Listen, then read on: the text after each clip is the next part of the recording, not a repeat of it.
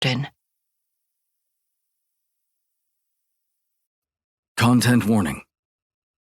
This book is a work of fiction completely products of the author's imagination.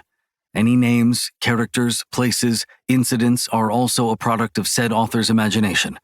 This book is an entire work of fiction and a very dark romance between one female and 3 OTT males. This book contains highly graphic violence and sexual content. It is not intended for anyone under the age of legal adulthood. All characters depicted herein are over 21 years of age. This book is not to be used as a resource for sexual education or as an informational guide to sex or BDSM. The activities and scenes within this book are not meant to depict realistic expectations of BDSM or fetish-related activities. Some content within this book may be triggering or disturbing to some readers. Reader discretion is strongly advised. The kinks, fetishes within this book. Consensual non-consent, CNC. Dubious consent. Manipulation. Hymen breaking. Doctor play. Older men, younger woman. Voyeurism. Exhibitionism. Bullying. Breath play, choking. Cum play. Spit. Collaring. Swallowing bodily fluids. Stalking. Pushing boundaries. Somnophilia. Pain play. Denied orgasms. Forced orgasms. Fear play. Bondage. Restraint. Spanking. Impact play. Humiliation, degradation. Raw sex. Sex without a condom. Breeding kink. Throat fucking. Enjoyable group sex. Primal play. This book also contains mature content of highly sensitive material pertaining to deaths, graphic on and off page, oppressive language, suggestive language, kidnapping, adult verbal abuse, mental illness, emotional trauma, sex work, violence, drug use, alcohol use, assault on page, eating disorders, self-harm, over-the-top male characters, possessive male characters, mentions of PTSD, emotional, mentally abusive parents, body shaming, being buried alive. If any of these trigger you, please do not continue. Your mental health matters. Prologue. Damon. Lornwood Falls Hospital. 2 weeks prior. The gears in the pulley of the elevator whir quietly as it ascends, taking me up to the 2nd, 3rd, 4th. I watch the large antique dial move until it lands on the 10th floor of the hospital, my memories reeling along with the dial. Maman said Paris at night is dangerous. You shouldn't go, Maddie. It could be bad for your heart. I worry for her. She's been so crazy lately, sneaking out, partying, coming back late. I think she even smelled like cigarettes one time. I don't like it. Silver eyes dart to mine in the mirror as she lays her green hairbrush atop her vanity.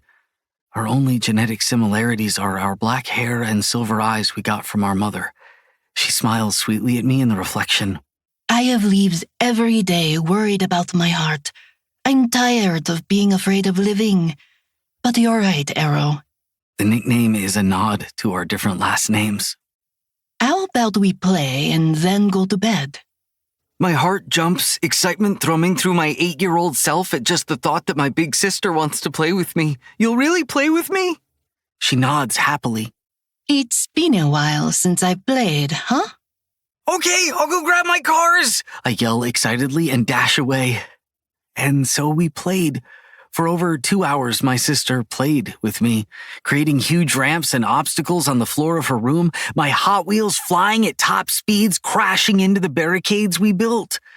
And then, before bed, after she promises to play with me when we wake up, we build a fort in my room where she tells me stories of Greek gods until I fall asleep. When I wake, she's gone. I stand at the threshold of her room looking in but staying outside of the small bedroom, afraid to disturb the setting. My cars and our ramp and obstacle course are still set up in place. I wait for her to come back to play with me, never touching nor disturbing them, even when dust begins to settle on them. because she'll come back. No matter how angry Maddie is, she always comes back to me. For 6 days, I stand in the doorway outside of her room, my mother quietly sobbing in the living room downstairs. She thinks I can't hear her, but in the quiet little home we rented from her friend, it echoes. Not loudly, just a low, shy sound, only floating when it gets to be too much for her. Her worry, her grief mirroring my own. Her insecurity that she wasn't enough of a good mother, which makes me angry. How could Maddie make Maman think she's a bad mother? The bell in the elevator dings and the steel doors of the elevator slide open as the memory of my mother opening the doors and her wails ricocheting off the walls rings in my ears when they tell her they found Maddie's body behind a building buried under trash. The sterile hallway leading to the ICU ward's nurses' station seems to pulsate. The soft thuds of my casual Italian dress shoes seem to reverberate with each step I take, adding to the tension around me. The low, comfortable chatter from the nurses a growing hum as I advance closer. Dr. Archer? I pause, letting my eyes focus on the stout woman before me in sky blue scrubs with matching eyes, blonde and silver hair, and a high, tight bun on her head, searching for her name in the recesses of my mind, blinking. Nurse Elliot, a pleasure to see you. Thought you'd have left this place behind years ago. A bright grin spreads across her tired face. Laugh lines deceiving you into believing they aren't from decades of hard work and worrying about possibly losing her hard-earned position caring for patients that are often so close to death in this ward. But the silver in her roots and the lilac bags under her eyes and deep laugh lines and crow's feet tells a different story. Oh gosh, it's been ages since you've stepped foot in the ICU. It's so good to see you. What brings you by?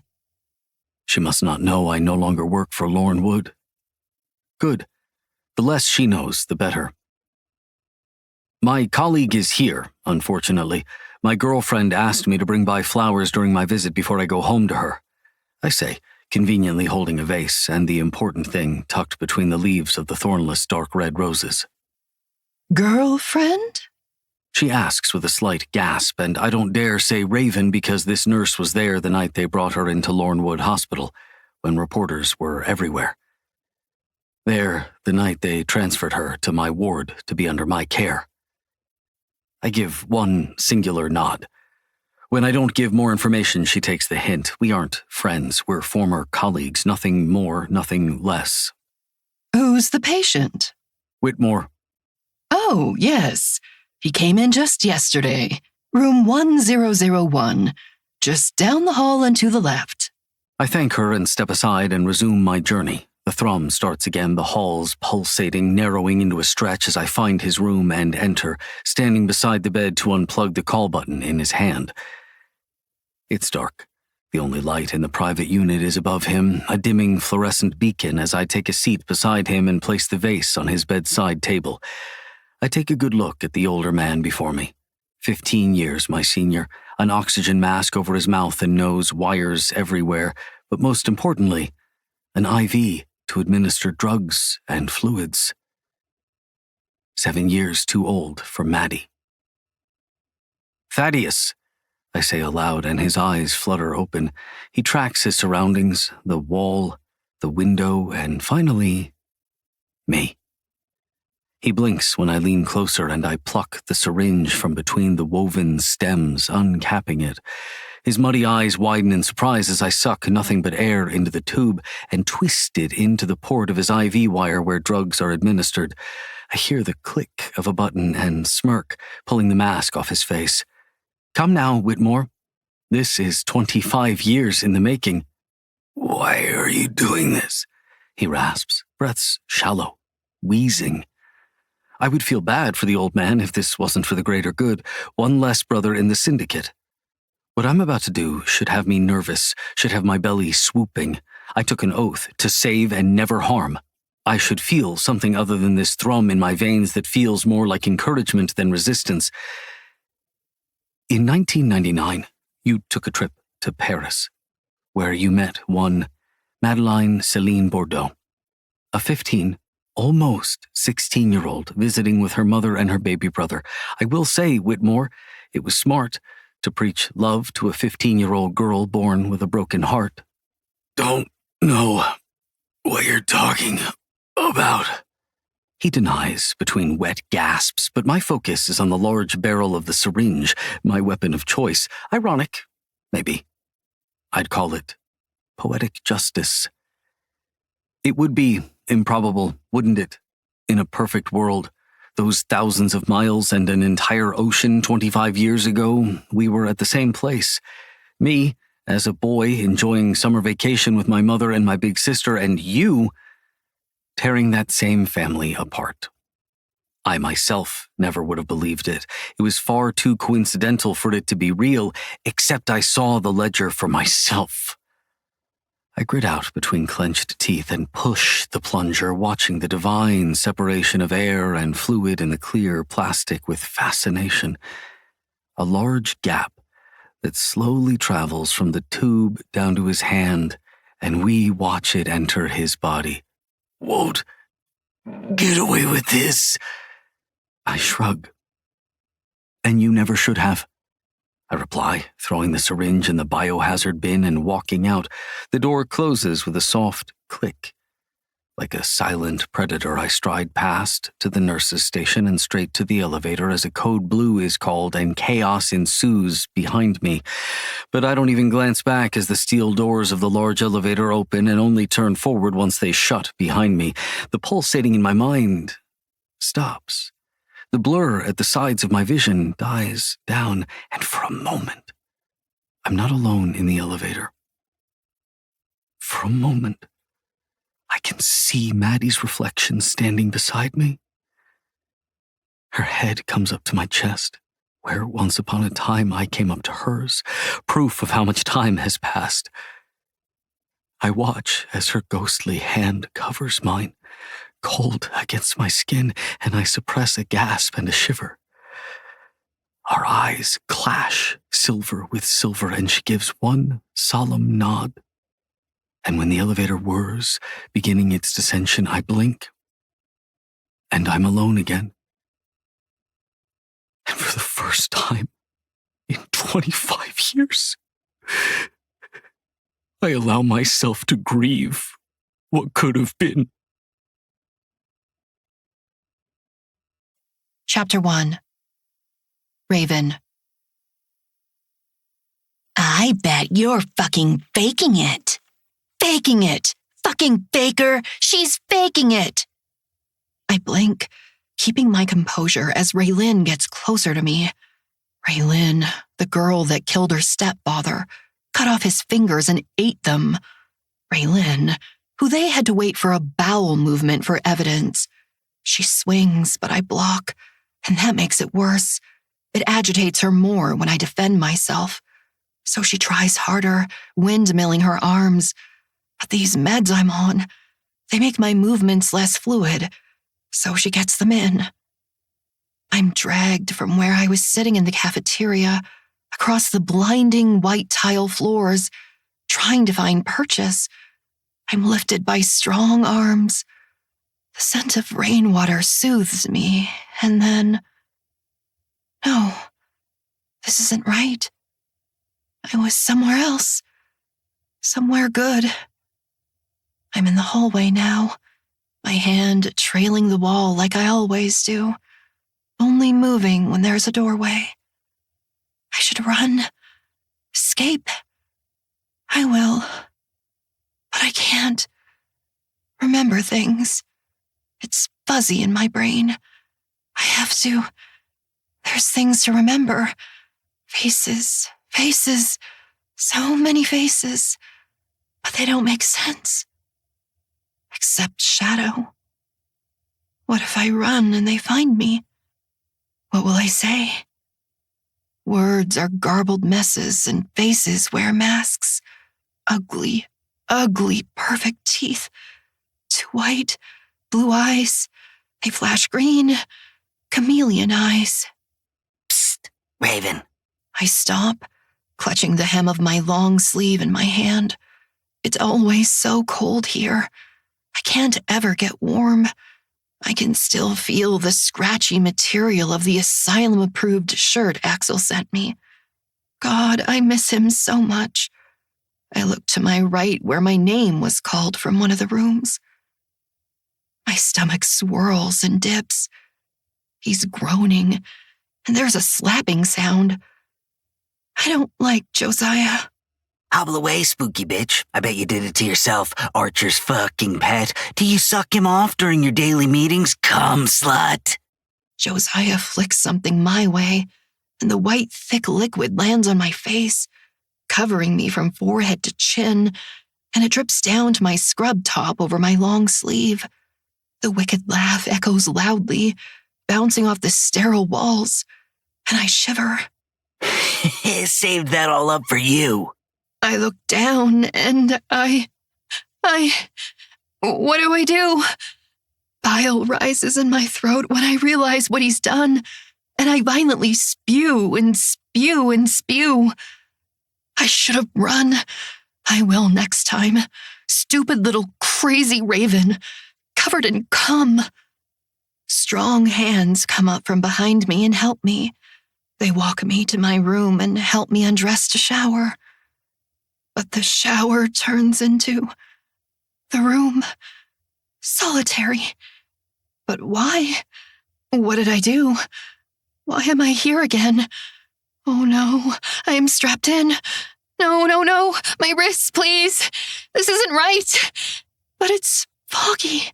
How do I was somewhere happy. It's too tight. My wrists, they're bleeding. It's too tight. I scream, but it doesn't come out. I can't remember what my voice sounds like. Nobody hears me. Lost. Psycho raven. Ghost. Spooks. The walls thrum. The fluorescent lights dim. Closing in. It's all... No, I can't be here again. It's dark. Can't breathe. No. I'm there again. It's too tight. I can't breathe. It's too small. I can't breathe. I can't. Raven. Too far. I'm too far. Here. I'm here, please. I scream, but no one's out there. Total darkness. Gone. Raven, baby, wake up. Come back to me, baby. Please, I'm right here. You're safe. Taps on my face like my taps on the locker door. Tap, tap, tap, tap, tap, tap. Amorette, you're having a dream. I'm having a dream. You're safe. You're not there, little bird. I'm here with you. Come back to us. I'm not there. So much pressure. Heavy. It's so heavy. It feels good. So good. I feel my lids flutter. I can't see past the fog. There's my baby. You're safe, baby. Keep going, Damon. It's so warm. I love you. Love me. There it is. That pleasure. There's my girl. I'm right here. You're safe, Amorette. Feel me. Feel me inside of you. Come back to me, please. Little love. That's right, baby. Come for Damon, baby. Back to us. Damon? A deep, masculine groan from above me like a sweet caress. It blankets me, calls to me. Damon. His name is a whisper in my mind. I wrap my arms around his torso, feeling him, his weight, his body. So strong. My protector. My love. So perfect. So deep. Need more. I purr for him, still wakening from my nightmare. Was it a nightmare? Memories that feel like nightmares. Dreams and faces. They blend, never ending. Raven, look at me, little bird. Open your eyes. See me. I'm here. I tighten my legs around him, opening my eyes to see his face in concentrated, blissful agony as he continues his slow, deep, tormenting thrusts. His scent is in my nose, my lungs. Jonas reaches between me and Damon and plays with my swollen clit. I tense, exploding for Damon in a sleep-filled euphoria. My perfect girl. Perfect. Yes, my love. Absolute perfection is how you feel wrapped around me, tailored to fit me like a glove, Raven. I love you. I moan again, grinding against Jonas's fingers, still dancing along my clit, seeking just one more, always one more, to feel alive. My perfect girl. Fuck yourself on my cock, little bird. That's it. Make your doctor come. Deeper, I beg, shivering beneath him, and I'm rewarded with short, deep, strong thrusts, and his face goes to the crook of my neck, licking, and I shatter all over again just as he groans out my name. He stays inside, letting me feel his weight. Jonas settles beside me, kissing my temple. I'm safe. 2 weeks later. The ocean feels the pull of the moon, just like I feel my shadows. But it's different now. He is different now. This shadow has a name. This shadow loves me, or I thought he did. This shadow watches me, our hold on the other a thing of nightmares, of dreams, of beauty and monstrosity. I am a reaper. He is life. I can feel him in the room every time he's here, haunting me. Call me delusional, sick. Tell me I belong to the ghosts and demons that reside at Lornewood Asylum. Because I do. I do. I belong at Lornewood as much as I belong with Damon, with Jonas, with him. He belongs with me, us. But I have to wait for him to come to me, no matter how much agony I've been in without him, his dominance, his reign, his power over me. I have to stay patient. So I dance. Dance, butterfly. I roll my eyes at Stephen Prescott, a syndicate elder, from beneath the mesh lining on the eye holes of my mask. It's a moth, intricate, beautiful, positively poisonous. But I dance. Jonas and Damon stay in their respective places at the bar, not drawing attention to themselves in their own masks, as Maverick watches from afar, drunk on spirits he doesn't need, because I'm his specter, his little mouse, siren, angel, of death, of course. I never proclaimed I was a saint. On the contrary, I gave Maverick the evidence, not mine per se, but the syndicate's, the ledger that holds so much power, villainy, sacrilege within the copied and printed pages of the binder I gave him, along with Inferno's flyer soliciting a dancer.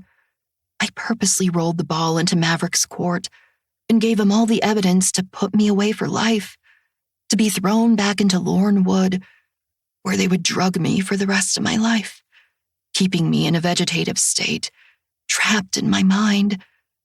And yet, in a sick way, it would be heaven to be trapped with my memories of Maverick, Jonas, and Damon. Torturous bliss. To be mentally trapped in a world away from here, with nothing but the men I love.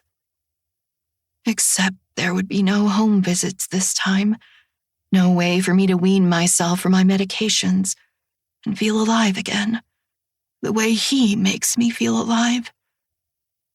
But he saw the evidence himself, saw the video of me limping across the lawn, likely saw the pictures of the crime scene. And yet here I am, a moth, free of her overturned glass confinement box, dancing. He watches me now as I writhe on Stephen's lap, his large hands on the tops of my thighs. It's the first night he's alone, without anyone else, to speak to of syndicate matters. Not now that both Whitmores are 6 feet under, and Ashley. Once Damon had unalived the elder Whitmore, the syndicate decided to hold off on a funeral for Thad and Ash until an autopsy was performed. They found nothing, no tampering. The footage of the hospital was clear. No nurses could say anything suspicious happened. They questioned Damon, of course. Good thing I told him to take some flowers. Like a good colleague, he had simply been there to drop off flowers. And when he saw Dean Whitmore sleeping soundly, he left to let him rest. Why, he hadn't even known the dean died until he received the message from the board while he was at home, curled up in bed reading a book. I'm not sure if Maverick knows it's me beneath this mask, mostly because his pupils are dilated, and he looks one drink away from spilling them all together on the floor. He takes a step forward, and when purple lights flash, he winces like a vampire at the sun. The light is too bright. But until he accepts the comfortable darkness that is me, it's where he needs to stay. Chloe. Stephen breathes against my earlobe, breath hot, and it skitters down my spine like a delicious omen. And yet, my lullaby hasn't taken over. I am still without all the answers, and until I have them, members of the syndicate will continue to fall until I've torn off the head of the snake and eaten it to nourish my blackened soul. Because that's what I am now, a mere mirage of who I used to be, a silver specter for all to see. And in the sick way that is my mind, I want Stephen to touch me, his creation, a pretty little winged demon grinding on his lap. I mean, they made me like this, didn't they? Each curse, each laugh, each hit, each wish for my death. As I waited in a locker for my shadow that never came, no lovely kiss from death awaited me, no angel to take me away. After all, Thad said I was the Monroe Tyler didn't want. He wanted Axel, my stepbrother. But even if I had been purchased for the younger Prescott, it would have, should have, guaranteed my safety. I should have been placed on a perfect gilded pedestal, not a cage, and be seen as untouchable. So why wasn't I? Before my hour is up, I make sure to stay seated on Stephen's lap, pay him the attention he pays me for. I don't need his money, and tonight was a waste of time. It's only him, no other members of the syndicate gossiping. But I have plenty of time. I have it in spades. When the bartender/cage master comes to take me away from Stephen when his alarm rings, I ask to be taken to the back room so I may dress and leave through the dancer exit, where I am secure. My identity remains hidden, so I don't get stalkers. I wonder if Stephen would try to stalk me. Would he put me back in my little confinement box, an exhibit for all to see, trapped, unable to escape? Dance, butterfly. And suddenly, I see it, like a haunting premonition. The irony of slaying him while wearing the mask I used to dance for him.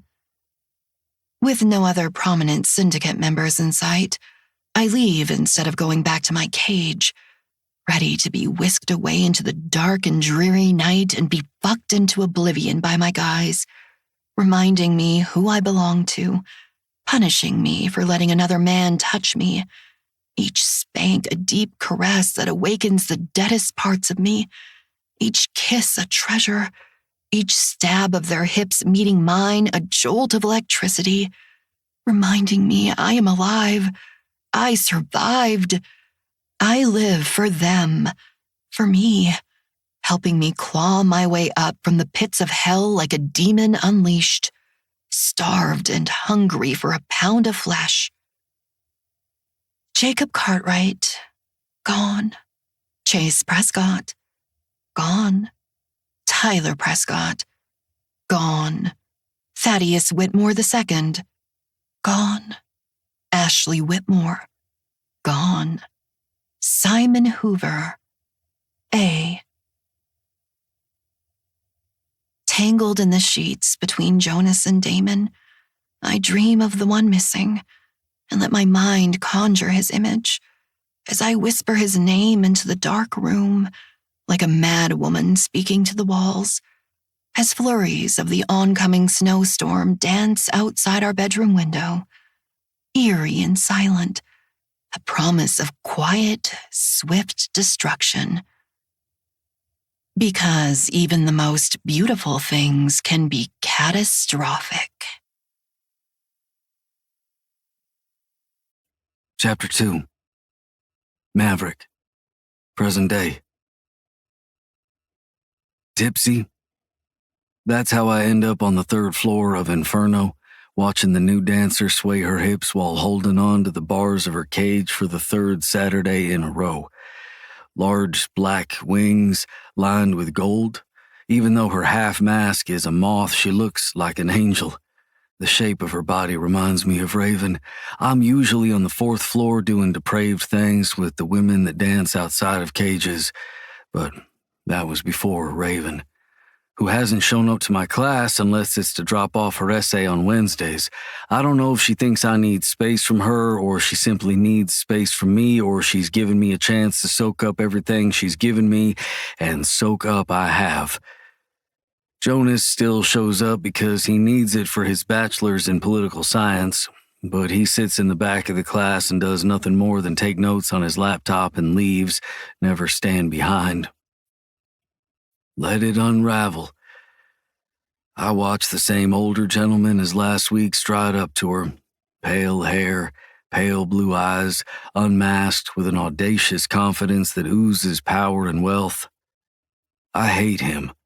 This man is proud to be seen, doesn't care if his kinks are on display. The bartender unlocks the cage and out she goes, her hand in his, and as she moves, I swear, I see the semblance of a tattoo where my Raven has hers, but that couldn't be right. Right? I go to the cage before her screen is turned off. Chloe Alter. Avenger. My stomach plunges to my knees as I stare after them, his hand in hers leading her up the stairs, but even behind the mesh in her mask hiding her eyes, I swear she's watching me. Her head is turned in my direction, and as they disappear behind the pony wall, I feel the silent tug of our soul string. My heart begins to stammer in my chest and my legs unwillingly follow, but I'm 4 rusty nails deep, not to mention the 2 I had before arriving. I could blame it on the alcohol for my stumble into the stairs, blame that I confused her for someone else, but I need to see. I stay in the shadows, the lights overhead bright, purple, white, and green. Some song I heard Raven playing a few times comes on and she vacates Stephen's lap, goes up to the pole and begins to sway. A peek of her tattoo, one I traced to primarily with my tongue and fingertips, mesmerized by the goosebumps that rose in their wake. But this isn't her element. I'm sorry. She had stuttered with eyes full of tears, holding that fucking binder. The binder that harbored true evil, syndicate secrets that made me sick to my stomach. And yet I had devoured every page. All of her scratchy annotations where she had done her own research, one by one going back to the pages, her notes, their deaths, researching them myself because she had dared to speak. To me. She had parted her perfect lips, taken a breath, and sputtered her raspy apology, and as if no one given more of an explanation or a deeper apology would hurt her physically, but her eyes, wide with sorrow, tears and longing for understanding, silently pleaded with me to love her despite her transgressions. It was an image I'll never be able to replace. And I wanted to, desperately. But the question remains, what to do with the goddamn ledger? Do I turn it in to Detective Arlo and let him and his team handle it, burn it, let her unravel? Do I integrate myself in the investigation to keep an eye, make sure any evidence leading to her is redirected? I'm surprised to see a masked Damon and Jonas watching my dark angel from the bar. Have they always been here, hiding in plain sight, protecting her, and I just never saw them in my drunken stupors? We watch her every move as I slip into the corner, where I'm most likely to stay and be undisturbed, where I can watch as the last sane Prescott roves his hands over what's mine as one by one, unmasked individuals as audacious as him approach, unbuttoning their suit jackets as they sit around the crescent-shaped velvet sofa, drinks in hand. He pats her plump bottom and whispers something to her.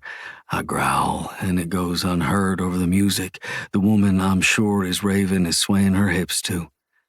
The more I watch, I can see how nervous she is, how she stays close to the conversation, tilting her ear toward them, her head, and when the song is over, she goes back to him, to his lap, his hands once more roaming over her body.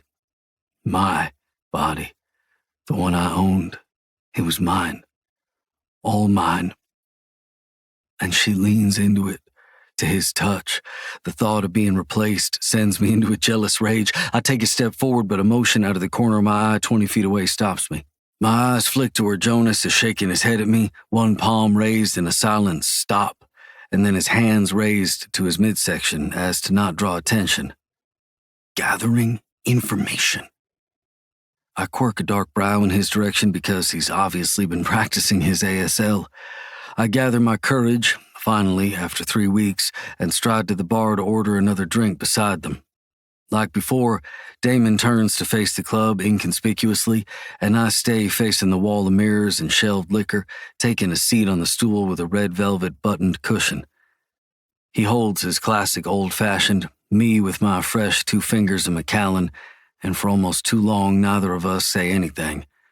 Another song plays, low and sultry, the tension thick between us, but then, "Have you made your decision?" There was a detective literally at my door. I grumble. The memory of Arlo still makes my stomach churn and my brain pulsate against my temples. I suppose I could blame that on the alcohol as well. I see. No, he doesn't see. His attitude is too fucking nonchalant for me. It was my workplace. I was fucking blindsided, not by my girlfriend, not by her partners I was beginning to see as my friends, but by some motherfucker I didn't even know. Christ, I unknowingly got rid of evidence. If anything, that shit was sloppy. Do they know or suspect anything else? I straighten my back at his bold question. No. Damon sighs. It's rich, and I can feel the sorrow in his voice that matches the feeling in my chest. It was an honest mistake. One she never meant to make. She didn't mean for that to happen the way it did, and she regrets having dragged you into this. She's been a mess without you, our little bird. Our little bird. Our. The word bounces between my ears. It feels far away, and yet it feels right. And that makes me happy. I take a sip of my drink, hiding the way one elementary word makes me sore, even though it shouldn't, because my head and my heart are even further at war, and the whiskey is in no way helping when I let it further settle over my tongue, welcoming the accompanying burn. Which of you was the second shadow? No answer. Can you promise it won't happen again? The stern no comes from Jonas. I help her clean up what I can, but I can't make any promises it will always be perfect. Like the wig in my trash I had to burn, I chastise.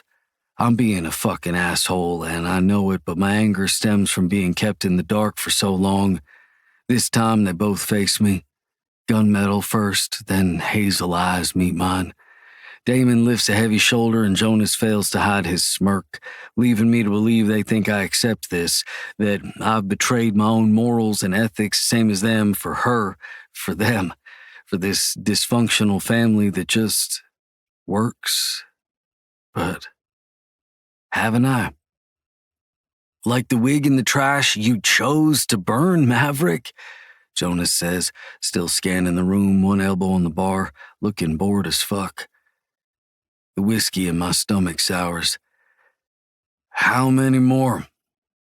Until it's done. I wake on a couch that isn't my couch, in a house that isn't mine, a needle in my arm that's connected to an IV bag of fluids, the urge to piss but not vomit, and a headache that is minimal, although there. On the coffee table to my right is a mini bottle of water, 2 ibuprofen, and a note that says, "You should guard your drinks better. The bathroom is the first door on the right. Jonas." Did the little fucker drug me? Better question is, when did the fucker drug me? I gently tug the IV out of my arm and squeeze my hand, wrapping the cord over the IV stand, and make my way to the half bathroom in the grand house, relieve myself, wash my face, and find a Band-Aid and a first aid kit under the sink and place it where I'm bleeding. When I open the door, I'm handed a hot mug of coffee. "Glad to see you're up." "The kid drugged me," I gripe, taking the mug, my mood dipping again at how delicious it is, brewed to annoying perfection. The prick. He just wanted you to see what he was capable of. And it wasn't a lot, barely a drop. You were already drunk as a skunk. A shirtless, comfortable Damon says, taking a sip from his own mug. "Was not." Damon chuckles and shakes his head. "Where is she?"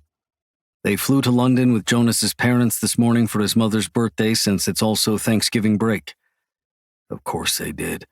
"And you?" "I have patients to see on campus until midday Tuesday." "No family?"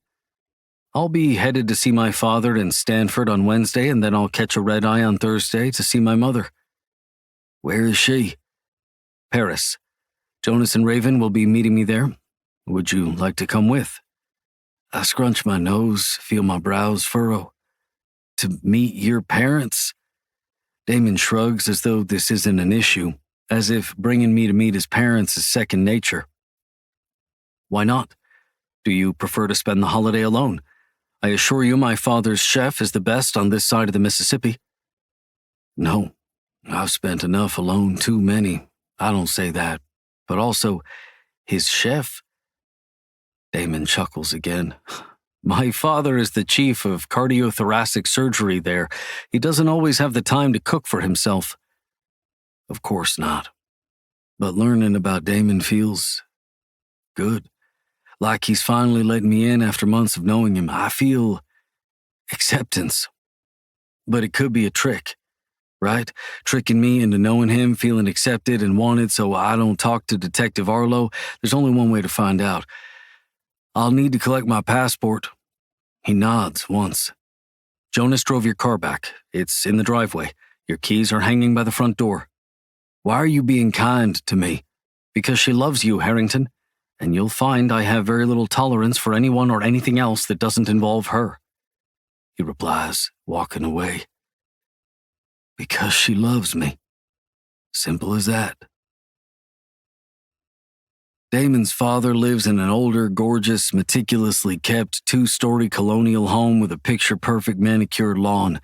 The interior is adorned with modern lighting, light oak hardwood flooring. It feels like walking into a museum. It makes me sick how much it resembles my own home, how much it screams of loneliness. But the older gentleman that looks like Damon's much older twin, except for the eyes that are green instead of silver, he must get those from his mother. He welcomes his son and me with open arms. He's exceptionally in shape for an older man, lean with broad shoulders, muscular arms, and lean hands. Hands that save lives. "I've had your rooms made." "Thanks, Dad," Damon says, embraced in his father's arms, and when he pulls back, Dr. Archer shakes my hand but still peeks over at his son from above my shoulder.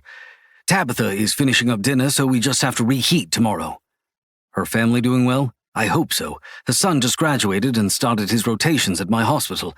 Antoinette got into..." Damon Bo Archer. The holler comes from the archway at the end of the foyer from a petite black woman with an afro wearing a chef's coat and black pants. Her smile is radiant and her arms are set wide apart, and he goes to her, collecting her into his arms, and when he stands, she levitates a good foot off the ground. Tabby! My boy, you have grown. It's now I can hear her Cajun accent. Damon laughs as he settles her on the ground. Tabby, it's only been 2 months, and I stopped growing over a decade ago.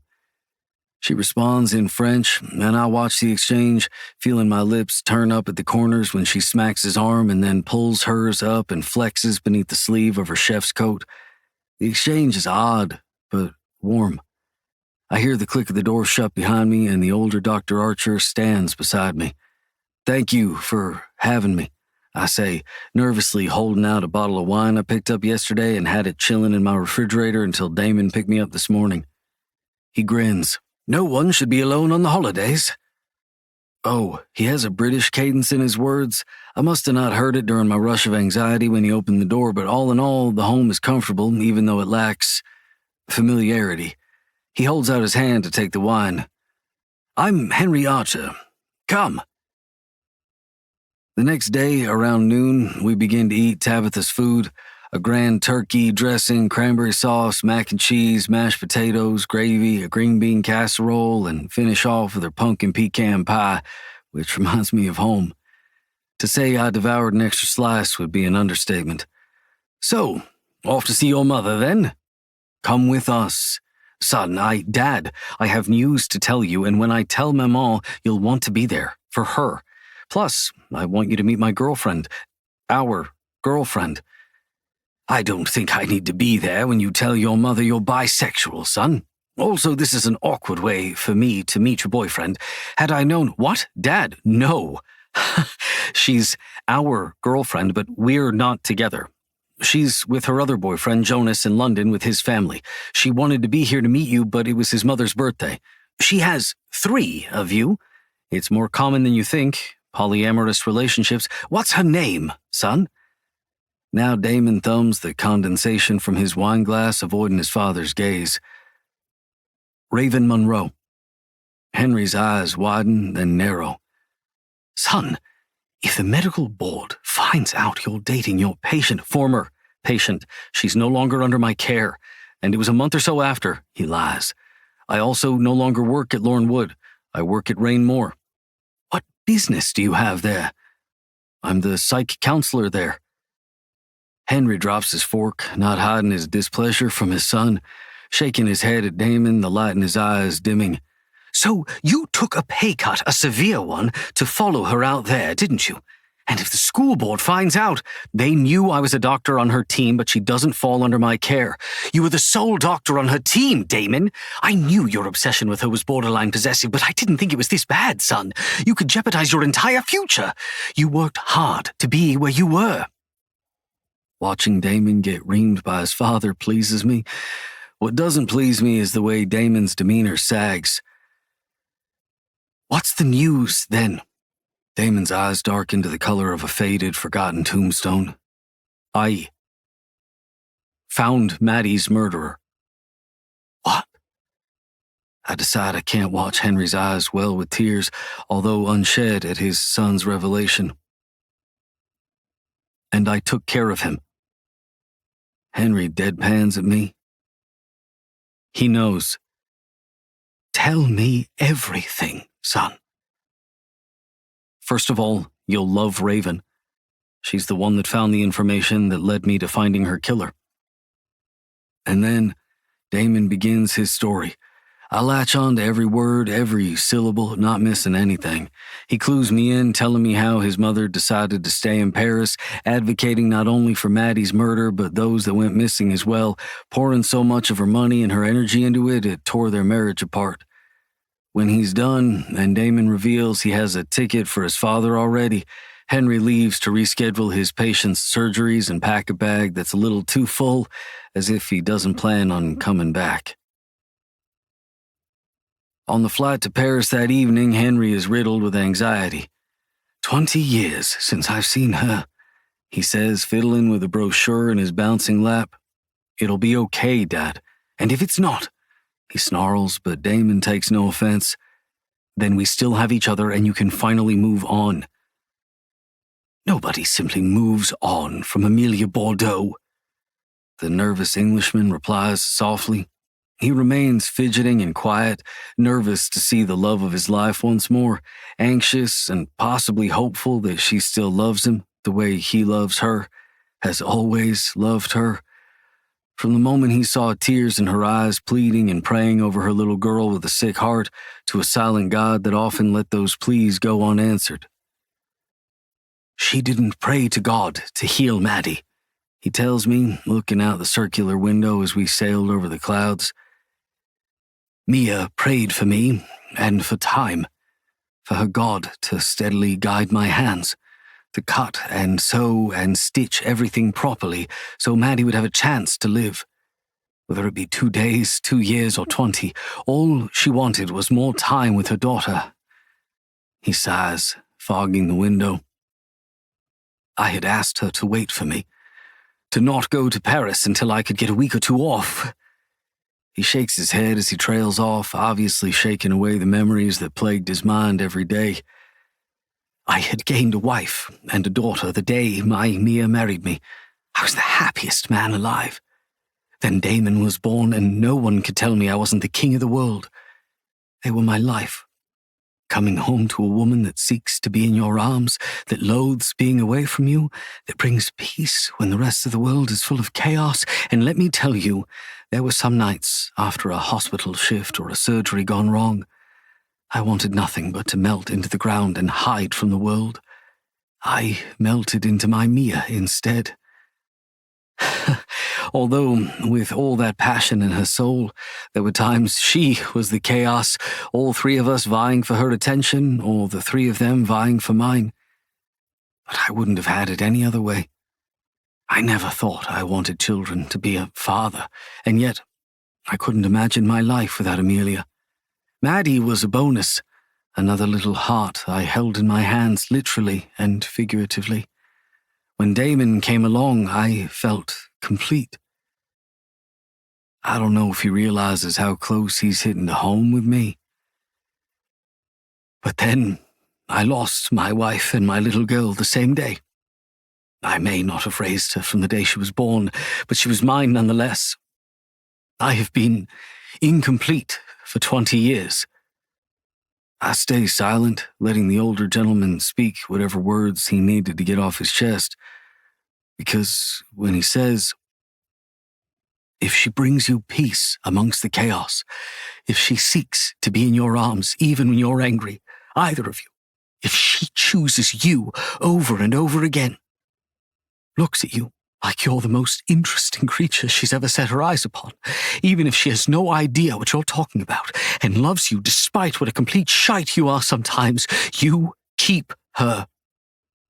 And you never let her go. A woman like that only comes once in a lifetime. She will love you so fiercely, nothing will ever compare. I stayed quiet, my mind reeling, going back to the night I confronted her, how she fought to be in my arms when I pushed her away, how tears streamed down her face and she moved her jaw, opened her mouth to speak and stammered the words. I'm sorry. Swallowing as though every strained stutter was painful. My heart sinks into the bottom of the Atlantic. We arrive in Paris and get a taxi, then are shuttled to a small Parisian home on the outskirts of the city, and the front door opens. I understand what Henry means. An older, small, petite brunette no taller than 5'2" with silver eyes, a button nose, a gorgeous smile opens the door. While she's ecstatic to see Damon, her eyes widen at the sight of me, and then Henry. The longing, the sadness, the love after 20 years is still clearly there. Henri? She says, her accent full and beautiful. It sounds like Henri. Amelia, he says with a rasp and steps away from my side and simply goes to her, taking her into his arms and kisses her deeply, pulling away, and I see they both have tears streaming down their faces. He speaks soft words to her only she can hear, never pulling his face away from hers completely, as if in a hypnotic trance only lovers have. My heart thumps in my chest at the sight of two lovers reuniting after decades, and I can't imagine the pain they went through to get to this point, here and now, finally together again because their son murdered their daughter's killer because my girlfriend conveniently found a ledger in the restricted section of the student library where she rode me like a succubus in heat until we both exploded in ecstasy. Even with the embarrassing truth that I came in my slacks that morning and had to hide behind my cardigan, I miss her with every atom that I am. Damon says something in French to his parents, and the lovers part. A blushing Amelia leads us through her quaint home. Where Henry's was large, Amelia seems to live humbly and well by her means. I'm sure being an advocate for missing girls must be financially taxing. There's a knock on the door, and where I felt anxiety from before meeting Amelia, it skyrockets and my heart begins to beat wildly in my chest, blood rushing to my ears. Damon goes to retrieve Jonas and Raven, and when she sees me, she barely has a chance to look at me before Amelia has her in a hug, kissing her cheeks, then Jonas's, and then it's like she finally realizes I've been in the same room this entire time as she laughs and does the same to me, accepting me. But they wouldn't be in on it, would they? His mother and father, right? When Amelia turns to make conversation with Raven, she replies in ASL, which Damon translates. Things get serious as we take our places in Amelia's small living room. The furniture is small, so I decide to stay standing, and Damon starts talking in a low hum. I go to the window, looking out, taking in the dead scenery of winter. When Amelia exclaims in rapid-fire French, I know Damon has told her he killed Whitmore. Where I should feel guilty, where I should be thinking of ways to turn in the syndicate, to turn in the trio behind me to the proper authorities, Amelia's gratitude and wails make my heart thump lazily. The only time I ever saw this side of things was when I caught the bad guys before offing their victim or in a court of law, watching them get carried away after a guilty verdict. Now, I'm in a room full of murderers that took justice into their own hands, witnessing gratitude firsthand. I have to get out, but I can't. I'm stuck here, in Paris, the city of love, with them. We have a French dinner, coq au vin, a wine-braised chicken stew that is probably the most delicious thing I've ever tasted, and then we leave for a hotel, the four of us. Henry stayed behind. He's not coming with? No. And I would stay, but I'm not exactly in the mood to hear my parents making up for lost time. And so we go to the Four Seasons Hotel, George V, as ostentatious as it is luxurious, but I remember I'm staying with two murderous billionaires and one almost millionaire murderous doctor, or maybe he is a millionaire considering I looked up his father's net worth. Damon, another trust fund baby. I can't afford this, I say as the bellhop takes their luggage, but I hold on to mine looking around, uncomfortable. Nonsense. I got you your own suite. Like Tyler Prescott had his? It's the wrong thing to say, but what exactly can I say? I did my research on him, too. Suicide, they said, yet there was no note. Alcohol level well above the legal limit, sure. The razor blade was found inside the tub once it was drained, no DNA. By this point, I'm no longer the idiot in the group. I know my class was the only class Raven chose that had nothing to do with music. She took my class solely to learn, and learn she did. Raven stops in her tracks, having overheard me, shakes her head softly, then squares her shoulders. Jonas narrows his eyes at me, upper lip curling back in disgust, then takes her hand in his and follows the bellhop to the gold-tipped ancient front desk. Damon's silver stare turns icy cold, like melting glaciers, and it shakes my soul. I'm in Paris with 3 killers. One who's already successfully drugged me. I scowl back at Damon. How is this not running through his head? How uncomfortable I am. That nothing has changed for me. I have some answers, but now I have more questions. The concierge will hand you your key. We'll have no access to your room. I didn't bring my equipment. GHB would be something difficult to conceal from TSA, and if I'm honest, I'm exhausted. It's been a tumultuous week, and I'd like to watch Jonas fuck my little bird in the tub, put her to sleep so I can wake her up with my dick, and then pass the fuck out, because it's been days since I've been in her sweet little cunt. If you want to stay here, where your room and your food are already paid for, be my fucking guest. If you'd like to go out in the cold and shell out $3,000 a night of your own money in a city full of pickpockets, you're also welcome to do so. Just don't come back when you realize your wallet and passport have been stolen and you have nowhere to go in a country where you don't know the language. My room is next to theirs, and I'm grateful I can't hear their late-night activities. In the morning, I wake to the low sounds of a cello playing something haunting and mournful. I wake to thoughts of Raven because my dreams are the only way I still allow myself to have access to her. I go, open the French double doors, taking in the sight of the sun rising over the horizon behind the glittering Eiffel Tower, and watch her play. Because I've never seen something more tragically beautiful than her. Chapter 3. Jonas. Axel. You're in Paris? I roll my eyes at Axel's text. It's the second morning I've woken up to Raven playing her cello out on the balcony, and this time I made sure to grab my phone and record her so I can post it on my Instagram. I mean, the scenery is perfect.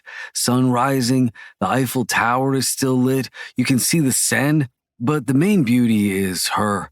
She's playing something she's been working on for weeks now, and it's so damn heart-wrenching but alluring. I never thought of classical music as wondrous, but when she plays, I love it because it's her.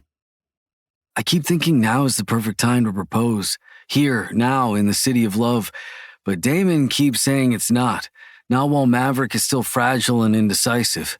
We have to play our cards right. Be patient, whatever that means. Whether or not we actually need him is up in the air. We only know she loves him, and that he's got to get his head out of his ass. When she stops playing, I take a picture, and this time when I post it, I make everything else black and white and leave her in color. Caption, "The future Mrs. Jonas Anderson." Yeah, I like that a lot.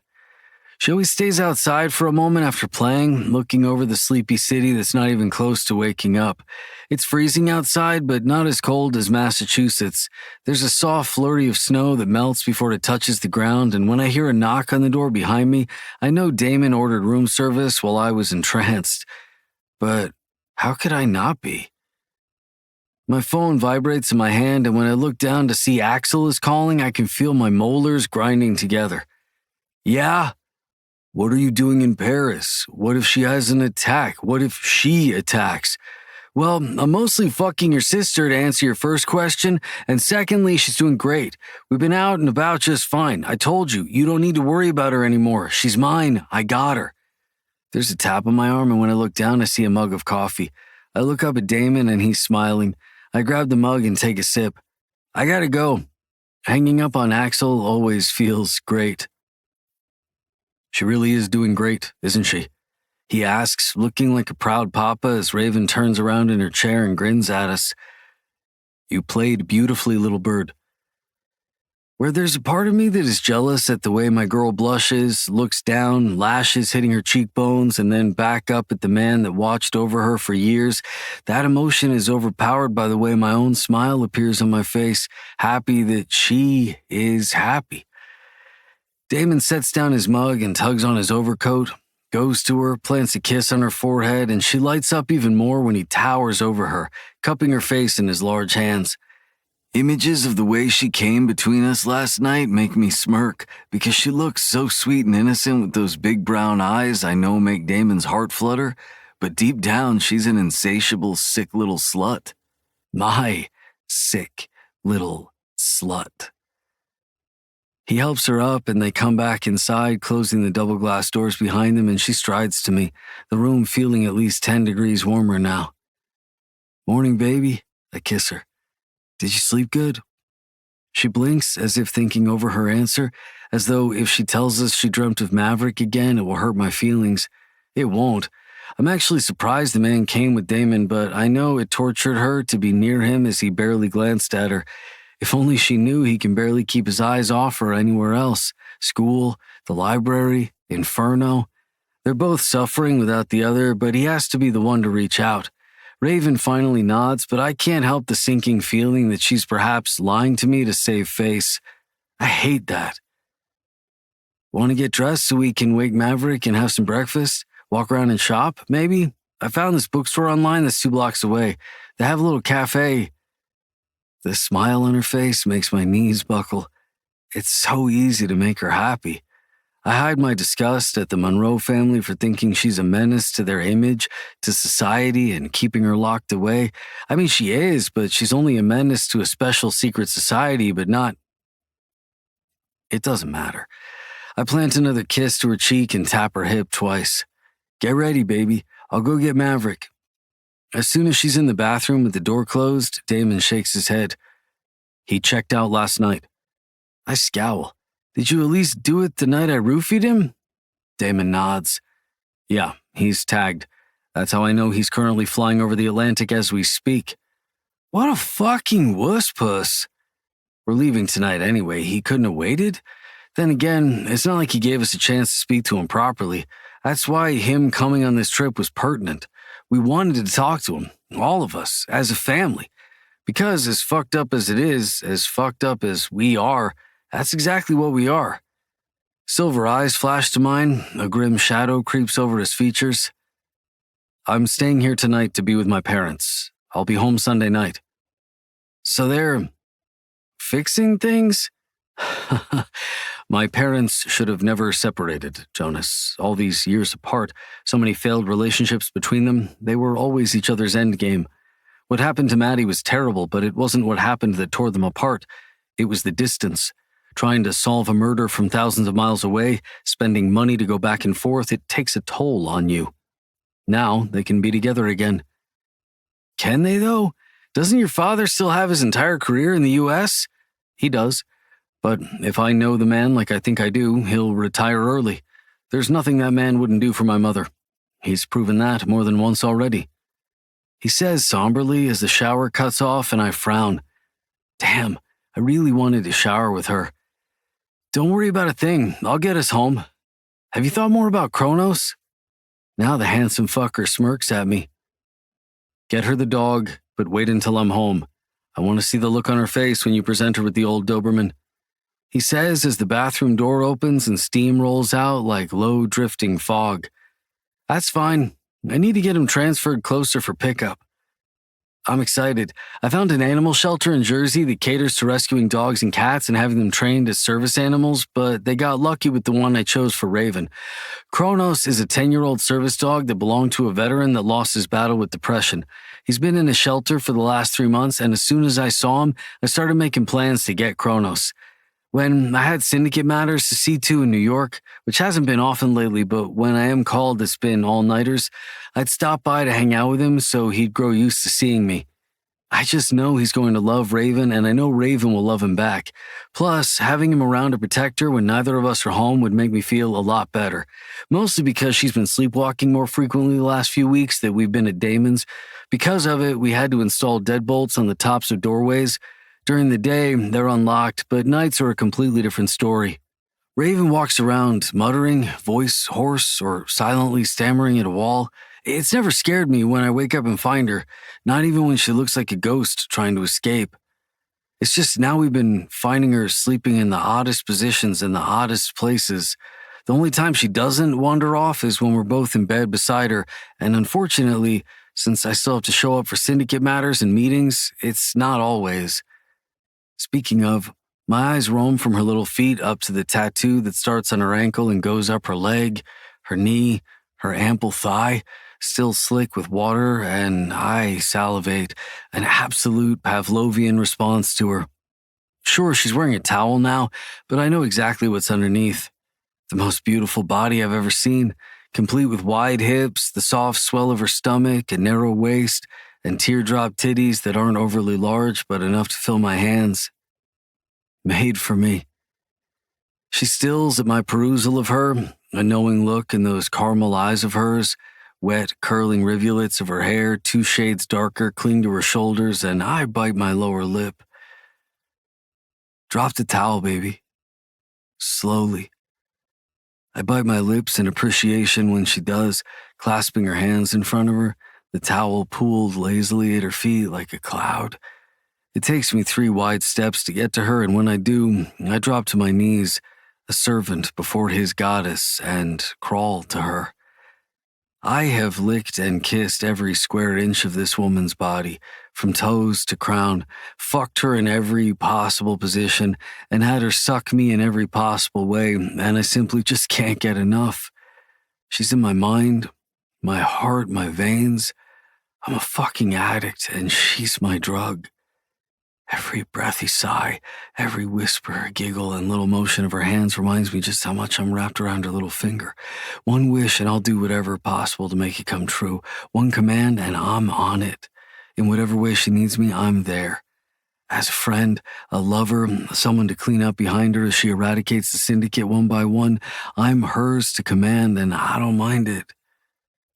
I stare up at her as I kiss the trimmed triangle on her mound, and then a little lower to her lips, extending my tongue as far out as I can to lick her slit from hole to clit, groaning when her tang lands on my taste buds.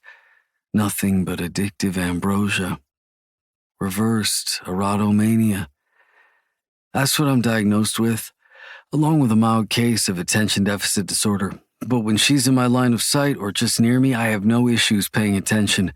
But my erotomania, on the other hand, goes haywire. I have to touch her, see her, taste her, to feel okay inside.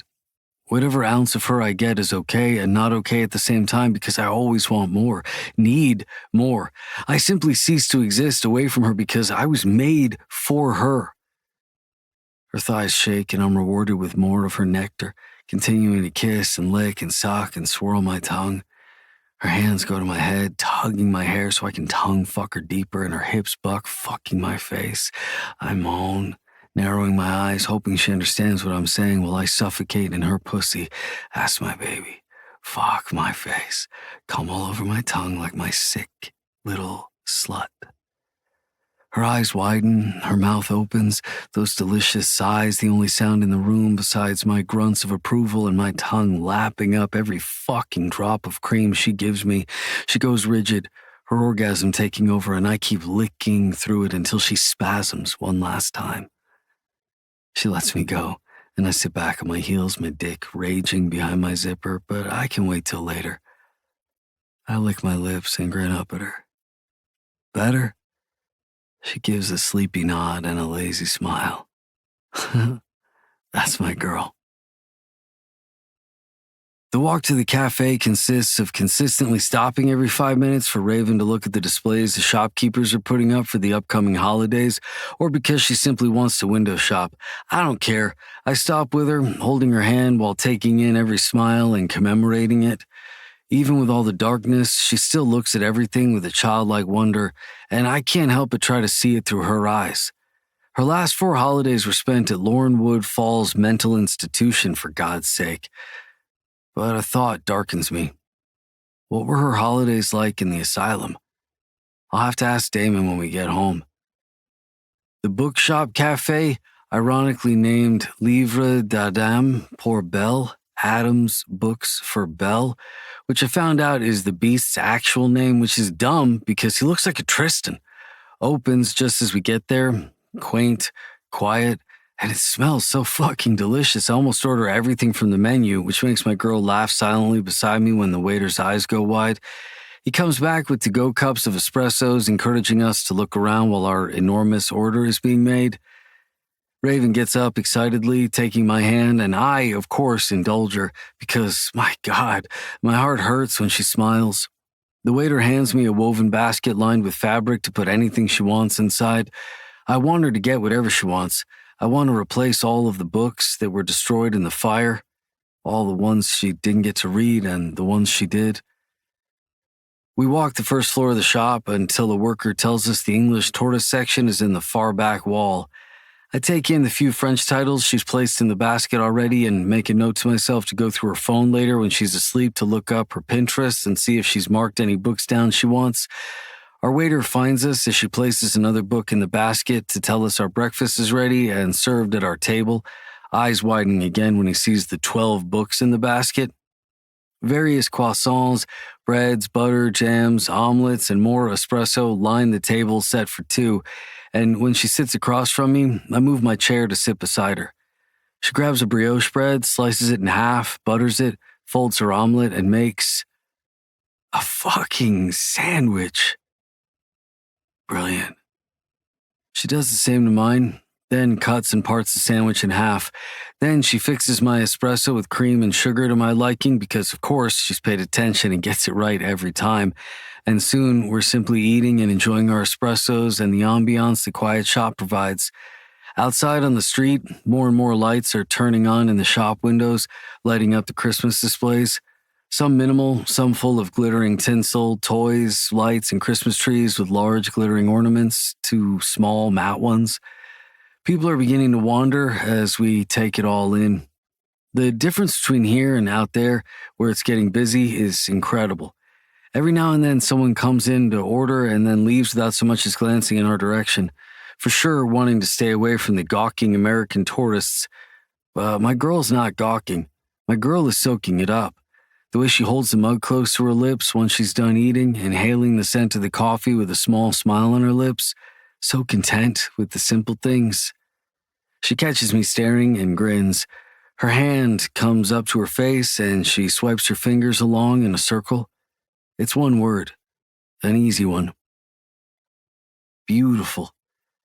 And I nod, flicking my middle finger from my thumb and mimic her soft movements.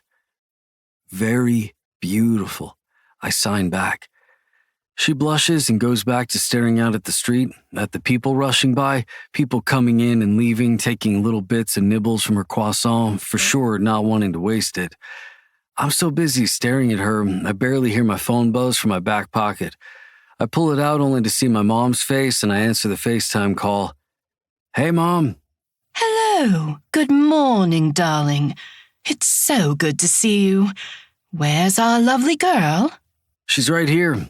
I place the phone on the table and Raven scoots in closer, greeting my mother, Elena.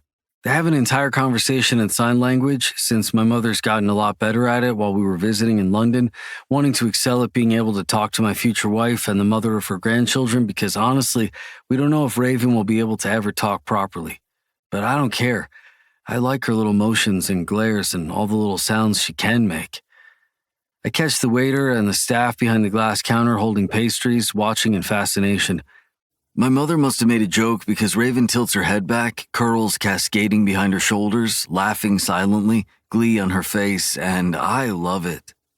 I love how easily my mother has accepted her, how carefree Raven is away from her family, away from the structures of our society, away from the worries of the syndicate. She hasn't had a nightmare or a sleepwalking episode the entire time we've been in Europe. I just hope it keeps up. Jonas! I blink rapidly, Raven tapping me on the shoulder, and I look down at the phone. I haven't heard a word she said. Son, I've been saying your name for 5 minutes. Oh, sorry, Mom. Jonas, I have answers. I grip the phone immediately, taking it off FaceTime and kiss Raven on the temple. Go get more books, baby. I just have to talk to her really fast and I'll be back, okay? She shrugs, blowing a kiss to my mother with a little wave of her fingers, and my mother catches it and holds it to her heart with a, Goodbye, Raven, darling. I hand her my wallet, the whole thing. She can have it all. I know she has her own, but she'll never use hers when she's with me. I step out into the brisk Parisian air, holding the phone to my ear. Okay, I'm in the clear. What did you hear? Seems the elders believe someone is targeting syndicate members. I nod even though she can't see me, turning around to look at Raven being handed another basket to stuff more books inside. Okay. Seems Chase's case is no longer being ruled an accidental drowning. Shit. My guts feel like they're being twisted every which way, my breakfast wanting to make a comeback. Why? The hyoid bone was broken. It's often seen in homicidal strangulations, not accidental drownings. Fuck. I keep my eyes on my gorgeous girl heading up the staircase that holds the other part of the bookshop. I see. Darling, I'm going to send one of my best men. That's really not necessary, Mother. I know, but it'll help me sleep better. Don't worry, he'll stay out of sight. Who is it? Ivan Sokolov. The Russian former Bratva guy? Oh, good. You remember him. Mom! Listen to me, because I don't have much time. I can hear your father already clambering around upstairs, getting ready to come down and have breakfast with me. You are still fresh in this world, Jonas. You were not born of my body, but I love you just the same. If I can keep you safe in whatever manner I can, I will. Ivan was an enforcer. He blends in well in the shadows and is easily the man I trust most in the world. He could be watching you now, and you'd never know it. Please, if someone is murdering syndicate members, I want you to have a fighting chance. I know you can take care of yourself. I know this. But like I said, you are too fresh in this world. You're new blood in the Brotherhood. And had I not been arranged to marry your father, I would have left it behind decades ago. I need you to... Oh, good morning, husband. I can hear a grunt in the background. Good morning, wife. Which one of our deserters are you speaking with? Mom laughs, a fake, cheery laugh. Jonas, my love. Your father grunts hello. I grunt back. Will I see you for Christmas? Of course. London again. I'm not sure. The cabin in Vermont has sat a little too empty. It may be high time to celebrate a holiday in America again. Go skiing. Would Raven like that? I grin, already thinking about my girl. Accepted her as a daughter. I think she'd love it. There's a knock on the window above me, Raven waving at me to hurry up and come inside. Which reminds me, what do you think she'd like for a gift? The answer is simple. There's a bookshop off campus, a really big one. She lost all her books in the fire, and I want to help replace all of them. I know Monroe Tech was flopped off by the senior Monroe's old bookstores, but I think she's doing her best to not have further ties to them. She's been supporting a lot of indie authors. Oh, darling, that's such a lovely idea. She sniffs, pausing, and then I hear her exhale slowly. She really is the future Mrs. Anderson, isn't she? I grin up at the love of my life that's gotten tired of waiting for me and has gone back to graze the bookshelves, touching the spines lightly, eyes closed in concentration as if they're speaking to her. Yeah, she really is. Chapter 4. Damon. The second my flight lands and I'm in an Uber on my way to the 2-story colonial brick house I purchased for my little blackbird, it's pitch black. There is no moon, and if there were, its glow would be completely irrelevant due to the thick clouds burdening the sky with yet another promise of a wintry storm. Paris was lovely, as always. Seeing my parents together again filled me with too many positive emotions to articulate, but the one that stood out the most was elated. Truth be told, I want to take Raven away from here again, come winter break, to warmer weather. I was able to catch a few highlighted reels of the Yellow Jackets on the RMU's YouTube channel, catching the best Jonas's touchdowns and worst parts of the game. Snow blankets either side of the road, glittering in the light of the car's high beams as we come to the bridge of the frozen strip of lake that separates Rayne-Moore from Salem, where my amorette and her lover await my arrival. If she's asleep, I hope to wake her in the best way possible. If she's not, I want to put her to sleep. Being away from her is agonizing. How Maverick can do so willingly confuses me. Maverick must be a masochist because I saw the longing in his eyes, the vitriol in seeing how we could stand to be near her unless that hatred was toward himself. There was too much emotion and not enough being said, but with a man like Maverick, he will have his breaking point and need to reach out to her. It didn't take a psychiatrist to see that. You just don't fall in love with someone and not feel tied to them when something of this magnitude is the string that could bind you and make you stronger or break you. And Maverick now knew not just hers, but mine and partially Jonas's secrets. He didn't run away. Not exactly. Did he leave Paris? Yes. But I knew the turmoil in his mind was but a tub wheel, gathering information and distributing it to the proper places in his brain, compartmentalizing it all, probably. He left Paris to think of everything, and yet the most important pieces needed to come from her. He would need Raven's truth so he could make his final decision, to stay with us or turn us in. It was why I dragged him to Paris. We were supposed to have spoken about everything. Raven just wanted us there as backup, in case things escalated or she had a fit. The car lurches, small thunks under the tires as they rotate a little slower, making the drive longer, but I don't mind. I'd rather get home in one piece to her than never get home at all. I keep my eyes on the abyss, the black water below us as city lights on the bank twinkle in the distance, little orbs reminding me of the holidays approaching, and my mind goes back to Maverick, the night he begged me to tell him Raven's story. It's something that irks me, the way he dismissed the mention of his mother so quickly when I brought her up. I know too much about Maverick. I have to. I have to know who my little bird surrounds herself with, who she was falling in love with, who was tormenting her if not me. Jonas asked me how I knew about cameras, because of her. Because I taught myself how to be more inconspicuous when it came to them, how to manipulate them to meet my needs, to figure out hers. It's how I know she needs Maverick. He brought out something in her while bringing it out himself. They're two stars destined to collide. She trusted him enough to hand him a copy of the ledger, her research, her name. But he's right. He doesn't know her story. He doesn't know what happened to her that night exactly. Now I need him to reach that breaking point quickly. I need to know if we need to run. Where she goes, I go. Prison, Lornwood, Mykonos, fuck it. If she told me she wanted to find a way to go to a magical university full of witches and warlocks, I'd find a way. Round and round my thoughts go, spinning like the tires of this car that mildly smells of Mediterranean food and something sickly sweet. My thoughts race to my little bird and back to Maverick and his mother, Charlotte DeLuca, formerly Harrington. How I found out his mother is a wife to a former dirty senator of New York, currently residing in Brooklyn, was easy. Just a search of a birth certificate, a marriage license, a divorce license, and a new marriage license, along with his father's death certificate and obituary, then a few other things easily accessible thanks to this little internet device we all have at our fingertips. But alas, it's not my story to tell, and I don't know the entire thing, just pieces of it. When he decides to share it, I doubt it'll be with me, it'll be with her, the one who needs it to be able to understand him the most. If he ever chooses to share with me later, I'll charge him for the hour.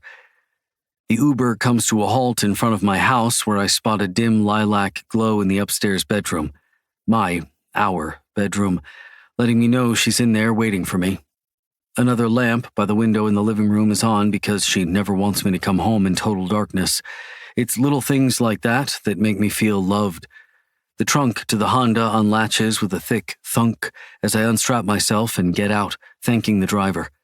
After grabbing my luggage, closing the trunk, and walking up the few steps that lead to the front door, I'm almost sad this home is temporary. Although coming home, knowing my little bird is safe in my cage fills me with satisfaction. It will never matter where we reside because my home is her. I turn the key and open the door, stepping through the threshold and into the foyer, pulling my luggage along behind me and into the dimly lit living room where I immediately hear whispers. Feminine. I don't see her anywhere. I push my suitcase against the wall and let my tired eyes look around. Nothing. No one's there. But the voice is a hoarse whisper. I keep searching until I see a silhouette in the dark hallway move, the flimsy cream silk night slip she wears for me hugging her dangerous curves, and I go into a lustful protective rage at the sight of my specter, Amorette. She doesn't answer but keeps whispering.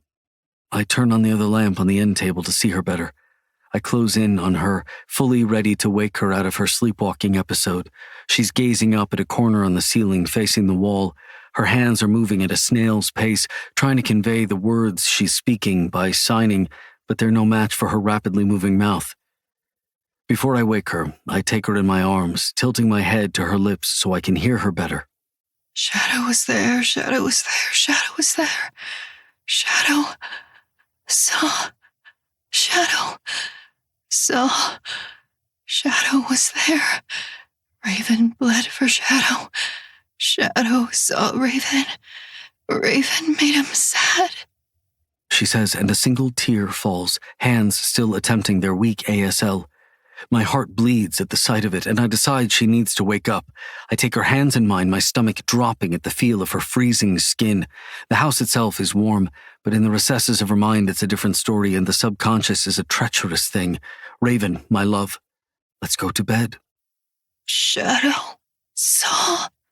She whispers to me, clearly, her voice raspy and beautiful. Haunting. I know. I'm inclined to believe her shadow is a manifestation of her own hallucinations, but the last time I doubted her, her haven was sent up in flames. I won't be making that mistake again. I should be thrilled she's saying complete, albeit broken sentences without stuttering, but what she's saying sends chills down my spine. There's only one name left on her kill list. Is her mind putting things together again? I've lowered her dosage on her medications to that of a child's, so she's weaned more easily, but now...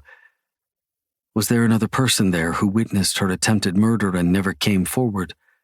And then, like the clearest of crystal clear waters... Raven bled for Shadow. Chills. Chills erupt all over my body as I tuck her into my chest sideways and bend to grab her bridal style, rounding the staircase to take her upstairs. Her whispers turn to mumbles, and soon her breath evens out and she snuggles closer to me. Seems my presence soothes her the same way she soothes me. Jonas is at the doorway of my room, rubbing his eye as he looks upon us, hair disheveled, shirtless, and thermal pajama bottoms hanging loosely at his hips. What's going on? I grunt my irritation at him and shove past him sideways to get us both through the door while he's standing there. Out. All right. Jeez. I gently lay my little bird in bed, tucking her in before I face him. Where were you? We fell asleep in here waiting for you. What happened? Hazel eyes like a forest glance at the woman we love, our destruction and our vindication, confused, a little bewildered, and a lot tired. I came in to find her having a fit while sleepwalking. Shit, I'm sorry, I was so tired. No, that's no excuse. He frowns, looking so sad. Did she, She was saying something. I almost don't want to tell him, but I know I need to because if anyone would know anything about that night or anything that happened to her, it would be a member of the syndicate. I think there was another person there. Simon Hoover. I shake my head. She said her shadow. What did she say exactly? I repeat her monotonous, rasped chants and Jonas pales but then shakes his head. It's like the closer she gets to everything, something else is thrust upon us like an unlubed dick, waiting to fuck us raw. Christ, it's never ending. He looks worried and slightly lost. It's like we're grasping at nothing but tiny straws. My sentiments, exactly. I rub my tired eyes with my thumb and forefinger and sigh. All I want is to climb into bed with my woman and sleep for 1,000 years. Go to sleep. We're both exhausted. Jonas nods. Okay. Oh, I already found an animal shelter closer and they're working on a transfer to Boston. The mention of the pup he found makes the corner of my lips tilt upwards. You did a good thing, Jonas. She'll love him. Thank you. Hopefully we all sleep better too, he says over his shoulder before closing the door behind him. I grunt as if he's still in the room, kicking off my shoes and undressing quickly, then head to my bathroom to shower so I can wake up my little bird properly. Having edged myself for the 7th time in 2 days, I'm hard by the time I'm done washing and turn off the shower. I grab a towel to dry off, then hang it on the hook for it to dry, and slowly tread to the Alaskan king-size bed where I deposited her only a few minutes ago. Raven's kicked off the blanket, tucked between her legs. She lays sideways, one thigh over the bunched comforter, night slip pushed up to her hips, revealing a matching cream silk thong slipped into her crevices. The easy rise and fall of her shoulders tells me she's deep asleep. I stroke my cock to the sight of her, slow, teasing myself for what I know will be such a warm, wet welcome. I guide her thigh higher, causing the slip to rise and bear her to me, and begin kissing up from her ankle to her inner legs and knees, and when I get between her thighs, I kiss the silk-covered mound that promises me an insight to heaven. I pull the hem of the thong up, further between her pussy lips, loving to kiss her puffy lower lips like the ones on her face, sucking and licking. I finally pull it to the side and let my tongue seek the hood of her clit, swishing my tongue side to side from her clit to her hole, over and over again until her nectar becomes creamy and she's softly seeking me out. Soft, breathy little sigh, and I'm so hard from that one sound I almost explode on the comforter. She once said I was mad for her, and she's not wrong. I'll do whatever it takes to keep her, to protect her, even from her own mind. That's my good girl, I coo, lapping at her hot, slick pussy. Letting me feed from your juicy little cunt. Her thigh trembles when I move it further up, holding the meaty part of her ass up so I can get access to her back hole and taste her there too. I let my tongue explore her asshole, my fingertips lightly dancing on her clit, but I'm so ready to come. I back away, getting on my knees, my cock jutting out before me like a heat-seeking missile, angry and practically purple at how I've edged myself for almost 40 hours without her. I want to leak out of her for just as many hours. I guide my tip to her hole, rubbing it side to side, the vision of her in white, so innocent-looking when I know what she's capable of, my dangerous black bird. I wait for her pussy to accept me before pushing steadily all the way home. Her moan is low, but her breath comes faster and her hip moves up and down, seeking my cock when I pull away, sucking me back in. Yes, Raven, fuck my cock like the depraved little slut you are for me even in your sleep. Shh. I sit back on my heels, watching her move her sexy body, and her hand reaches down to seek mine when I rested atop her thigh. I lean over her, one fisted hand behind her, the other taking her throat in my hand and kissing the corner of her lips. You are such a vision. What do you need from me, little bird? More. Play with your needy little cunt, Raven. She obeys quickly, and I almost purr. I came out of the shower and you had your legs spread, ass out. I press my weight on her as my finger finds her still saliva-slicked hole and push inside slowly. Did you do it on purpose? For me to find you like this? Always so ready to get fucked, aren't you? She gasps and shakes her head when I shove deeper, harder, and chills roll down my spine with each delicious recoil of her plush thigh against me, causing my balls to draw up and begin to tingle, heavy with the need to release. Liar!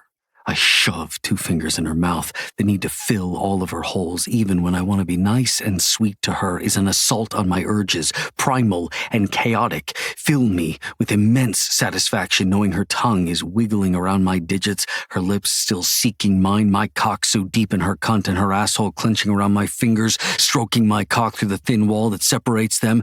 I feel her begin to flutter around me and slow my strides. Pull my finger out of her ass and gently roll her onto her back. Because, as amazing as that position was, I have to watch her face. The way her bottom lip tucks between her teeth, her brows bunching together, cheeks red. Nose to nose, I encourage her further to seek her pleasure, but at my pace, slow and maddening. She gives up. And that's exactly what I want. For her to remember who her pussy belongs to. Like when I would sneak into her dorm room, I shove her knees to either side of her plush, perfect tits that spill to the sides out of her night slip and dip so I can kiss her with an animalistic surge, feeling her nipples against my chest as I put my weight on her, so deep I feel her clit on my pubis. She wraps her legs around me, crossing her ankles to keep me caged in. But I bide my time. The more my hips want to piston and drive into her, the more her face screws up in pure, tortured agony. The agony I've bestowed upon her, and only I can bring relief. I love this. love her.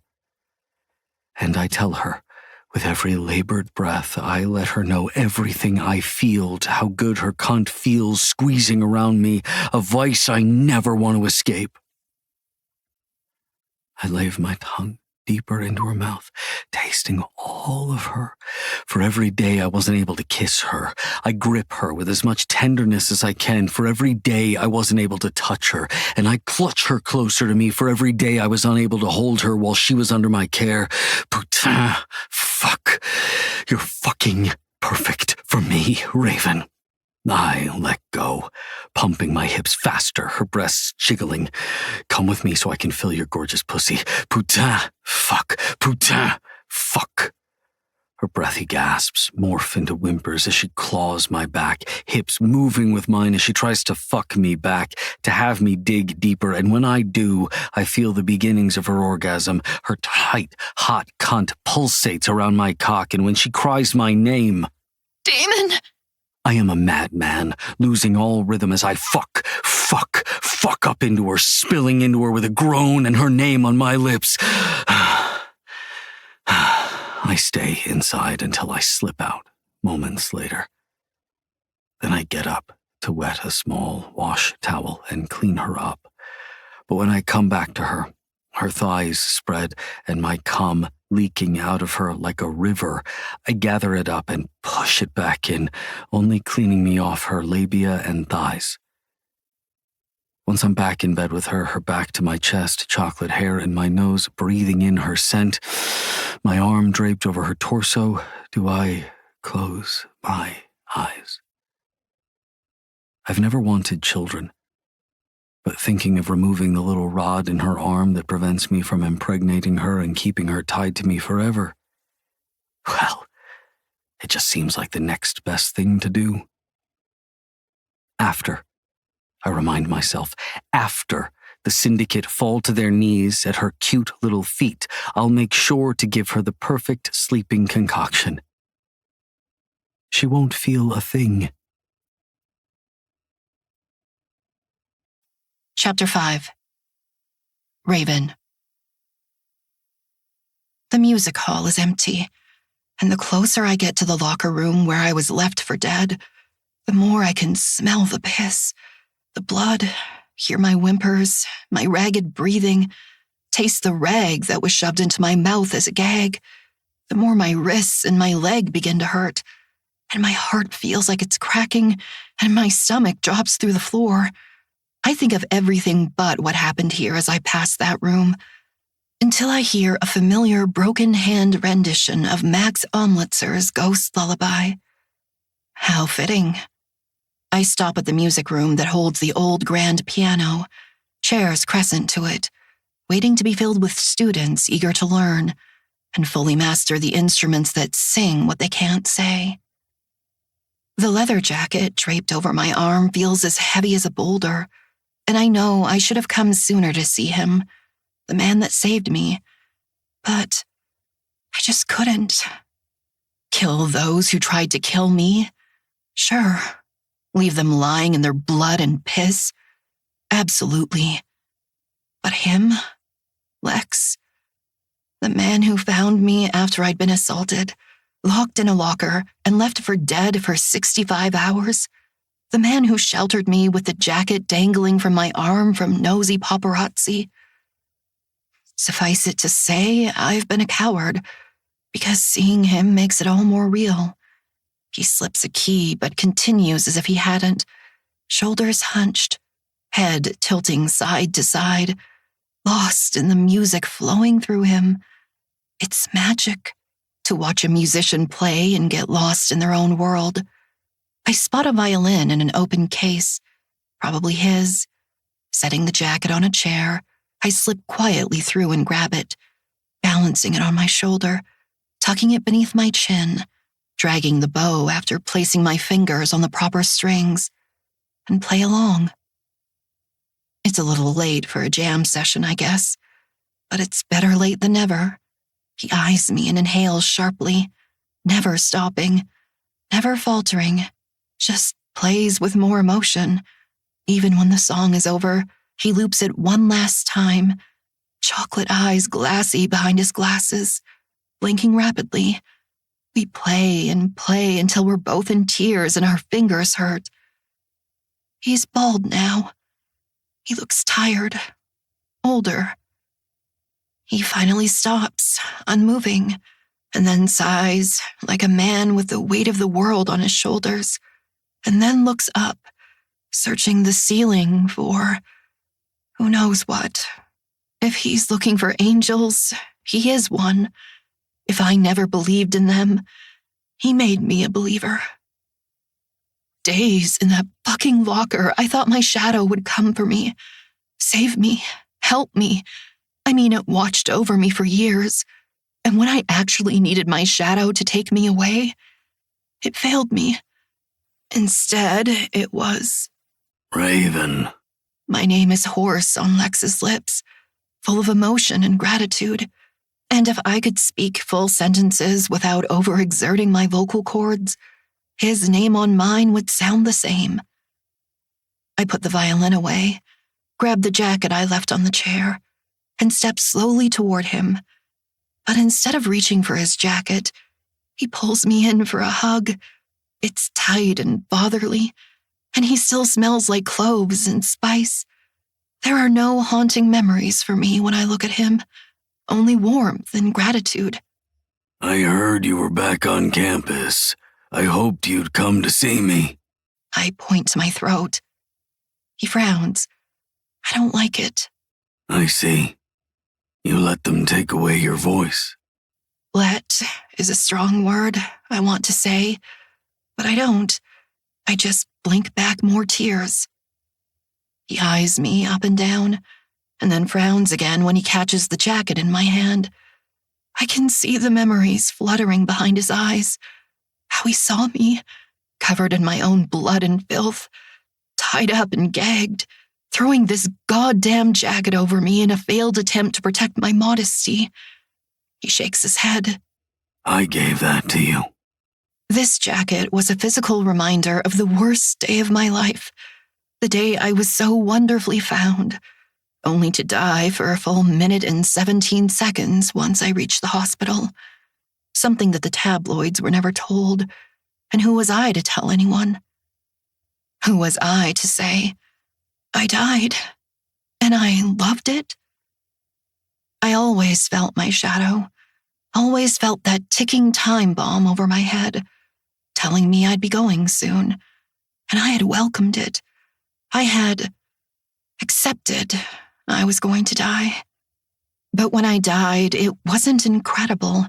It wasn't some otherworldly experience.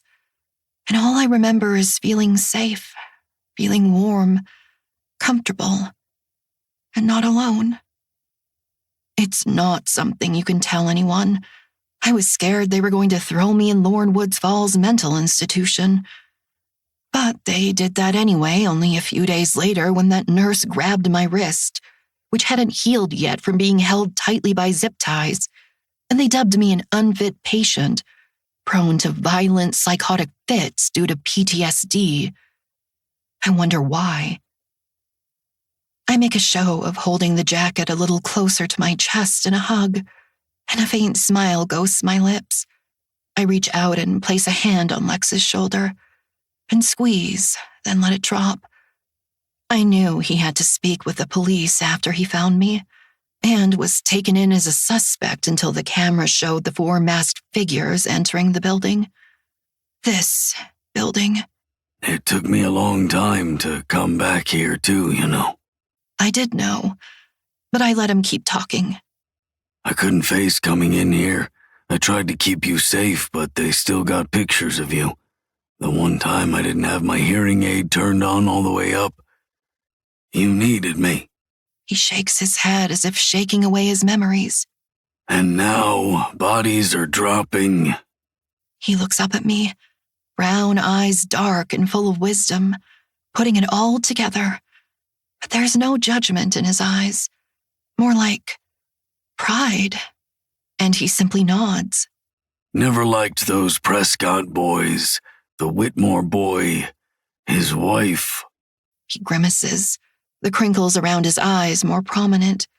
Then Lex shakes his head, still staring at me. I'm old, sweet girl, but I remember a lot. It's true. Lex was a prodigy, and what makes him incredible is that he has an eidetic and echoic memory. He can hear or see something once and remember it immediately. You were meant to get out of here and fly, Blackbird, far away. Berkeley, Juilliard, away from your parents and your stepbrother. He shakes his head again and sighs, taking my hand and squeezing it. You do what you have to and then never come back here. Do you understand? The people here, they'll be out for blood. I take a step back. I do know. They're getting closer and I can feel it. But in the meantime, I lie the jacket back down on the nearest chair and swing my backpack around to my front, pulling out a binder, and take out the 6 sheets of music full of notes, front and back. The entire reason I had Jonas bring me to school with him while he went to practice this early. Lex only cleans the music hall before classes and after, never throughout the day. It's why I hadn't bumped into him sooner, why it was easier to avoid him. What's this? I point to the piano and grab my cello case, popping the lid and hauling it out. You wrote this? I nod. He takes a second and scans the notes I've scribbled on. A curt nod later and... Okay, let's play. I sit on the leather jacket eagerly as he sits on the sleek black piano bench and wait as Lex plays the first morose notes, slow and somber, and I wait for my turn to begin, my heart an aching mess at hearing how it's meant to be played. Because there's nobody else I'd rather see help bring my death lullaby to life than the man that saved mine. Walking to Maverick's class fills me with absolute dread, but I've missed enough of his classes, and it's time to face the music. Jonas is already waiting for me outside of the doorway, like a beacon of light with a coffee from the coffee cart in hand. Whatever heartache I have, I need to put it aside for now. Finals are coming up before the winter break, and I have more than studying on my mind. Like Simon Hoover. Jacob Cartwright is dead. Accident. Tyler Prescott. Alleged suicide. Thaddeus Whitmore II and Ashley Whitmore. Murder-suicide. Chase Prescott was a necessary evil, but he's also dead. Accidental overdose. As Jonas and I jot our names on the sign-in sheet and make it to our usual seats, it feels surreal. It was only 3 months ago Maverick did me this kindness, one he didn't have to do. And now here we are, strangers again. Strangers that know the darkness inside the other, whose souls have twisted and collided, marked the other, but strangers nonetheless. Once everyone is signed in and seated, the lights are turned off and an interview begins to play. I take out my notebook to take notes, feeling eyes on me, and when I flick my gaze to Maverick, he turns behind his podium to face the interview, ignoring me. Does he know I'm the one who was dancing for Stephen Prescott at Inferno? He must know. He watched from the darkest part of the room, and even through the mesh in the eye holes of my mask, I could feel his eyes boring into mine, even from across the debauchery. Our connection was that strong. He was mine and I was his, even if it included 2 others. I knew I needed to give him space, but I don't want space anymore. I miss him. Maybe I'm being a brat. Maybe I just want his undivided attention, want him to spank me and withhold my orgasms and be brutal with me, because that's when I know he loves me most. When he bullies me before, praises me during while degrading me, and then holds me so tenderly afterward, petting me for being such a good girl. I squeeze my thighs together, remembering the evening before the detective went to him, how Maverick had tied my wrists to his headboard, being so encouraging when I would try to pull away, But his voice would bring me back down from the brink of insanity, only to edge me over and over again, to finally allow me to come when he was sheathed deep inside me, leaning over me, my back arched, his arms under my body, hands in my hair, holding me close, looking into my eyes and demanding my soul. I gave it freely. The next morning, I thought he had felt the same while we were lying in bed. Sweat dried on our bodies, smelling like the other, until he pulled away from me so quickly and began acting cold and closed off. I had decided that morning to tell him everything. Jonas came home and we studied.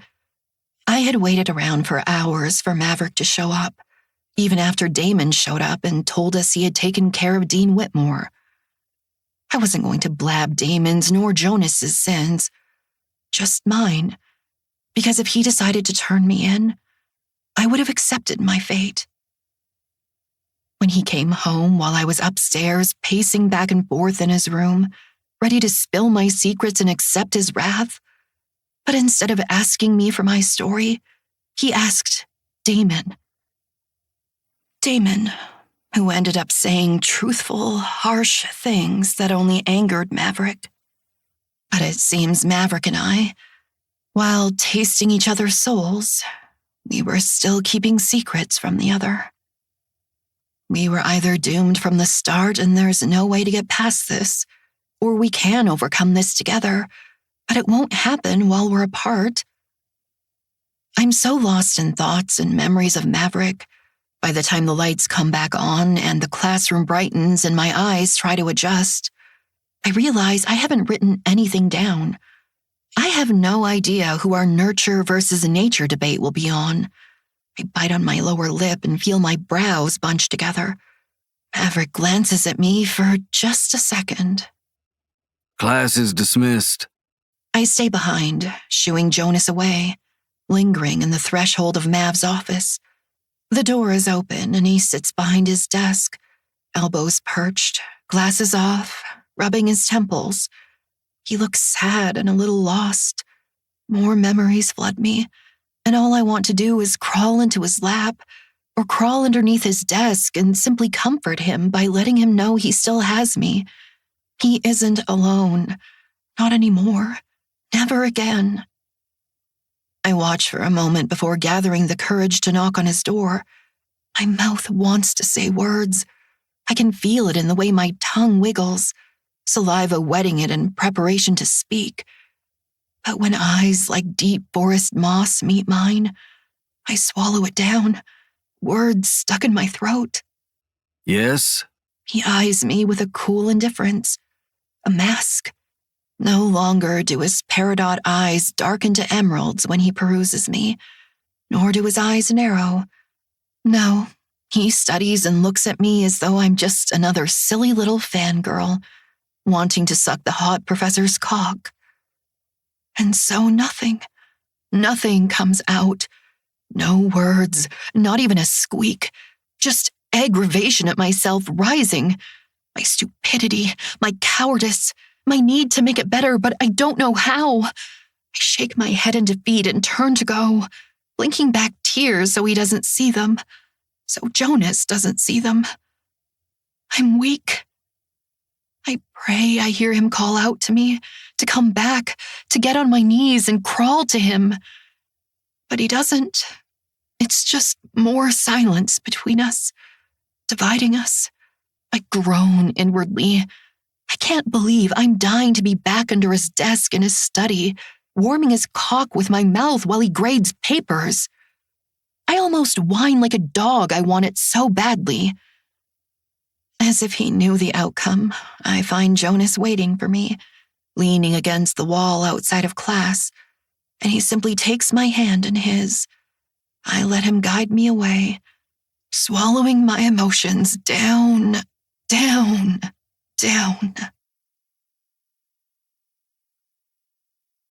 Chapter 6. Maverick. Tension headaches plague me. Since my flight landed on American soil and I arrived at the mausoleum I call home, they've been on and off. I know what's causing them. I no longer sleep with her in my arms, and for that, I suffer. Every morning, my alarm goes off at the same time, my arm going to her side of the bed to find it cold and empty. I then sit up, inhale, then exhale deeply, relieve myself, wash my hands, face, brush my teeth, and stretch. After doing the mundane, I start the timer on my Keurig, and since it's now too dark to run out in the woods by the lake, I go downstairs and begin my run on my treadmill. No music, no audible, just me, running until my sides hurt, my thighs burn, my lungs screaming for air.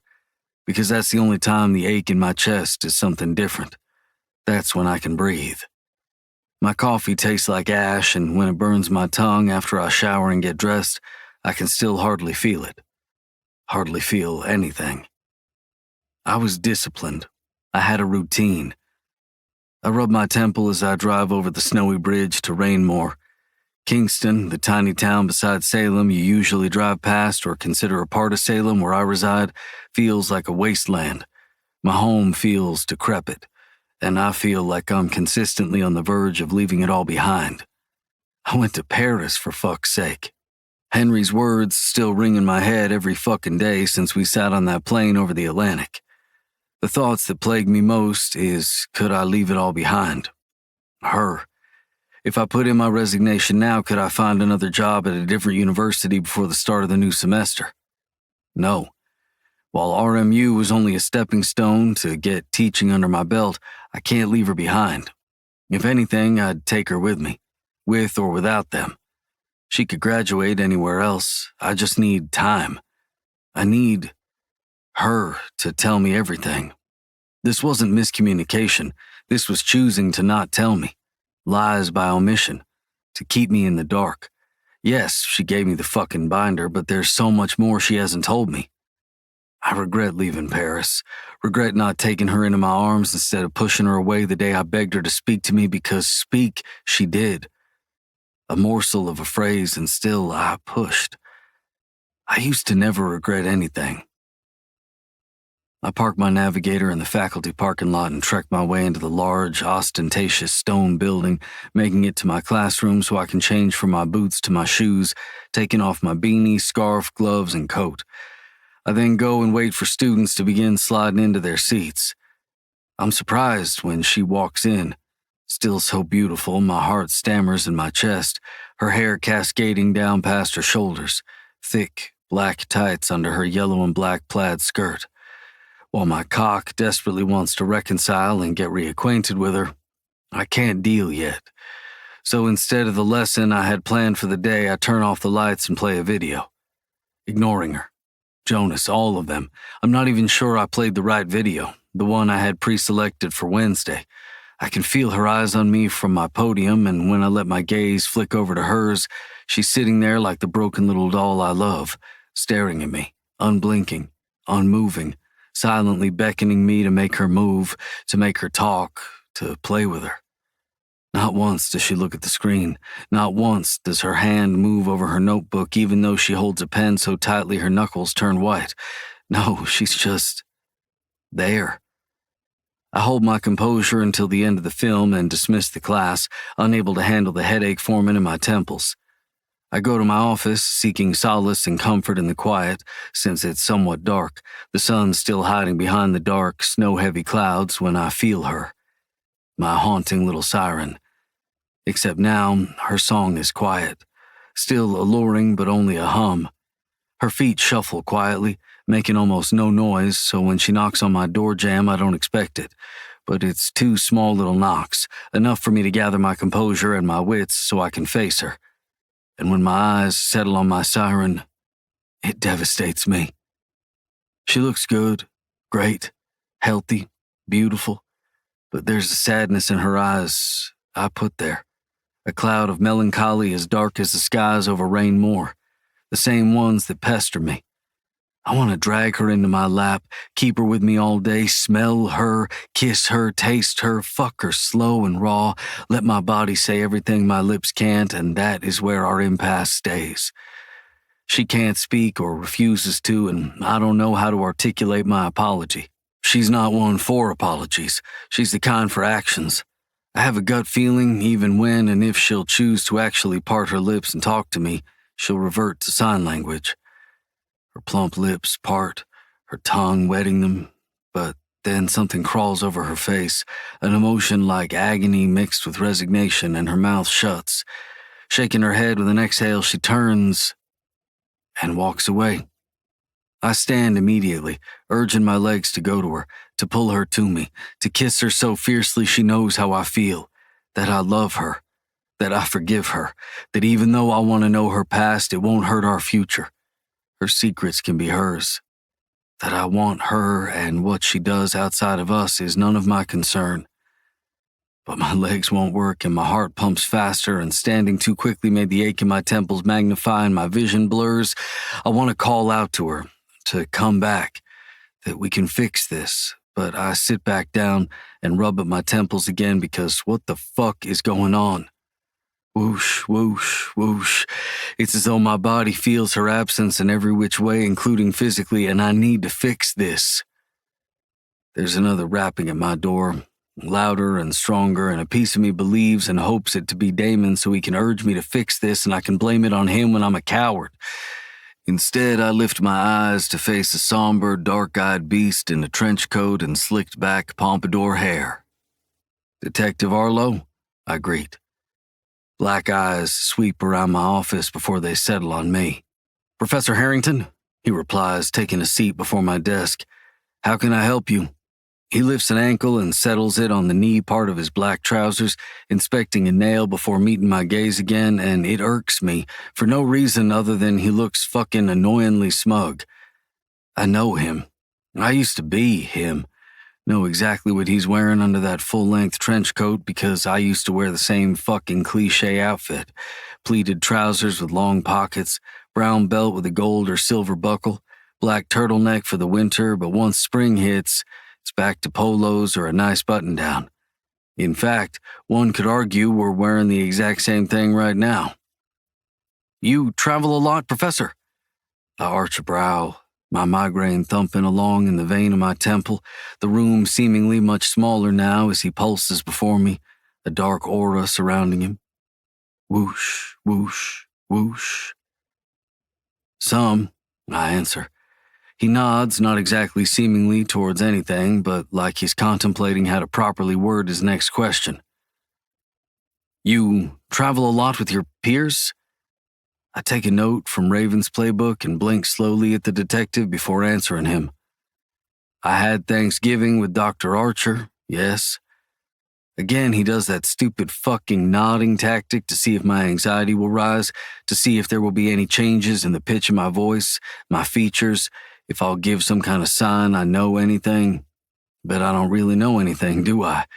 In her own way, my angel protected me, didn't she? "You travel outside of the U.S. a lot with Archer?" "It was a special occasion of sorts. Am I being followed, detective?" He frowns like he's Robert De Niro and shrugs like him too. He moves his fingers, touching each tip to his thumb, a different initial tattooed in Old English font on each knuckle closest to his hand, but they don't spell a word. They must mean a lot to him, these initials. And suddenly I see it. Him. Arlo as a young kid growing up in the streets of some overrun, overcrowded neighborhood where you had to do some shoddy things for yourself and your siblings. I hide the tattoos on his knuckles again to get to where you need to be in life. He knows a criminal mind because he's been a criminal. A criminal now on the right side of the law. An old gang tattoo is probably under all those layers of warm cashmere. Probably gifts from a lover that once told him he was better than that life, and he believed it, making the amends to become better. I respect that. Which begs the question, what side am I on? A special occasion, eh? Over the whooshing in my ears, I hear the slight Puerto Rican lilt. Bronx. Something he's done his absolute best to get rid of, that accent, and still it remains. Subtle, but it's there. I was meeting the parents, a half-truth. Dr. Archer's parents? I nod once. Damon and I are partners, I emphasize with a raised brow. His eyes widen, possibly in embarrassment because it's none of his fucking business, but it's also a full-blown fucking lie, and I wonder if he can see through me the same way I see through him.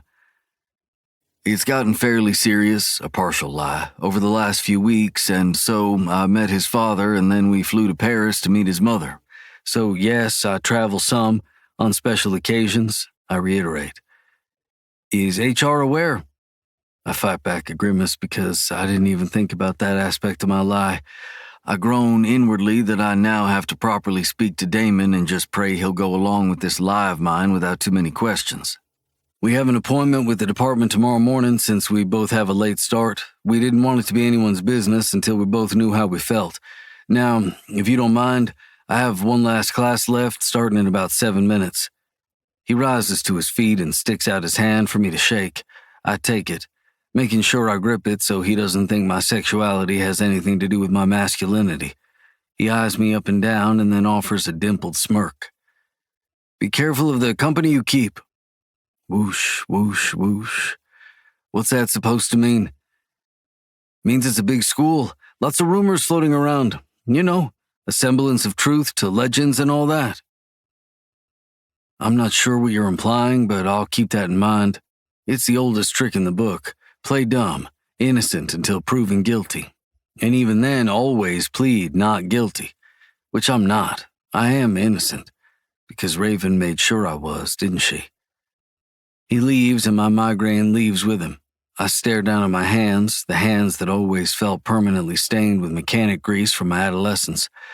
I turn them, trembling, expecting to see marks of old oil stains under my fingernails, and for the first time in a very long time, they're clean. Whoosh, whoosh. Chapter 7. Raven. I stare at Ada Howell, my speech-language pathologist, the one I've been seeing for the past few weeks, because as soon as he could, Damon pulled so many odd favors and got me in to see a neurologist, and they declared I had a slight brain contusion from 4 years ago that went undetected because it was written off as a concussion, which then led me to Dr. Harriet Howell, who diagnosed me with weak vocal cords, and that's how I ended up sitting in front of her wife, Ada, my speech therapist. My vocal cords don't feel weak. They feel strained because she's making me read a children's book out loud. I grimace with each stammer, but Mrs. Howell simply nods and smiles. I have to think about big words before I say them. I'm 24 and stammering like a kindergartner reading Dr. Seuss to a woman in her late 30s. Fuck my life. Have you been doing your breathing exercises? She asks when she places her cocoa-skinned hand on mine. It's warm and her skin is soft, chocolate eyes full of concern. She has her hair down today, and I adore it. Her afro makes her look like a disco queen from the 70s. All she's missing is big gold hoop earrings. Yes, I'm not allowed to sign in here. She nods, smiling again. I hate that smile. I hate coming here. Not because I don't like Ada. She's great. It's because every time I stutter on a s or sh or f or t or can't move past an it reminds me all over again why I'm here. Why I'm defective. It's also why I'm no longer allowed to be alone with Ada. My fits are back. I don't mean for them to happen. I swear I don't. They just do. It may be that I'm now on lower dosages, but the last thing I want is fog brain again. Damon sits behind me, and all it does is embarrass me further. As a doctor, he's proud and makes me read out loud for 20 minutes. He assesses me, always jots down my progress in a little black notebook he keeps on his person, double-clicks his pen, and pockets both of them. As my boyfriend, he's worried. He doesn't say it out loud, but he looks at me with concern. He always takes me out for soup or ice cream afterward, depending on how sore my throat is. And worst of all, he won't let me blow him. like he's scared he'll damage my vocal cords further. Sometimes a girl just wants to choke on a fat dick until she's crying and gagging and told how pretty she looks with a dick in her mouth. I love him, but the more he treats me like I'm fragile, the more I feel like I am. A broken little doll. I loathe that feeling with everything that I am. I miss Maverick so much. He'd fuck my face until my jaw unhinged, and I really need that. Pretty little psycho raven. I cringe inwardly at my negative thoughts. I may need to get my throat fucked, but I want my voice back without the hoarseness, without the rasp. I want to be able to talk to Maverick. I want to be able to tell him everything so we can move past this, because I need my beast. So as much as I hate all of this, I have to do what I've been doing for the last few years. Survive enough today so I can thrive tomorrow. I can cry later. You've done very well today, Raven. With how far you've come, I wouldn't be surprised if you're talking like your old self by this time next year. A year? I stand up so abruptly out of my seat that it topples backward, and they both shoot to their feet. I can feel Damon towering behind me, the warmth of his body radiating, but it's too hot. It's everywhere. No. I shake my head violently and bring my hands up to my face. Tears spring to my eyes, and when Damon tries to calm me down, Ada gets in my way, and I shove her back. He grabs her, thankfully, but the panic in me is full-blown, and I can't stop. Sorry. I apologize. It's a choked-out, garbled, ridiculous apology, but it's an honest one nonetheless. Stupid Raven. Seems like I'm always apologizing these days. It's okay, Raven. It's okay. Her voice is gentle, but I don't deserve her gentility. She should shove me back. For me as her patient, she should scream at me. Images of lorn wood, of orderlies in pale green scrubs holding me down flit through my mind, and I do the only thing I can to stop them. I slap my head and pull at a thick chunk of my hair. But Damon grabs my hands before I can do it again, wrapping his arms around me, clutching me to myself like a blanket and an anchor, a straitjacket. She's not going to want to see me anymore. I can see it in her eyes, full of something. I don't blame her. I'm too damaged, and I'm not worth it. Tears break free. Sorry. I'm so sick of being so goddamn sorry all the time. I guess I won't be crying later. I'll be crying now. Can we have a moment? Damon says, his voice like a horn in the fog in my mind. A beacon. Sure. Ada taps me on the shoulder and smiles that "I'm sorry I couldn't do more" smile. But I'd like to speak with you when you're done, Dr. Archer. Of course. As soon as the door closes behind her, he lets me sink to the ground, sinking along with me, and I'm so sad because I can almost feel Maverick slipping from my grasp. It's a hopelessness that fills me, like a raging sea of nothing but disgust and despair and sadness, and I'm drowning because it's all directed at me, and it shouldn't be. If all those years of therapy with Damon taught me anything, it was to break down my feelings, compartmentalize what I'm feeling, and aim it at who was truly to blame or who deserves my ire, so I could move on and set boundaries. Because while I'm sad, I'm mostly angry. But the ones that made me like this, they're dead. There's only one left. I still have to repair what they broke.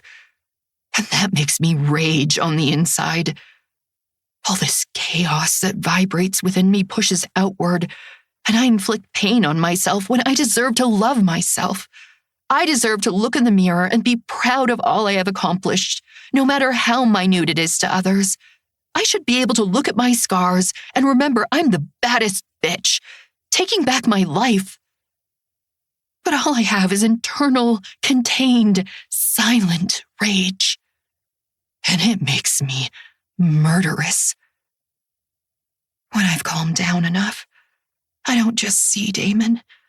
I see the man who cared for me not just through my bad, but through my worst, through my ugly. He deserves so much better. I want to give you my good, I blurt. His dark brows rise and silver eyes flash. What does that mean? I shake my head because I don't think I can say it again. He watches me intently when I raise my hands and begin signing, telling him exactly what I thought about the bad, the worst, the ugly. He kisses my sweaty temple and then cups my jaw to turn me so I can face him. His features have relaxed and a genuine smile graces his lips. I love you, little bird. You're making wonderful progress. And you do give me the good. I want to argue, to tell him I've given him more bad than good. But what's the point? This man is determined to love me. And how can I be upset with that? When I sigh in resignation, his pleased shadow of a smile turns into a grin, and he kisses me softly. It's no pressure. It doesn't turn into a full-blown make-out session. But it's there. His lips are on mine. A simple kiss that means so much more than 1,000,000 diamonds ever could. Now, can you tell me what upset you? He uses his doctor's voice, low, calm, gentle, and I settle into him even more.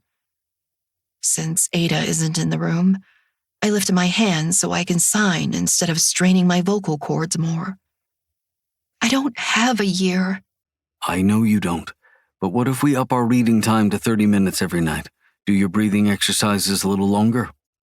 His undying belief in me breaks my heart. Does it even matter? I tried to talk to Maverick today, and he looked done with me, cold, like I was nothing.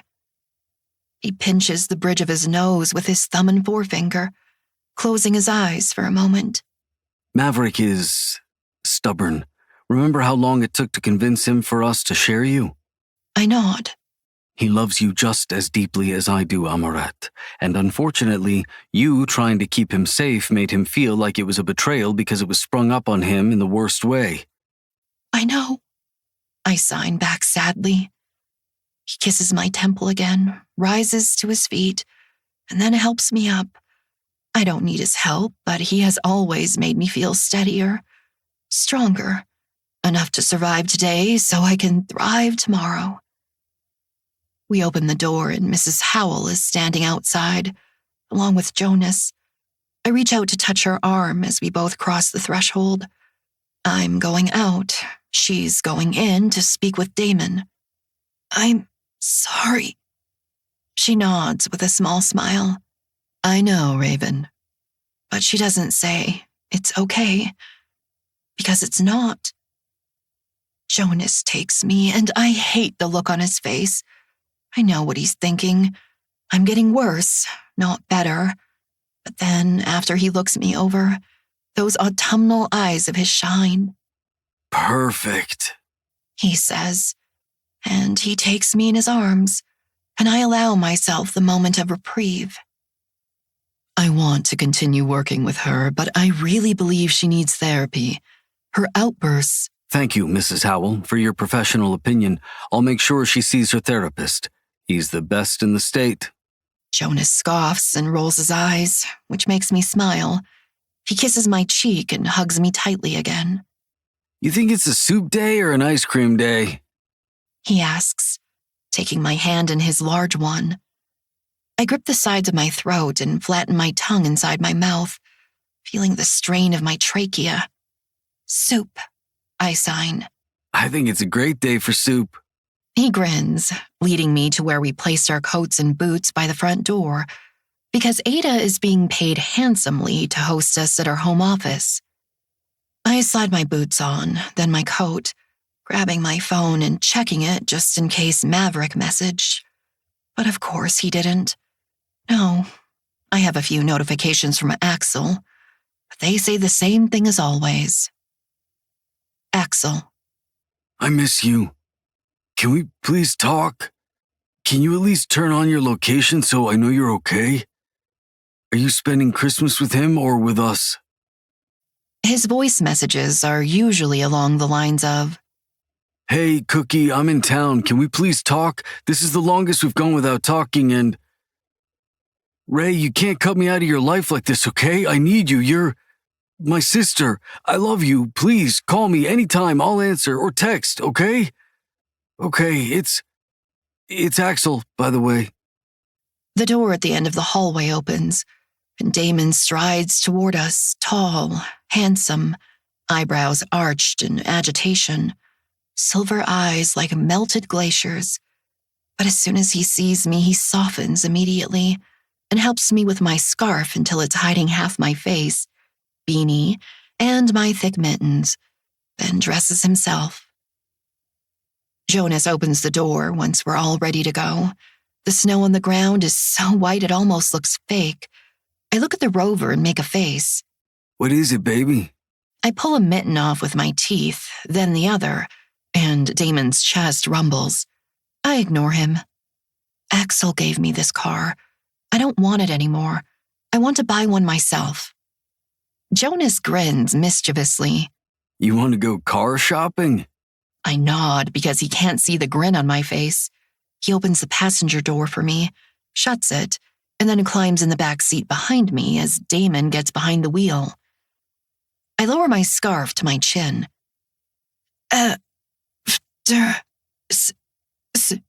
Soup? Damon leans over the center console and kisses my lips, a little hungrier, and it makes me needy for more. How about before? We come back with our bellies full in a black Audi SQ7 Prestige with all the fixings. Sleek, shiny, chic, leather interior with heated seats, plus other stuff I don't care about. But Damon and Jonas were excited for. It feels good. It feels right. It feels like another tether to the Monroes snipped. We pull into the driveway beside a familiar Lincoln Navigator, and my heart drops completely. I look over at Damon, who is driving, and he shrugs. I almost jump out when I spot a familiar glasses-framed face, but Jonas keeps me to his side by the elbow, ushering me to the front door. I lock eyes with my handsome professor, planting my heels on the ground, but I slide because of the snow. Damn him and his delicious muscles. Maverick looks past me and straight at Damon as Jonas pulls me inside, while Damon stays just outside the threshold. Yes? He uses the same nonchalant tone Maverick used with me earlier today. Maverick inhales sharply, worry and frustration etched on his features, and when he exhales, eyes like sea glass open, capturing all our attention, but he rounds and speaks to only Damon. Can I come in? We need to talk. Chapter 8. Jonas. I know how badly she wanted to be a fly on the wall of Damon's office, but Maverick's face was so set in stone I knew it wasn't the right time. Whatever he was here for, it wasn't for her. Or me. So I tugged her to me when I found her listening in on their conversation, worrying her bottom lip, chewing on it so hard I thought she would make it bleed. Instead of tugging her back to me like I wanted, I gave her a moment by leaning with my ear to the door with her. Nothing. Their voices were too low and muffled, and the harder she tried to listen, the more her brows furrowed in frustration. I took a thumb and pressed it between her brows and then kissed where I had pressed when she opened her eyes. I waggled my eyebrows and jerked my chin to the kitchen where the bag of takeout waited for us and asked the silliest question, "Hungry, baby?" Because between working out with me downstairs, dancing at Inferno, and walking miles on campus, and fucking my brains out, my girl is always hungry.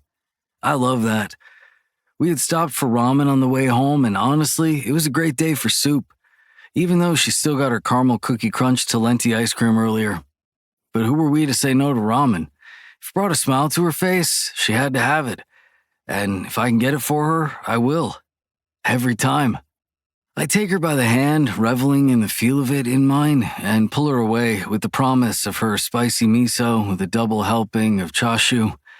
I open bags and make a fine spread of the multiple containers, flimsy white napkins, chopsticks, and of course, low-sodium soy sauce on the breakfast bar while she cuts up a few limes to squeeze over her order. She makes a few motions with her hands to ask if I want some too, and sure, why the fuck not? Every time we eat, she does something to her food and makes it better. I still can't stand overly spicy foods, but I can take a bit of lime. She grabs a bowl from the cabinet above her. Damon has had to lower everything to the bottom shelf, otherwise she climbs the counter, and she pours half of her ramen into it, looking at the hallway and back at the bowl, drumming her fingers against the marble countertop. I've never seen her look so anxious. I hate it. I put my hand on her lower back, encouraging her to sit on the bar stool beside me. She's almost up and sitting when the door to Damon's office opens and she grabs the bowl and hurries to meet them, practically crushing into Maverick, and I cover my eyes with a hand, peeking through my fingers. She stops with enough time and stands there. Peering up at him, I can feel the tension from here as he flicks his gaze from the bowl to me, to her. The muscle in his jaw ticks once, twice. I stand, ready to hold my gorgeous girl when he rejects her, but Maverick surprises me by taking the bowl from her hands. "Thank you," he says softly, taking the olive branch. It's small, but it's a start. He doesn't see the way she trembles, doesn't see the relief on her face when she turns back to me, or the tear that slips free that she wipes away quickly, but I do. I look at Damon, steely eyes, unsure of what's transpiring, but he follows them into the kitchen and we sit, Raven with me, Damon on her other side, and that leaves Maverick to sit in front of her. It could be awkward, but for her, I won't let it be. He takes a pair of packaged chopsticks, unwrapping them, and begins mixing his noodles with the proteins and veggies in the spicy broth. When Raven offers him a lime, he takes that too. Mostly because I'm glaring at him, daring him to fuck this up so I can push his eyeballs into his brain using said chopsticks. I wait until he has a mouthful of Raven's ramen to ask, "So, what's going on?" He chews as we all stare at him, and the glare I receive soothes me. He swallows and wipes his mouth with a napkin. "Detective Arlo stopped by today. Had some questions for me." "And?" I stuff my mouth, slurping the noodles in one go, still staring at him as the tips of his ears go pink. All in all, Maverick is a handsome fucker. The dark hair with a bit of silver in it, the scruff on his face, green eyes, light enough you can tell they're green behind his glasses framed with long lashes. My girl can pick them. She also seems to have picked a moody bunch, myself included. "And it seems one of us is being tailed." I almost choke on my chashu. All right, yeah. This needs to be talked about. I swallow, take a sip of my water, let it settle, lick my lips, and then place a kiss on Raven's temple because I want to, because I know she loves it, and mostly to irritate Maverick just a little bit more. He watches the way she melts with me intently. The only sign he's envious is a quick flare of his nostrils. I gloat. Damon watches the whole thing, hiding his grin behind his glass of water, taking a sip, and then reaches over to place a hand on Raven's thigh. "Yeah, we wanted to speak with you while we were in Paris, but you ran away like a coward." "I didn't." "You talked, now I'm talking." I interrupt because I don't care. I don't care to hear his explanations. I don't care to hear his excuses. He hurt Raven. He pushed her away in more than one way. We tried Damon's way with the little French excursion, and now I'm doing it mine.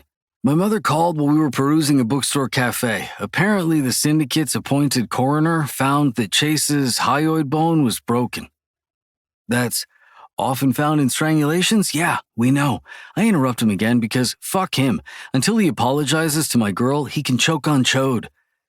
He stares at Raven in disbelief as if he can't fathom how she could have done that if Chase had drowned. I asked, and when she told me he died with his face between her thighs, I decided that was the way I want to go too. My girl keeps eating, watching everything unfold, not letting up on anything, just watching. Mostly him, his features, most likely to see if he's... afraid of her or in awe of her? The right answer should be in awe of her. Did you have something to do with that? He asks, obviously still unaware how anything happened, but if a detective is stalking him, it's best if he doesn't know anything whatsoever. I did not, I answer honestly. But if I did, I wouldn't tell you. Because you don't trust me. I put my chopsticks to the side, place a fist on the top of my thigh, and place my forearm on the counter beside my bowl and stare him down. Because you have a cop tailing you, or us. The less you know, the better. If something happens and one of us is caught, I'll personally see to it that Raven doesn't go down for anything. I'd rather the syndicate think it was one of their people placing hits and following through than her. Because they'll finish what they started. They'll kill her. I don't add. Because you love her. Because none of us here are innocent. Because I'm fucking crazy about her, and she deserves freedom. They took away her life, and she's serving justice to those that wronged her. If you knew, Maverick, what one has to do to be initiated to the syndicate, what I had to do, what I have done, and unfortunately what I will continue to have to do until I fucking die, even though I was against it from the beginning, then you wouldn't question why I want the entire Brotherhood eradicated as well. I only hope we take down as many as we can before something happens, because it's not if, it's when. I can feel the muscles in my jaw ticking when I swallow the rest of what I want to say down, my Adam's apple bobbing as my frustration subsides. So then tell me. I sit up straighter, squaring my shoulders back. Tell you what, about the syndicate. The less you know, the better. I reiterate, picking my chopsticks back up even though my appetite is gone. He seems to contemplate this. Raven's adorable little bites into a crunchy bamboo stick are the only sounds as the silence lapses. He makes a bobbing motion with his head, blinking rapidly, biting his bottom lip and letting it roll out slowly. I took a look at some of the names in the binder Raven gave me. A lot of these are cold cases. Open, cold cases. I could help. I almost scoff. This isn't like the so-called Illuminati. Go outside of the state of Massachusetts and nobody will have heard of the syndicate. Actually, let me correct myself. Go outside of the Salem city line and nobody will know what you're talking about. This is how tight-knit the Brotherhood is, Harrington. Then tell me about it. Fine, take off your shirt. What? Maybe this isn't the right time? Damon interjects, but fuck this. He wants to know. Prove you're not wearing a wire. Get your phone, put it under the seat cushion in the living room, and let's fucking talk, man to man. I say, gesturing between us. He gets up and does as I ask of him, staying in my line of sight, his phone under the cushion first, then comes back and takes off his shirt, throwing it on the ground, then spinning in a slow circle with his arms out. I keep my face neutral when I see how tatted he is from his forearms to his chest. The scars on his back are for sure bullet holes. He sits back down on the bar stool and arches a dark brow in my direction, as if to say, happy now. Ecstatic, I reply telepathically.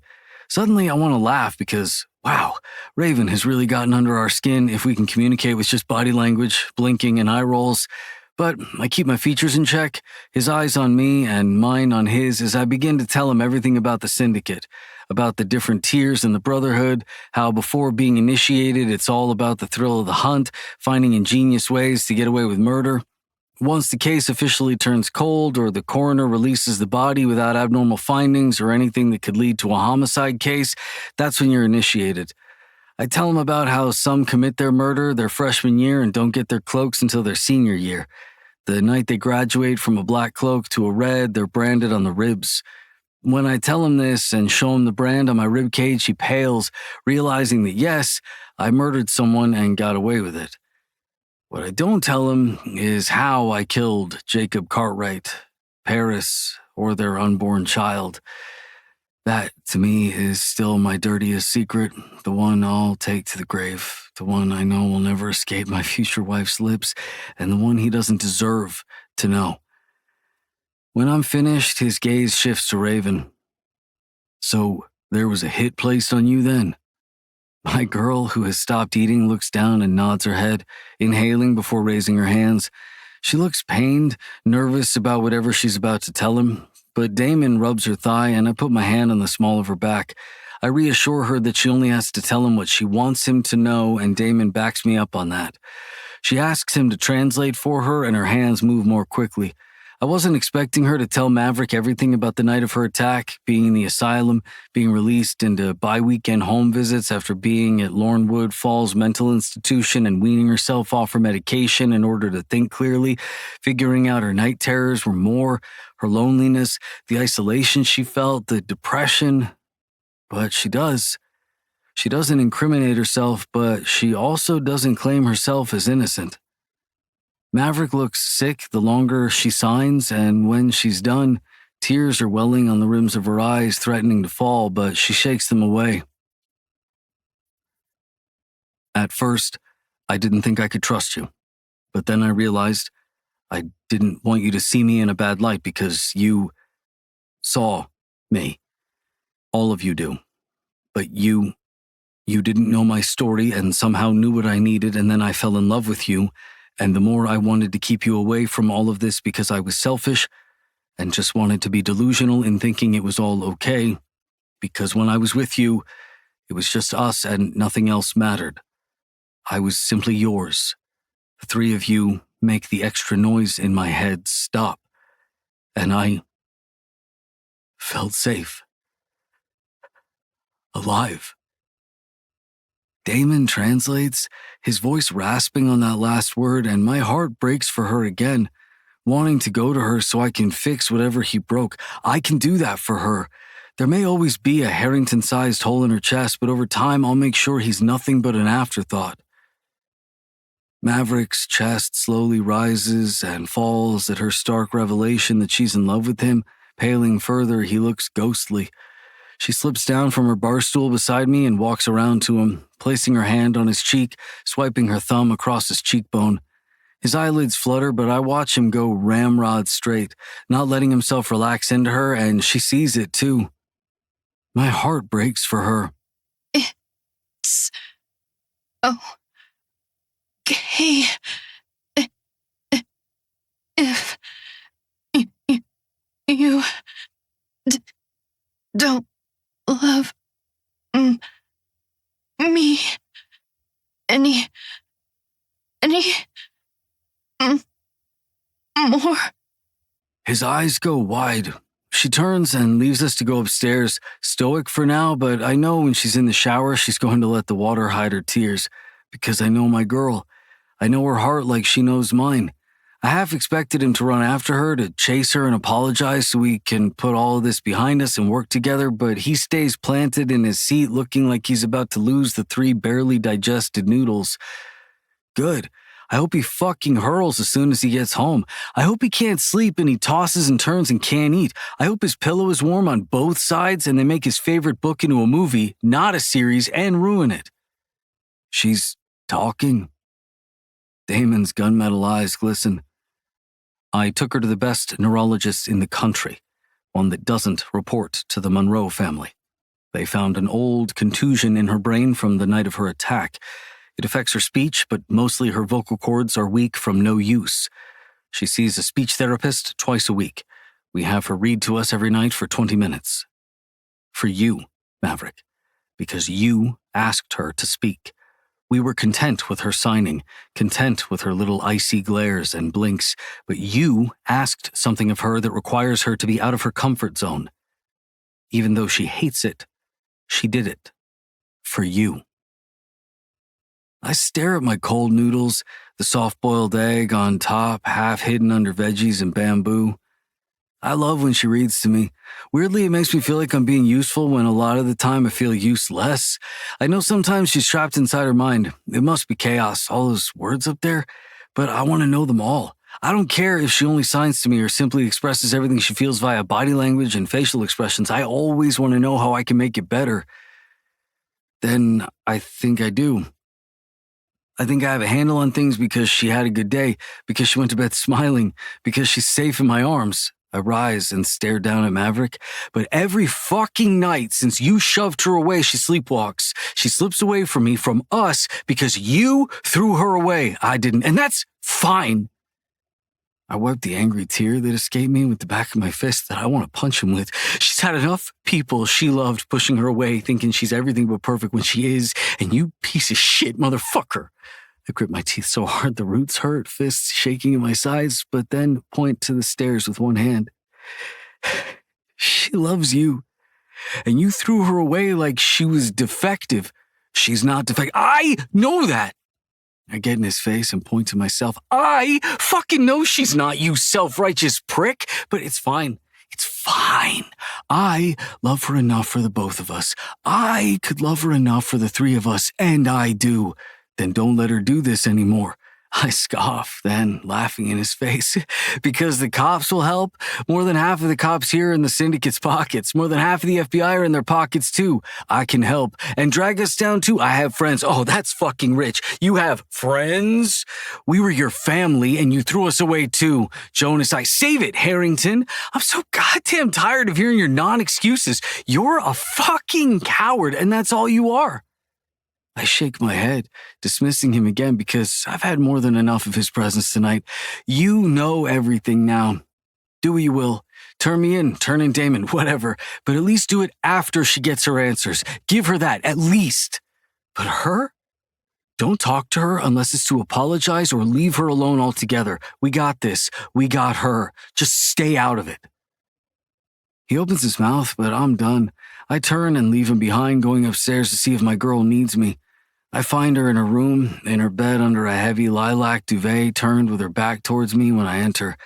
I strip to nothing but my boxer briefs and climb into bed with her, pulling her as close to me as I can, inhaling that delicious jasmine and berry scent that clings to her skin, wanting it to cling to mine and lean over to kiss her temple when I feel her sigh deeply.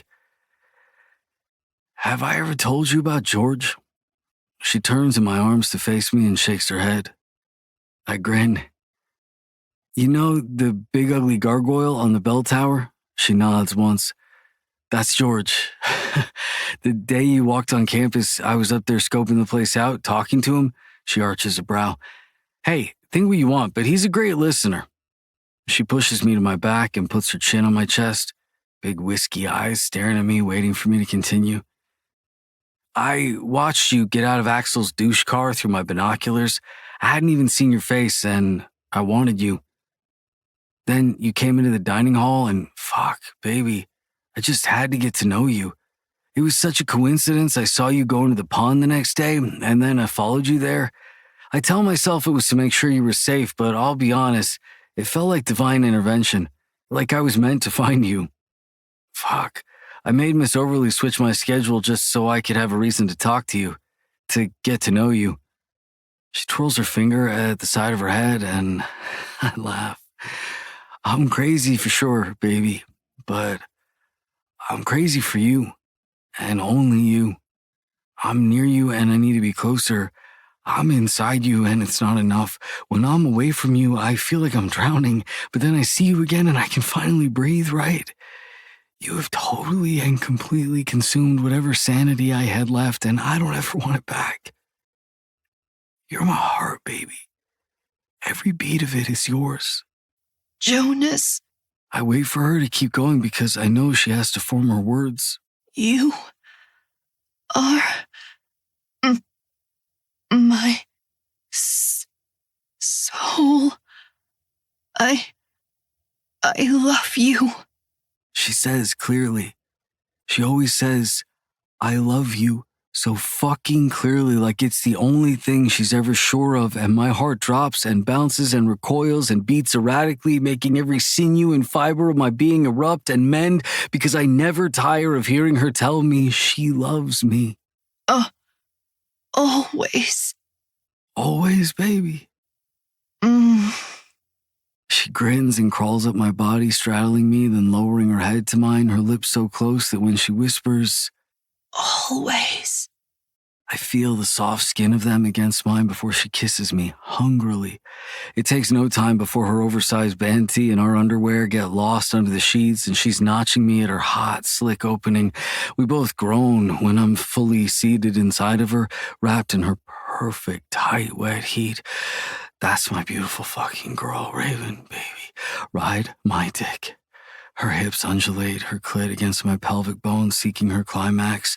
Though my eyes are closed, they still roll back, forever lost in a frenzy when I'm inside of her. It's so good. Fucking perfect, baby. Jonas! My eyes cross at the rasp in her voice when she says my name. It's a war of tongues and lips, swallowing the other's moans because I can't fucking get enough of the feel of her under my hands, around my cock, her skin on mine. Can't get enough of the way she kisses me like she loves me, like she can't fathom a life without me, and I return it tenfold because I can't either. She's my present and my future. I had no past before her, and I want no future without her. I dig my heels into the mattress, finding enough purchase to meet her bounces with my thrusts until I hold her still with one arm, the other in her hair, eyes rolling to the back of my head. I fucking love your pussy, baby. It's too fucking good. You're beautiful, perfect, always so ready for me. Fuck. I love you. I love you. I love you. Jonas, please. Always such a good girl for me, aren't you, baby? Taking my dick like a sick little slut. Are you sick for me, baby? Yes. Her rasp sends chills throughout my body like shivers of electricity crackling, and fuck if that doesn't spur me further into bliss. Arch your back a little more, baby. Let me hit that spot. I feel you, baby. So tight, so wet, so fucking perfect. Say it again, baby. I love you. Fuck yes. Again. I love you. I can feel her pussy beginning to flutter, my balls aching to release, drawing up, every nerve ending, frying and rewiring. Again, baby, I'm so fucking close. I lick up her neck, loving the feel of her hard nipples pressed against my chest. I love you. Fuck yes. I love you. I go cross-eyed when her pussy strangles my dick, a hair trigger for me, and shudder, feeling her milk every fucking drop for me as I come until I can't anymore. If her soul is mine, then mine is hers, and I want her to take it from me until they're woven together so I can find her in every lifetime. I kiss her cheek, staying inside because I want my cum to stay inside, too, even though I can feel it already leaking out around me. I love you, too. We fall asleep like that. For the first time since Paris, she doesn't sleepwalk. She doesn't have night terrors. We sleep a full 9 hours. And when we wake up, I make sure to remind her with my dick how perfect I think she is in front of the bathroom mirror with her bent over and her ass bouncing against my hips. Because I love her enough to know exactly what I have. A fucking treasure. And I'll never let her go. Chapter 9. Maverick. She did it for you. 2 days had passed since the evening I spent getting my ass verbally handed to me by Jonas and Damon. I've spent them being haunted by their words. I grab my cell phone from my nightstand by my bed where I keep it charging and dial the number I've spent the last 4 years avoiding. She answers after the third ring. Maverick, what's wrong? Hearing Tasha, my old partner's voice again, floods me with emotion, but I clear my throat, shoving them away. Williams, hey, are you busy? I mean, I was about to go to bed, but I have time for you. Tasha and I were partners for over 5 years. She was young and ambitious, started out as a cop, then decided to join the FBI. She had barely been there a year before being assigned on my team, making us forced friends. How's Tom? I ask of her husband so that this isn't awkward, but I'm pretty sure I've made it awkward. Goddamn, I don't even know if she's changed her last name. She hums in disapproval, but she answers me. He's great. Getting old. There's a beat of a pause and then... You've never been one for small talk, Harrington. Cut the shit. What's going on? She's right. I'm not. I've never had time for bullshit small talk. It's unnecessary and wastes time I don't have. What's that thing you said to me when I told you I was going to be teaching at Rayne-Moore? That it's fucking weird the entire town doesn't have a crime rate? Right. Small crime rates mean big secrets. I nod, although she can't see me because, fuck, if that isn't so close to the fucking truth. I think I may have found something. I have a few cold case files that might not be so cold anymore. Think you can get me some files from the database? Without hesitation, she says, I might be able to get a few, depending on if I can bribe Tom with sex. You can always bribe me with sex, babe. Hey, Mav. Hey, Tom. How's the job? He works for the IT department portion of the FBI, security breaches and whatnot. Tasha and I were always in the field. I don't even remember how they met. Christmas party, I think, but I can't remember. All I know is one day she was single and the next, there was an engagement ring on her finger. Job's fine. Not as exciting as the stuff y'all do, but can't complain. Rattle me off a few of those names and I'll get what I can tomorrow and email them to you. I don't think these should be emailed. Do you still live in Springfield? Again, this gives them pause. Till we retire back home to North Carolina, he replies finally. Could you come here? I'll pay for your travel expenses, and I'll get you a weekend stay at a hotel out in Boston. I can hear them whispering amongst each other until Tasha finally says, Fine, but we want a honeymoon suite, the Four Seasons, all the fancy stuff. You've been married 4 years. We never had a honeymoon. She gripes matter-of-factly. Right, because I had walked away from it all the week before their wedding, which meant she had to work double time to cover my ass. Fuck, I really am a bastard. I'm sure after I gave her permission to tell our story, but to leave me out of it, she had booked tours and podcast shows, and I oblige her. I'm grateful for any help I can get, giving Tom the names and dates I know are more recent within the last 10 years. We talk a bit longer as she updates me on their fertility treatments and struggles, and I regret not answering any of her calls or texts or emails. But I left the FBI for a reason. I got out for a reason. What happened at the Ackles farm, I almost let it break me. No, it did. It did break me. Something in my psyche was never the same. Before we hang up, she says, Hey, it was really good hearing your voice. Please don't let another 3 years go by before we talk again. Even if it's just to talk, Just remember I'm a phone call away. Thanks, T. I might have to take you up on that. Oh? What's her name? I pull the phone away from my ear and look down at it. You psychic or something? She laughs, and it feels good to hear someone laugh again. I myself haven't done that in such a long time, I don't think I remember how to. No, but I know you.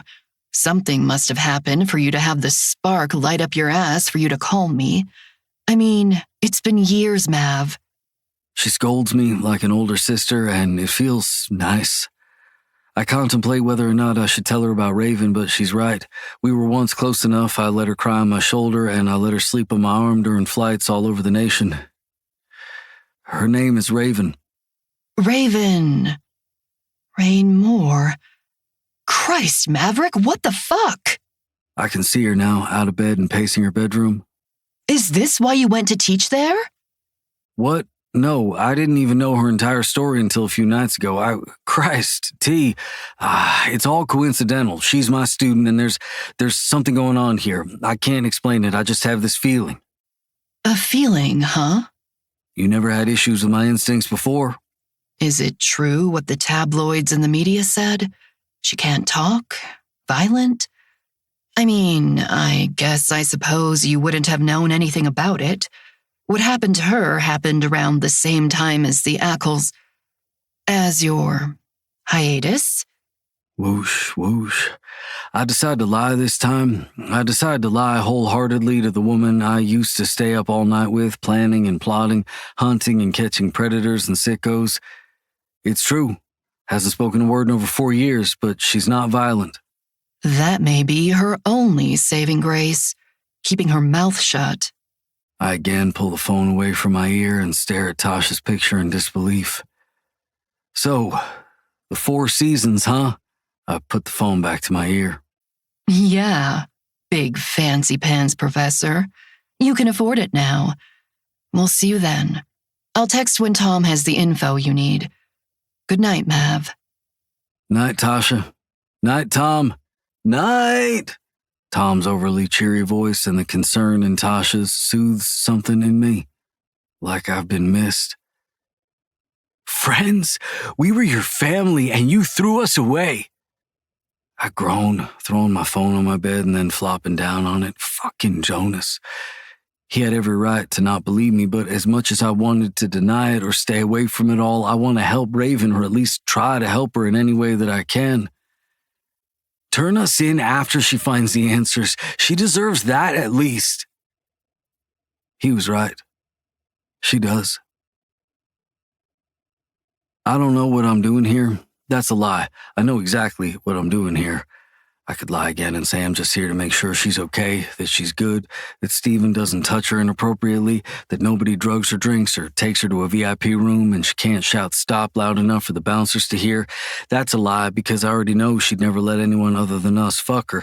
Something about that gets me ready when I step through the steel door of the old 7-story red brick building that houses Inferno. But I've been doing that a lot lately. Lying to myself. I don't know if I've gotten better or worse at lying to myself. The lights flash, her body wrapped again in a sheer, glimmering bodysuit that barely covers her pretty cunt.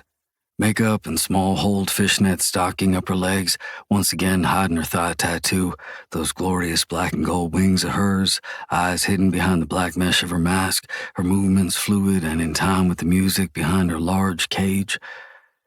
They've moved her. She's no longer in the smaller one closest to the tables. She's front and center. An upgrade, I suppose.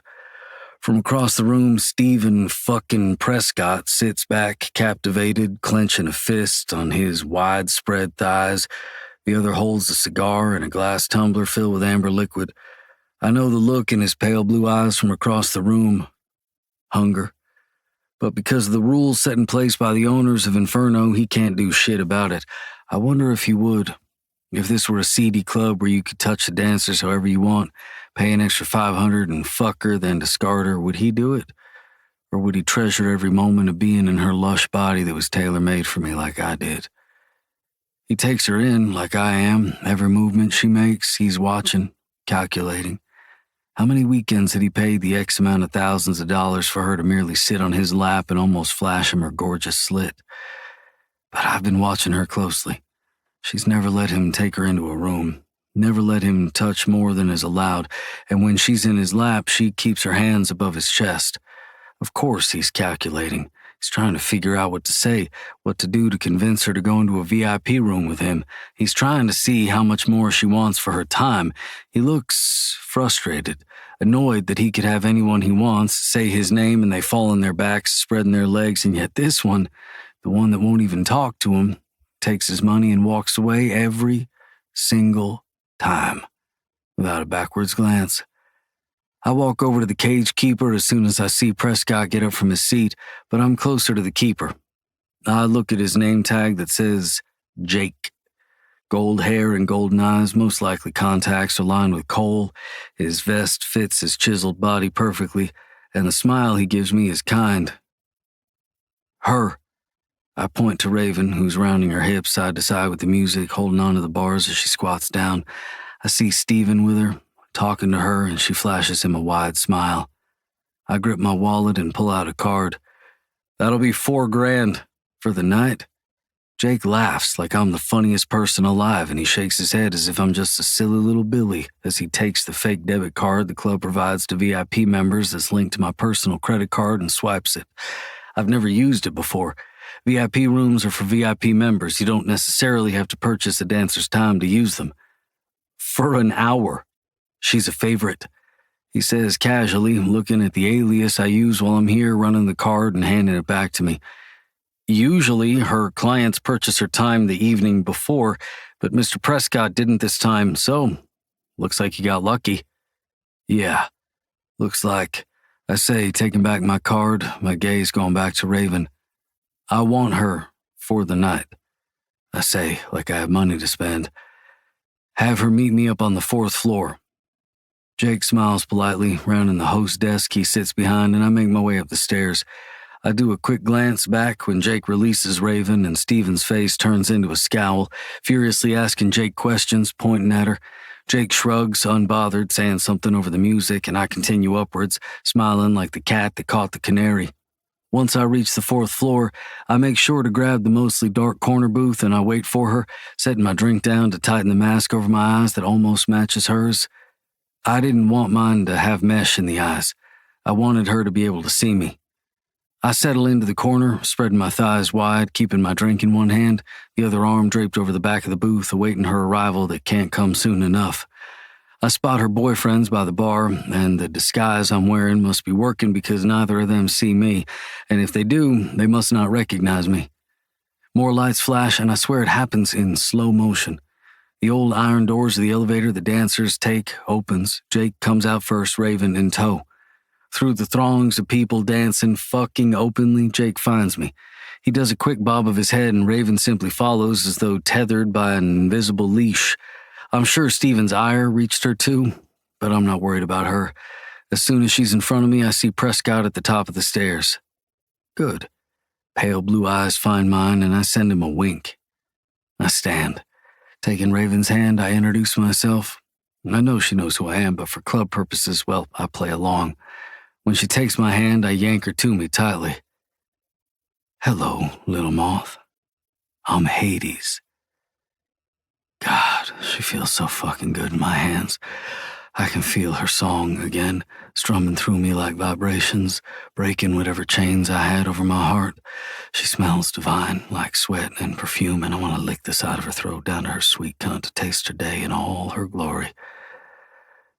Dance for me, little moth.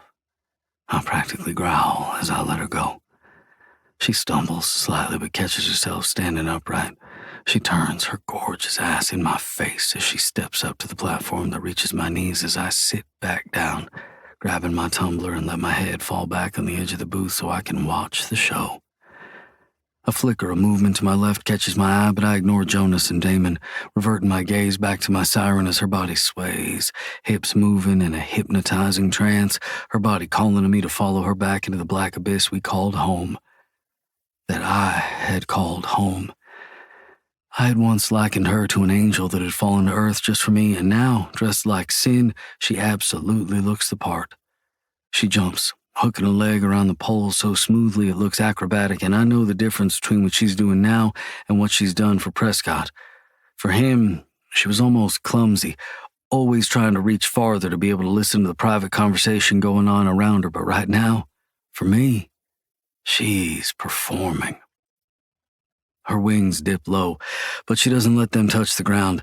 I watch in fascination, my cock hardening as she lowers herself, spreading her thighs, the gusset of her bodysuit diving between her puffy lower lips, uncaring that the only thing stopping me from viewing her holes is that tiny string of shimmering black fabric that could easily be identified as floss. Taste.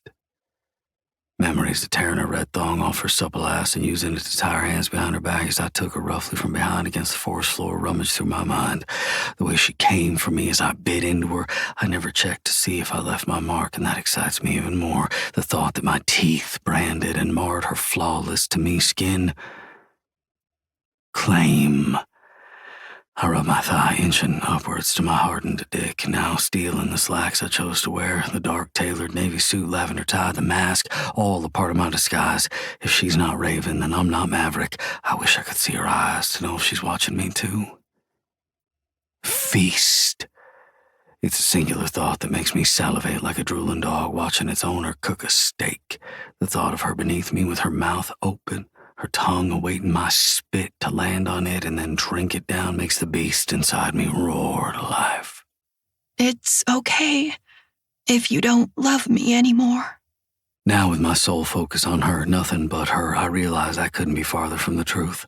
I have tried to stay away, have tried to grieve what could have been, but I can't, because just like I thought weeks ago when I tried to chase after them blindly into the cruel, cold, unrelenting rain, it's not over. It will never be over. I need her more than I need water to survive. She is the balm to my insanity, and yet every time I've been inside of her sweet body, I've been lost in throes of delirium, madness, and chaos I welcome because she's consumed every bit of me, a silent, unmerciful storm that's shaken and thrown my world around, and I want more. Crave more, because she saw me, saw the sickness that resides in my mind, heart, and soul. She accepted, pocketed it, and chose to love me. I lose it. Whatever war was raging in my mind to not love her, to not forgive her, I lose the battle. Standing abruptly, watching those enticing hips of hers, I stretch out my arms and hold on to them, wrapping my arms around her middle, the material of her wings soft as my knuckles brush lightly against them. Her hands go to my shoulders, her breasts in my face, and I dare to inhale her scent that gets me harder than granite. Rut, taste, feast, claim. Tugging her to me, I sit back down in the velvet booth, her thighs on either side of mine, straddling me. She grabs the back of the seat with one hand, the other on her hip, grinding against my length, the heat of her overwhelming because I know exactly what she feels like. My angel, my siren, my venomous moth. I keep my hands on the top of her thighs, grateful her wings are large enough to cover exactly what I'm about to do. I tug one breast from the sheer material and rove my tongue over her darkened, hard nipple, reveling in the taste of her skin back on my tongue. Wild desire flares from the base of my balls to the tip of my cock, weeping for her as she seeks her pleasure, but it's with less wild abandon than that morning I found her in the restricted section of the library. I want her to be like that again, untamed and feral, the beauty to my beast. Stop and look at me, siren. I groan around her nipple and she stills above me, her head tilting down, ear to my lips. You're going to go into VIP room number 7. Do you understand? You'll remove your boots, your mask, this wig, and braid your hair back and wait for me on your knees. Nod if you understand. It's small, barely there, but she nods once in understanding and my heart soars. That's my very good girl. I fix her bodysuit, pulling it over her breast, and tap her thigh twice, then she gets up on wobbly legs, walking past Stephen, past her man, and striding toward the elevator. I stand, unashamedly readjusting myself, moving to the other keeper behind the host podium and hand him my card. I'll be taking her for the evening, I say loudly when I feel a presence behind me, most likely Jonas. That'll be 6,000. Worth it. A night alone away from prying eyes and ears. That's why I chose room 7. It's one of the few rooms that doesn't have a window for voyeurs. The blonde host behind the podium, whose name tag says Sasha, hands me back my card and gives me a small smile. She looks familiar, and something tells me I've fucked her before, but I don't remember clearly, nor do I care. Have a nice time. If you proceed to the 6th floor, please let the attendant on the 5th floor know so she can arrange a suite for you. How much is the suite? I ask, not really caring for the price, but for some reason I'm curious to know what the club thinks she's worth. For Chloe? I believe it's 10,000. I also believe you're the first. But the attendant on the 5th floor will know more than I do. The way her wide lips press into a smile, and I'm pretty sure I've fucked that mouth. Only that mouth, nothing else. I grunt and bump into the presence behind me when I step back to turn away from the attendant. She agreed to go with you upstairs? Well, if it isn't Stephen fucking Prescott. I square my shoulders toe to toe with the man. He smells of expensive cologne and a hint of scotch on his breath. He's my height, crow's feet decorate the edges of those piercing blue eyes, the only true indication he's older than I am. I'm sorry, and you are?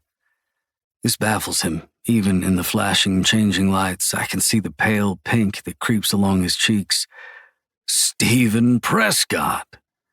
Pleasure to meet you. If you'll excuse me, I have someone waiting for me. And you are?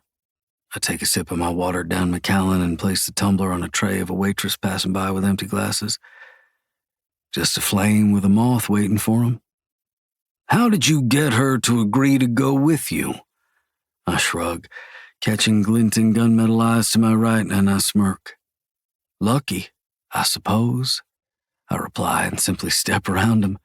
Before bypassing both Damon and Jonas, I keep my hand low, making a motion for them to not follow. I take the stairs 2 at a time, rushing even though I've paid for her entire night. But I want this. God, I want this. Even my minor moment with Prescott hadn't lessened the almost excruciating erection I've had since the moment I saw her in her gilded cage. I have to admit those wings of hers, the monster in me wants to tear them off, to pluck them so she can never fly away from me again. I have nothing prepared. No apology of any sort to spew out, no heartfelt words that come to mind other than a simple "I'm sorry," even though I know that will never be enough. But I have one thing and one thing only I can ever offer her: my heart, my devotion, my worship. Weeks she spent kneeled at my feet like my pet, ready and willing to serve me beautifully, and I was an asshole every time. Daddy didn't love you enough, did he, Siren? That's why you warm my cock with your sweet mouth like my good little whore. So needy, so willing, so beautiful, always so fucking ready to drink my cum. Such a good girl the way you crawl to me. She took my degradation along with my praise wonderfully. Like wax melting into my mold, made for me with every spank, pushing her plump ass back into the palm of my hands, seeking the comforting pain and pleasure I willingly provided. Fuck. I should have recognized what I felt for her then. I should have told her I loved her then. I should have. There were a lot of things I should have done. Even more I should have said. I could crawl to her, beg her to give me another chance, to love me the way she once did, but that is not what she needs, and that is not our dynamic. I need her subservience, crave it more than I need air to breathe, like she needed my dominance and my aggression. No. I know once I opened the door to room 7, she would already be waiting for me, bootless and in position with her hair braided. I pass the guards, standing outside of each room, looming closer. My pulse quickens with each step, my dick aching to be released, to feel her lips, her hands, her pussy, her ass squeezing me, tasting me, fucking me, taking me the way I've taught her how I love it. So malleable, my Siren. Made for me. I open the door to room 7, and just as I suspected, she's kneeling, bootless, heart-shaped ass on her heels, hair braided back loosely, head bowed and hands on her stocking-covered thighs, wings resting on either side of that perfect fucking ass. I swallow a groan of satisfaction. Palms on the ground and slide forward, forehead to the ground. Chloe. Ass up. She obeys, bearing herself to me, that strip of fabric from her bodysuit and her fishnets, the only barriers hiding her from me. I hum lowly, allowing her to know she's pleased me. I swear I see her tremble in anticipation as I remove my jacket, hanging it on the coat rack behind me, and lock the door. Aren't you a sight for sore eyes? I stand behind her, admiring. This is the humble position. But when I order for you to be in this position, I tap her inner knee with the tip of my shoes, and she spreads her thighs further, and I hum in satisfaction when I see just how easily I could pull it to the side and bear her to me. But when it comes to her destruction at my hands, I have always been a patient man. Perfect, I praise, kneeling behind her. I lightly hover my fingertips from the backs of her knees up her thighs. I don't touch, and she doesn't move, no. She knows better than to move. But she quivers so much, her wings shimmer in the low light of the dimly lit room. I stand, unbutton my sleeves, and roll them upwards. The inked runes on my forearms a dark contrast to the olive tone of my skin. My fingers itch, tremble to touch her, dying to feel her smooth skin underneath my palms, to tangle those silky strands of chocolate and silver in them. Rise slowly, Siren. Palms back on your thighs. Good. I round her until I'm front row and center at the devastating sight before me. Head still bowed, hands on her thighs, those wings. God, those wings of hers instill every fucking image of ruining her in my brain. Image after image, like a reel of an old film. Room 7 is not only the only suite without a voyeur window, it is also the room least used. After every couple leaves, each room is disinfected, new sheets brought in, even if the bed wasn't used. In the corner, a side table of unopened toys sits with cleaning and disinfectants. On the wall next to it, whips, chains, restraints, and beside it, a first aid kit along with a mini fridge containing small bottles of water and cooling packs. It is the only room with the St. Andrew's cross and ties that are lowered from the ceiling along with a breeding stand. It's sick. I'm sick. I'm a horrible man with sadistic tendencies, but the only one I have ever wanted to sick them out on was her. My fallen angel. I make my way to the sidebar, choosing various instruments to use on her to hurt and heal, to cause both pain and pleasure, to help her unravel just a little bit more, but only for me. To make this easier for you, we will be abiding by the color system. Green is good, yellow is to slow down or yield, and red. Red is absolutely your safe word. I say, opening the packages, then spraying what I've chosen down with the cleanser and washing it in the basin provided by staff. Use your mouth and say the words for me. It will be the only time it is used freely before we begin. Now, Siren. Rayne-Moore.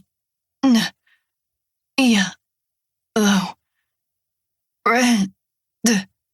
My heart thrums with pride at the rasp in her voice. Utter it, whisper it, scream it, stutter the word, and I will stop. Do you understand? Yes, sir.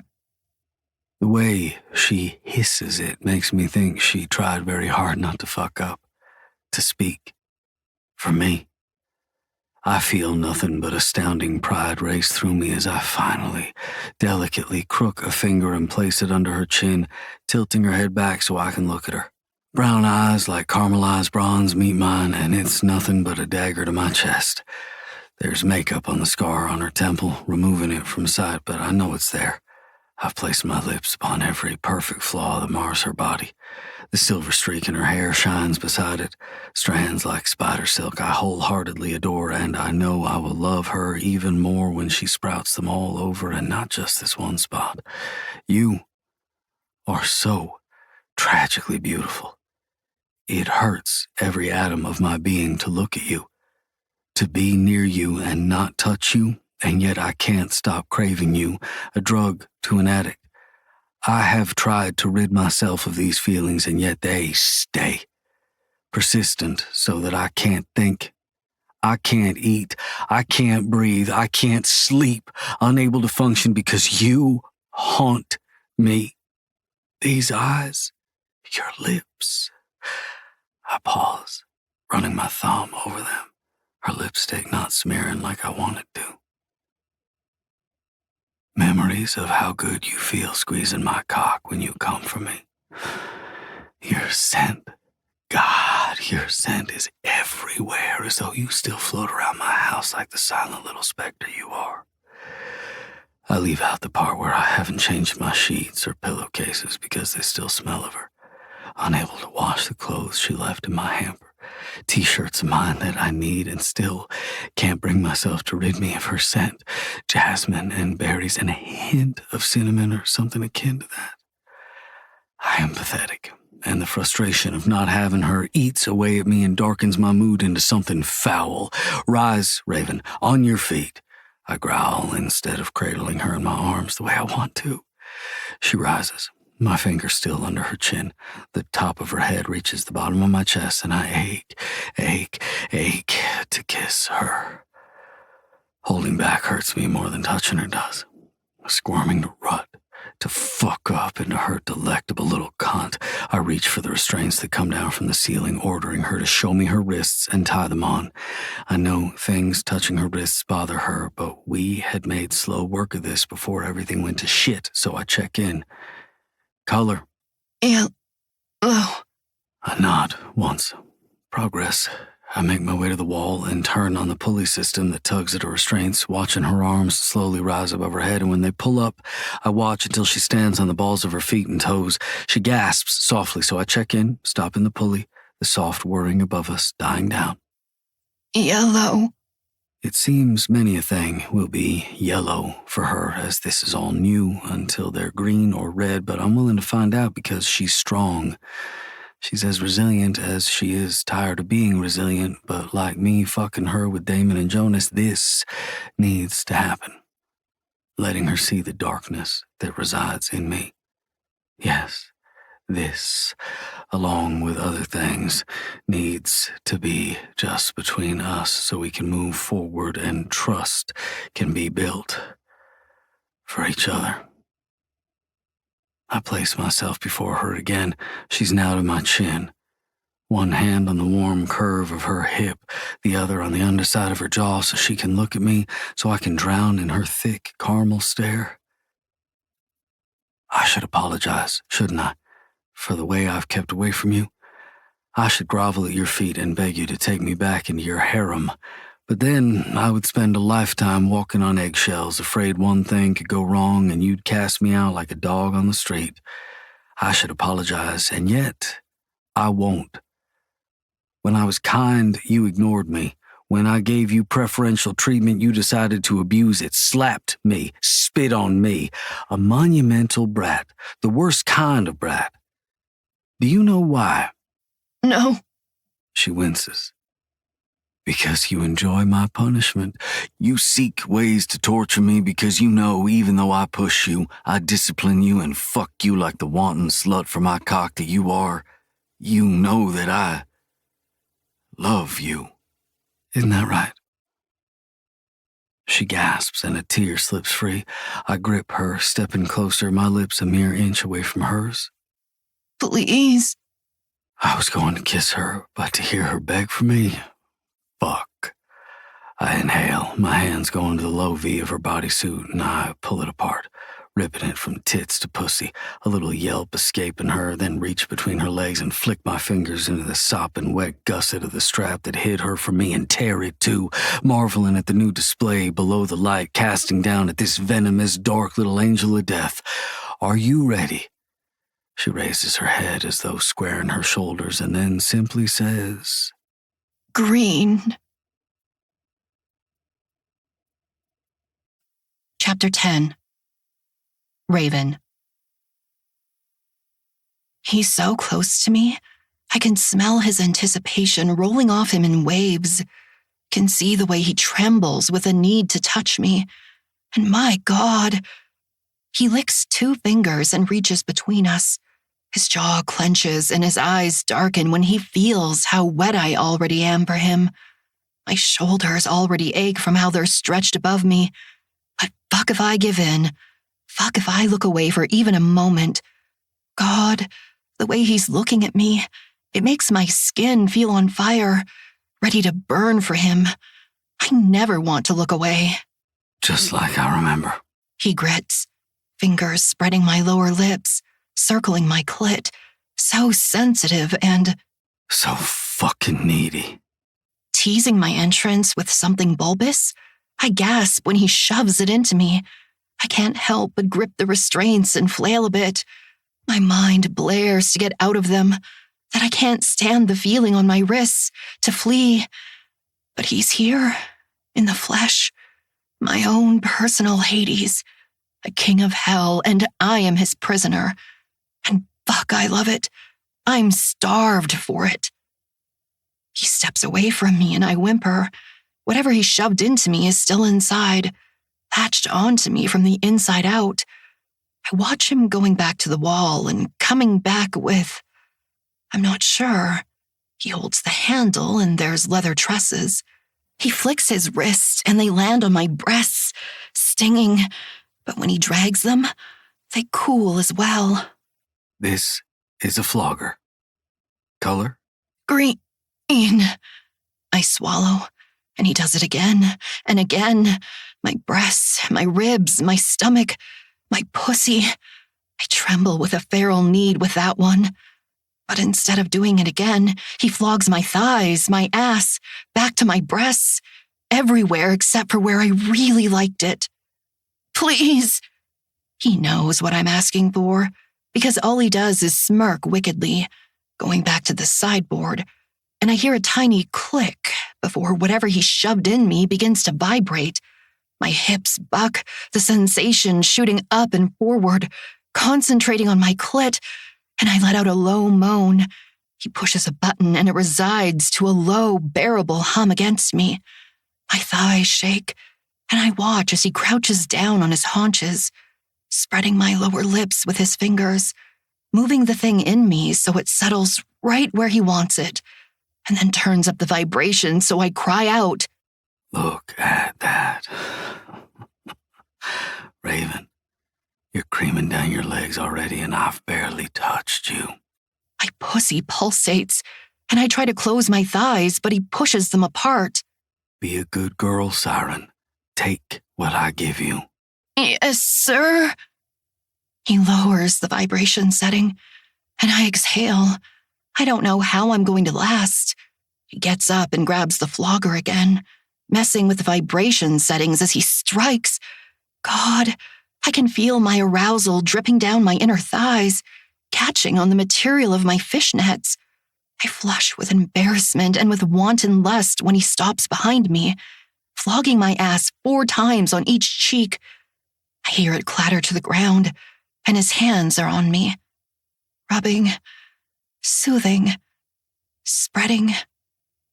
I moan when he stops only to crouch down, spreading me apart, and I feel something wet and slick on my ass, and I almost orgasm knowing it's his tongue wriggling against my asshole. More what? You. His fingers prod the entrance to my pussy, making me feel fuller with the toy inside me, but he pulls them out, only to feel them rimming my ass all along with his tongue. He pushes gently, using my arousal and his saliva as lube. Inch by inch, he fucks into me with his fingers, past the ring of tight muscle, and I moan for him.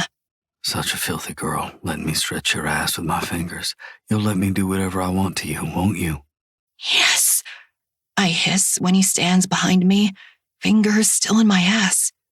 That's right, on your tippy toes, Siren. I grasp the restraints and do my best on point like a ballerina. Perfect. He purrs in my ear, and shivers shoot down my spine. I groan when he removes his digits, but soon I feel something else going in me, round and cold, and the vibrations on my clit elevate, buzzing. His free hand goes to my lower stomach as another ball slips into my ass. These are anal beads. They're on a string. The largest one is already inside of your tight ass. He nuzzles me, inhaling my scent, and he groans. That deep rumble in his chest causes me to salivate. One by one, they go in, until I feel so full and I'm so close to coming, I'm shaking. Please. A little more, Siren. His voice caresses me like the finest silk, blanketing me. And right as my thighs begin to quiver, right when I'm about to implode, he reaches down and removes the still vibrating toy, and it too clatters to the floor. No! Yes.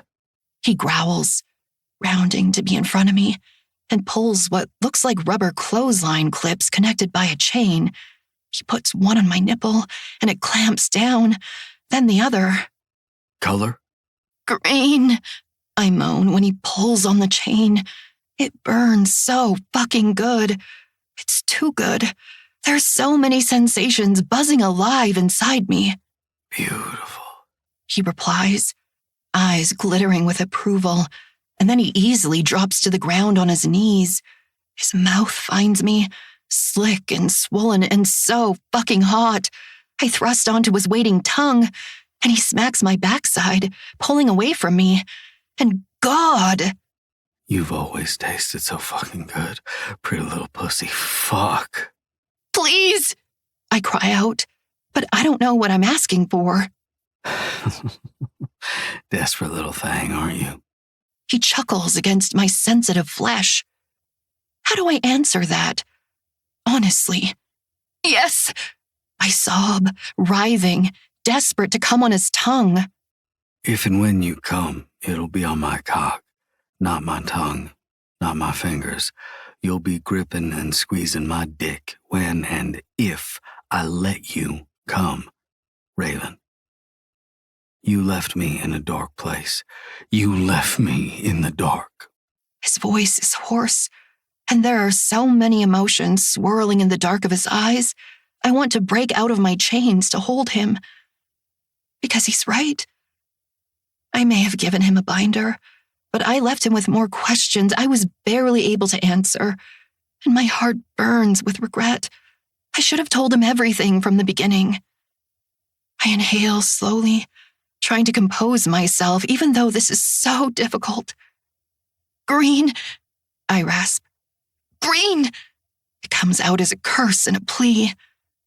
He shoves his fingers into me, and the hot, wet silk of his tongue finds my clit again as he curls it, licking and laving and lapping, as if he's trying to drink me until he drowns. And I shake and quiver, earning every fucking smack against my ass when I buck into his mouth, accidentally seeking the comfort of his torture. His hands go to my hips, gripping so tightly I know I'm going to bruise. I almost shatter at the thought of knowing he's branding me with his touch, that I'll be able to skim my fingers over the bruises later and know this was real. I let out a sob. Every time I reach the brink, get closer to ecstasy, the heat in my core coiling, my abdomen tightening, he pulls away from me, laughing when I cry out in frustration. Maddening. I don't know how much time has gone by. Minutes, hours. My arms ache, my feet hurt, and I can feel my slick dripping down my legs, reaching my ankles. I'm sobbing in exasperation. Please! Poor, filthy little rich girl, not getting what you want. Look at you crying for my cock.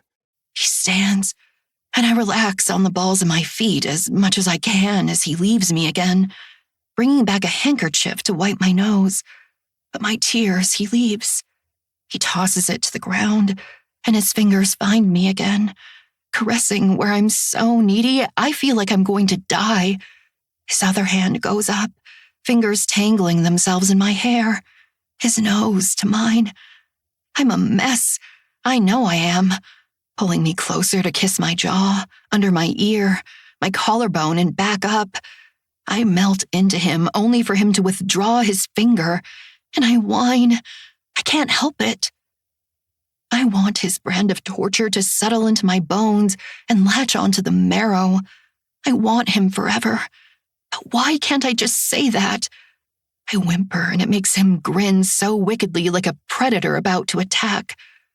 But then his smile falters, and I swear his gaze sears me from the inside out, so hot and full of desire and anger.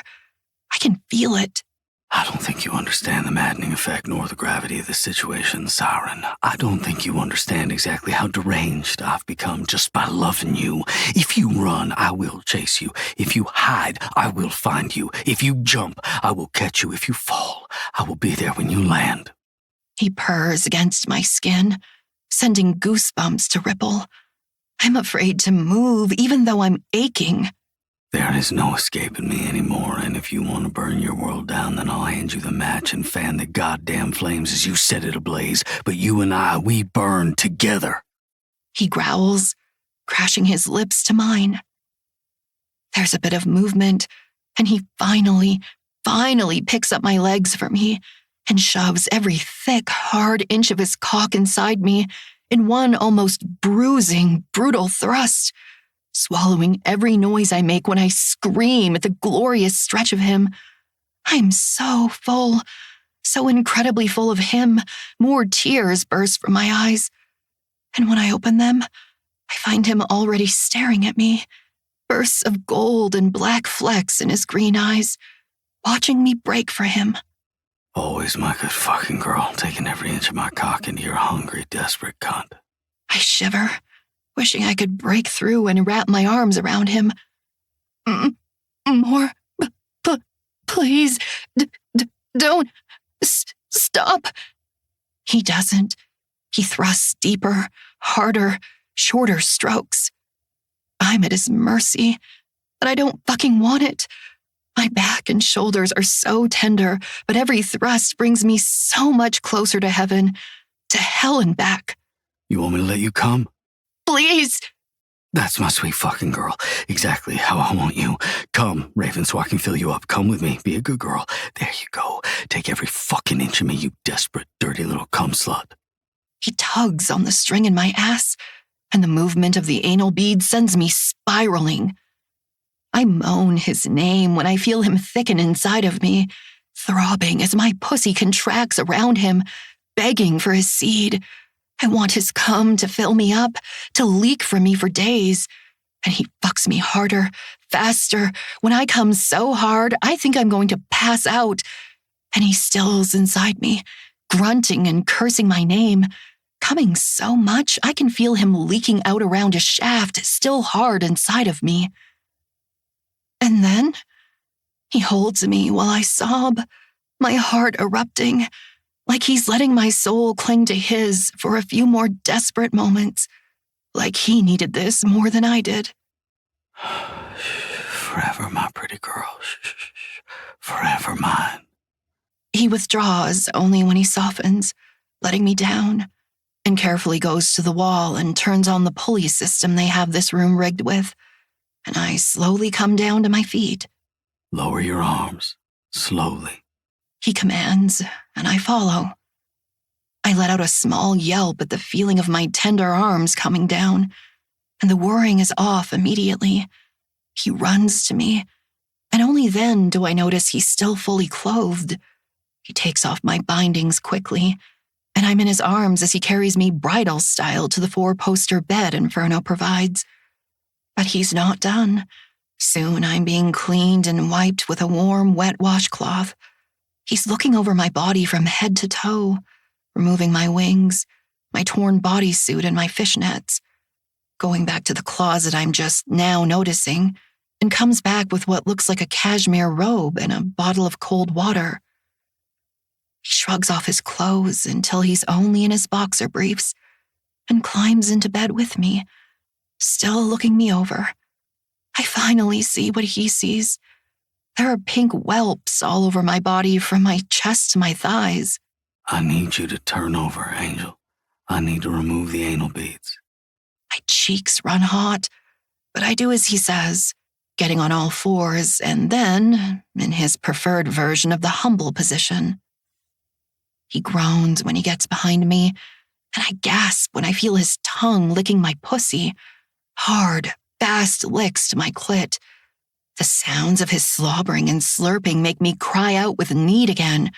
I grasp the sheets. Aching for more, I open my mouth and beg for it. He tugs on the beads once, twice, and they slip out, only to be replaced with his fingers as the tip of his dick glides into my slippery entrance, still weeping. I moan as he swiftly fucks me, lazily thrusting. You are mine, Siren.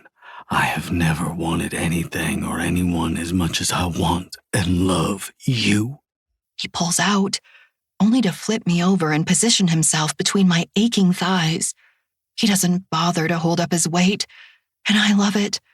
His strokes are deep and lazy, his lips on mine, seeking some kind of comfort only I can provide. And I melt around him, and he sinks further into me, making love to me. We find oblivion together. I wake up in my bed, naked, but not alone. I have no recollection of how I got home. I only remember falling asleep in Maverick's embrace. There's a body to my left and another to my right, and a very full bladder alerting me to relieve myself now.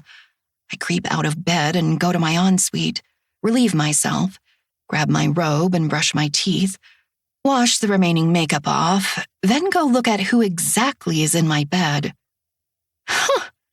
I almost let out a squeal when I see Jonas and Maverick cuddling. Adorable, aren't they? I hear from behind me and turn to look at Archer. I kiss him good morning and he lifts me, stepping out into the hallway. I circle his waist with my sore legs, draping my arms over his shoulders immediately, and he unties my robe, pressing my spine against the wall. Good morning, Amorette. Did Harrington fuck you properly? Yes. I moan when I feel the thickness of his cock straining against my quickly slickening pussy.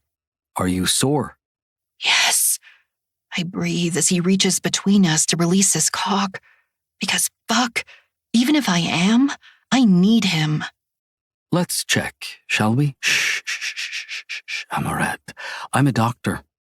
Let me feel this pretty cunt around me so I can check for bruising. Fuck me, that's so hot. I groan when he slips into me, ashamed of how wet I already am for him. Slow, easy, unrelenting thrusts is all he gives me. So beautiful. I love you. Were you a good girl for your grumpy professor? Mm-hmm. I nod as he keeps his pace, dipping his head so his tongue can curl around my nipples, sucking and feasting. Stay quiet, Amorette. Harrington didn't come home with you until a few hours ago, and I want you to myself this morning. Damon. I whisper his name as a plea when he thrusts deeper. That's right, little bird. Look at me. Does it hurt? I nod softly. Too much? No. Slower. Want to feel more. So big. I reply, because God, his dick stretches me to max capacity. Feel so full. He grins against my lips. Is that what you like?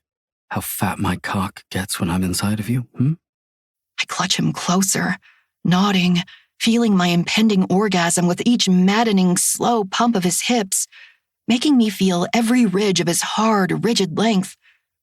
Deeper, please. Always so polite, so wet. That's it. Milk me. I want you to feel me coming and leaving my mark inside your delectable little pussy. I love fucking you like this because I feel everything, Amorette. Every groove, every pulse, every squeeze, everything.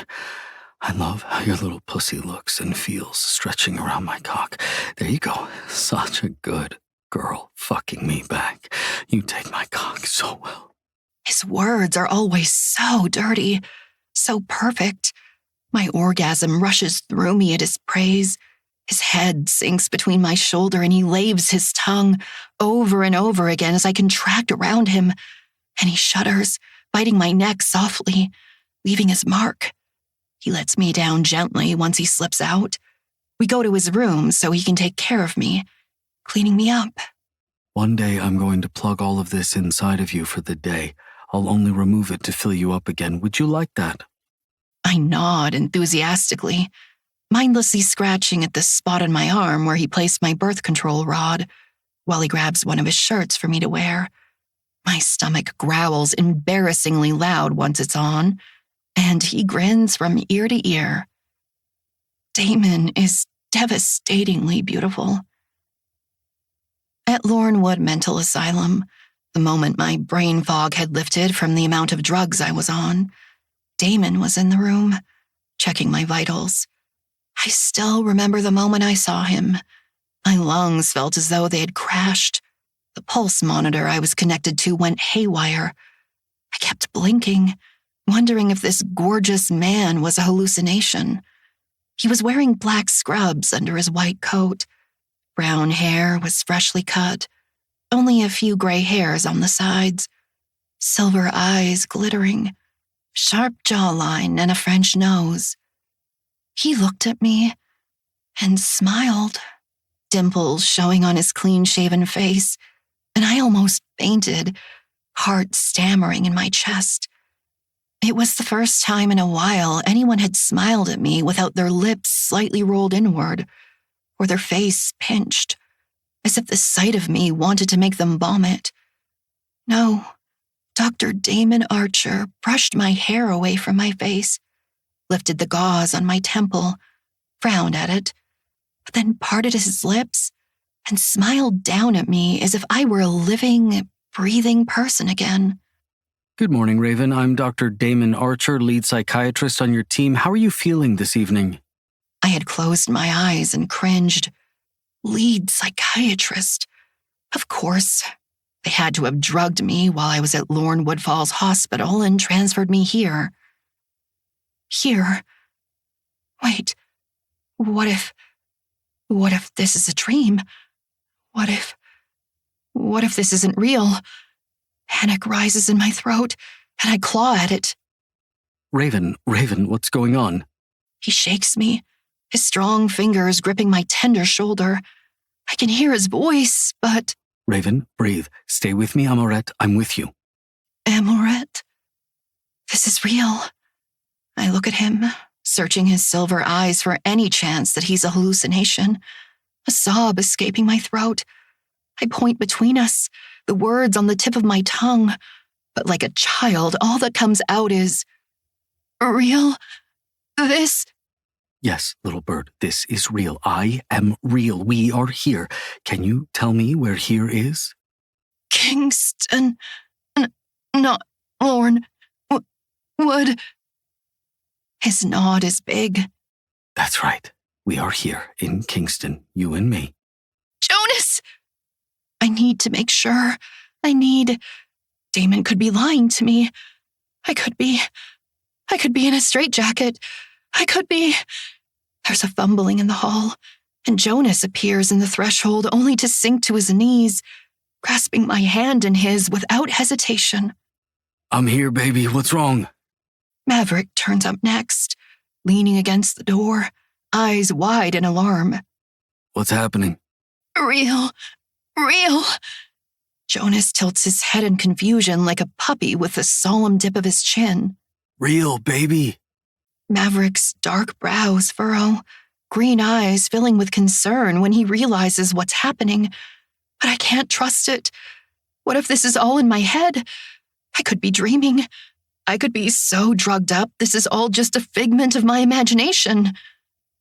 I lift a trembling hand to touch Jonas, and he kisses my palm, leaning into my touch as his eyes flutter closed.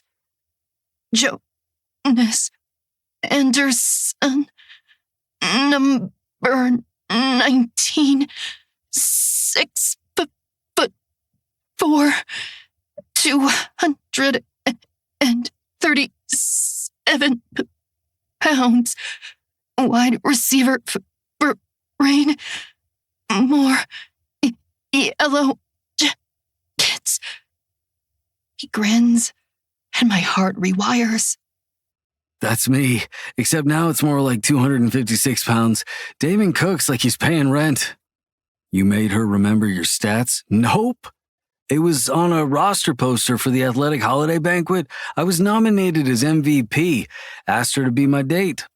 He kisses my palm again, glowing, not removing himself from where he sits, kneeling at my feet. Then he waggles his brows. Think you'll be up for it? We can fuck in the custodian's closet if it's too boring, and you know we'll leave quick. I hate those guys. My mom will be there. He reassures me. I love Elena. Christ. All right, I'm making breakfast. Damon rolls his eyes and laughs, then kisses my cheek. Coffee? He offers, but the smile on his lips doesn't reach his eyes again. He's worried for me. It's the same look he used to wear all the time when I first got to Lornewood, or when I had my outbursts, wondering what he could do to break through the poor, broken little dolly's fucked up brain. I nod at his question. Maybe I'll feel better after coffee. Because I wouldn't be making this up, right? I wouldn't create 2 other characters and a whole house and have explosive orgasms in my head. Would I? Chapter 11. Damon. I'm so lost in thought, peering outside of the window, watching the snow fall. I don't smell the bacon burning until Maverick shoves and then pushes me out of the way, grabbing the handle and throwing it into the sink. I finally think to look at my surroundings. The air is smoky and tinged with the smell of the burnt strips of turkey bacon. I blink at him as he grabs a dish towel and fans the air, turning on the ventilator above the stove. Christ, Damon, we've already been through one house fire. Let's try not to burn this one down. I blink again, watching the disaster. You want to talk this out? You want to tell me why you left Paris without letting us know? You first. She thinks we're figments of her imagination. Like an asshole, I left her upstairs with Jonas, seeing as how he tends to lighten the mood. Christ, I feel like I'm running in circles. She gets better, then she self-harms. These episodes are worrying me. I have to find a way to help her before she regresses. Wouldn't you? He asks, sincerely, going to the coffee bar, Amaret's idea, grabbing a mug from the top shelf, placing it under the Keurig drip, and pressing the start button. He moves about the place as though he's lived here the entire time, and I definitely don't mind that he's here. This is good for him, for her. However, when the kitchen begins to smell like burnt bacon and coffee, I almost gag. Think this is all a dream, I saw the medication she takes last night on the bathroom counter when I went in to brush my teeth. If she woke up in your ward while she was doped up and now she wakes up and sees you, I'm sure it's a hell of a mindfuck. Not to mention you said there was a small contusion in her brain. I opened the window. I was just staring out to rid the smell, letting the bitter cold in, and I shiver. I'm slowly weaning her off her medication. He turns to face me, crossing his tattooed arms over his chest, and leans against the counter. All of them. She'll always have to take some form of anti-anxiety medication. She's gone from taking them daily to only when she feels an attack coming on. How are her episodes? I sigh again, closing the window because it's too damn cold. Infrequent, but when they do come, they're violent. I shake my head. Maverick, she's only violent to herself. He nods solemnly. The time she wasn't with Jonas, when they broke up for a month, she didn't eat, did she? That's what you meant when you said she self-harms. I let out another sigh, pinching the bridge of my nose. We just have to find a way to make sure she doesn't have an episode while she's fulfilling her agenda. He doesn't say anything, just reaches to grab his steaming mug of coffee and blows on it, takes a sip, looking at me over the rim. I think I read a sleep study while I was doing part of my psychology courses that when we dream, we think we recognize faces, but they're usually distorted. Words, letters, numbers, they're squiggly, right? They don't exactly spell or say anything, but your mind thinks it does. It's why strangers in your dreams are often faceless. Shadow saw. Shadow is there. Raven blood for shadow. I keep that portion to myself as I break out in goosebumps at the memory of the tired rasp of her voice. But I nod at the former FBI agent standing in my kitchen. The article he talks about was released almost 15 years ago. Faceless people and words without meaning. So then we get her a bracelet or something with our names on it, and she can look down when she's unsure. If the words make sense, she knows she's awake. She knows we aren't a hallucination. It's a good idea. But if she drops it or forgets it or simply doesn't feel like wearing it because it's a trying day, I shrug. We need something more permanent, something she can see and touch. I watch as he tugs on the cuff of the Henley he's wearing that hugs his body a little too well and remind myself to hit the gym downstairs with Jonas later. I know he's uncomfortable. Not about being in my house. Maverick seems to be right at home here. No, he seems to be looking for the right words to say. There's a bit more awkward silence, and then I left Paris because I just kept thinking, fuck, she really lives like this, you know? She left her shitty marriage, her shitty backwater town, her shitty son so she could wake up in Paris or London or her fucking skyrise overlooking some city every day while Dad could barely keep a roof over our heads. It had nothing to do with Raven and everything to do with me, Damon. It's the most he's spoken about his mother, and as soon as I open my mouth to tell him he's wrong, there's no possible way he could have been a shitty child. There's a clatter upstairs, and then, "Baby!" before there's another thunk, and then Jonas laughs. "I'm gonna win. Hey, wait!" Maverick and I both stare as Jonas races downstairs and Raven slides down the banister with a gorgeous smile on her face. They're both suited in snowsuits like they're going to go skiing. She jumps off the banister and does a somersault on the ground before Jonas gets to the landing. "You cheated!" Raven shakes her head furiously. You said the first one down wins. "In a race?" You're a wide receiver. "And you're a sneaky little fox," he replies with a roll of his eyes, helping her up. She turns to face us and then points at Jonas. Tell Jonas I win. "That's not fair. He'd be on your side because you blow him." She feigns shock, throwing her hand over her heart as though she can't believe him. Maverick hides his smile behind his mug. Jonas said whoever gets to the bottom first wins. He didn't specify how. "Seems she wins on technicality." Harrington huffs and Raven is smug. I love this side of her, playful and light. Little by little, she blossoms daily. I just hope it stays this way. "You're all against me. I hate it here." If you hurry up and help me build a snow family, I'll blow you in the shed. She's wiggling her brows with a mischievous look on her face. "Oh, fuck yeah. I love it here. Let's go." He grabs her hand, brushing past us to get to the door where their boots and gloves are. They open the door, and before they close it, Jonas says, "Damon, nix the coffee. Make some of your chocolate." And the door slams shut behind them. "You live like this." "Never a dull moment," I reply dryly as we watch both Jonas and Raven run around the yard, throwing snowballs at the other outside from different sections of the kitchen. A phone rings from upstairs and Maverick sets down his cup and takes the stairs 2 at a time to retrieve it, but seems to answer the call instead.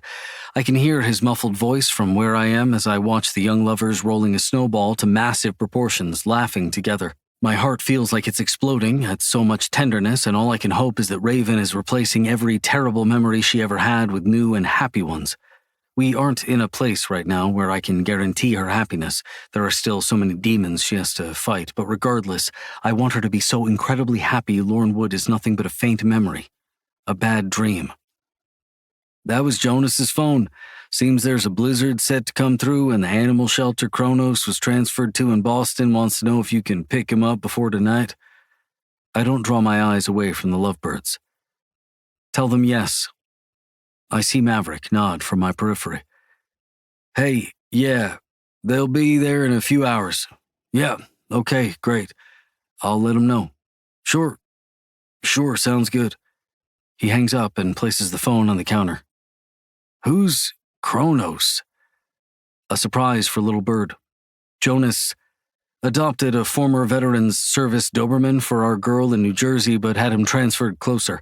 He's been getting called more and more often to do things for the syndicate. He comes back at odd hours and she's alone a lot if I have late sessions. This place is secure, but if we can have something else that protects her as well as helps soothe her, we're willing to do whatever it takes, Maverick. I say, hoping he understands the double meaning there. I need my TA back. This time I do look at him, deadpanning to meet his nervous gaze. I'm beginning to believe he's the one who needs speech therapy since he never says what he truly wants to say. The tops of his cheeks flare with a tinge of pink. I roll my lower lip in, biting it, and then nod. Actually, Kronos is supposed to be a surprise for Raven. He and I need to pick him up. Yeah, I think I know the perfect way for Raven to be able to differentiate between real and dream or hallucination. I can take her to distract her. I'll drop her off afterward. Or you can just stay, Maverick. He visibly tenses before taking a sip and then relaxes. Or I can stay. Hey, Lisa. Jonas, hey. Lisa is a petite thing with too many nasal piercings and pink hair. Thanks for coming all the way out here. As you can see, the transfer went smoothly, but unfortunately our generator has been faulty, and the property manager hasn't exactly been around unless it's to grab their check. The last thing we want is for your new best friend to freeze if the power goes out. Jonas grimaces when he hears that. Lisa kindly walks us to the back where the cages and kennels are mostly empty. Kronos is a beautiful all-black Doberman whose head reaches my waist when he's sitting. He has not a spot or speck of color anywhere except one chilling blue eye, the other a soft golden brown with a splash of blue in the corner. He looks scary as fuck, but as soon as the pup spots Jonas, his tail wags so hard his entire body shakes. It's when he stands that I see he's not alone. Lisa turns around, clasping her little hands together, and gives a small shrug.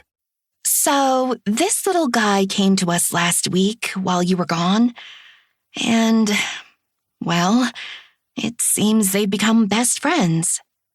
It's a cat. It's a tiny, itty-bitty black furball with big green eyes and white paws. The hope in Lisa's eyes makes me crinkle my nose. His name is Lucy, short for Lucifer. We put him in his cage, but he manages to slip through the bars and goes to Kronos every night. We'll take him, Jonas says easily, bending to pick up the furball.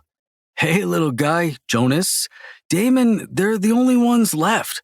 Plus, the house is so big. Fucking hell.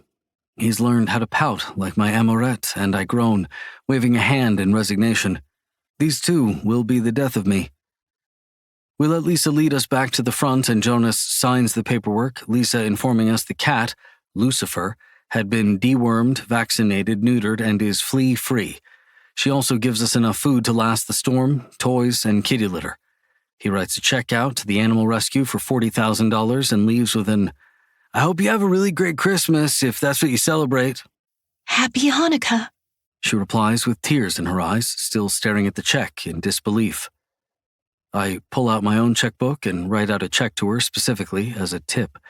When she says she can't take it, that Jonas's donation was enough, I merely tell her it's a gift for taking care of Kronos for us while we were away, and if she doesn't cash it, I'll feel terrible. When she tries to decline it again, I make sure she feels extremely guilty for not wanting to take my money. And we leave. Kronos staying beside me on a leash as Jonas carries Lucy's kennel in his hands, covering it with a blanket. Unfazed, Kronos jumps into the back of my car, laying down on the leather seats. I think we should decorate the house before she gets home from whatever it is that Maverick has her doing. I shrug, looking through the windshield, watching the sky above us darken as I drive. Check the app. I reply as a light turns red and the first snowflakes begin to fall. Jonas laughs and says, Oh, duh. His ability to laugh at his mindless tendencies makes me smile inside. He's so carefree and easygoing, yet when it comes to defending Raven, he's always so serious, fierce in protecting her. They're still home. I'm sure they're making up for lost time. He scoffs at that, and I understand his reluctance with Maverick. After all, Jonas was partially right when he accused him of throwing us away like trash. Mostly Raven. I'm sure his annoyance was more so towards Raven's blatant acceptance, but we have no idea what transpired in that VIP room. All we know is he could have taken her to his home, but he chose to bring her to us and then stayed. Where he belongs. With us. The reminder of how easily he fit in with us as he traipsed around my kitchen already knowing where everything was this morning as if no time had passed was a breath of fresh air. While still a bit awkward, the cloud that consistently shrouds him when it came to us seems to have disappeared. He hasn't apologized to us and he won't be apologizing to us. Men like Maverick speak better with their actions than their words, and on some level I've aspired to do the same. To simply do and be better when it comes to her. The last thing I want to do is lose her due to my own stupidity. I consistently have to remind myself of the bigger picture, that soon all of this will be behind us and I can't help but hope Simon Hoover has the last remaining answers she's looking for. I texted him to let him know we'll be home in an hour or so, but to keep her away for a bit longer so we can put up all the holiday decor. Remind me why you don't have a maid to help us again? I'm pretty sure all this would go a lot smoother if you did. Oh, I know. He swipes at his phone quickly and it chimes with an incoming message not even a minute later. Mom's sending Lottie to our place, but she has to leave before the storm hits. She said her favorite weatherman is anticipating 18 inches of snow. All right.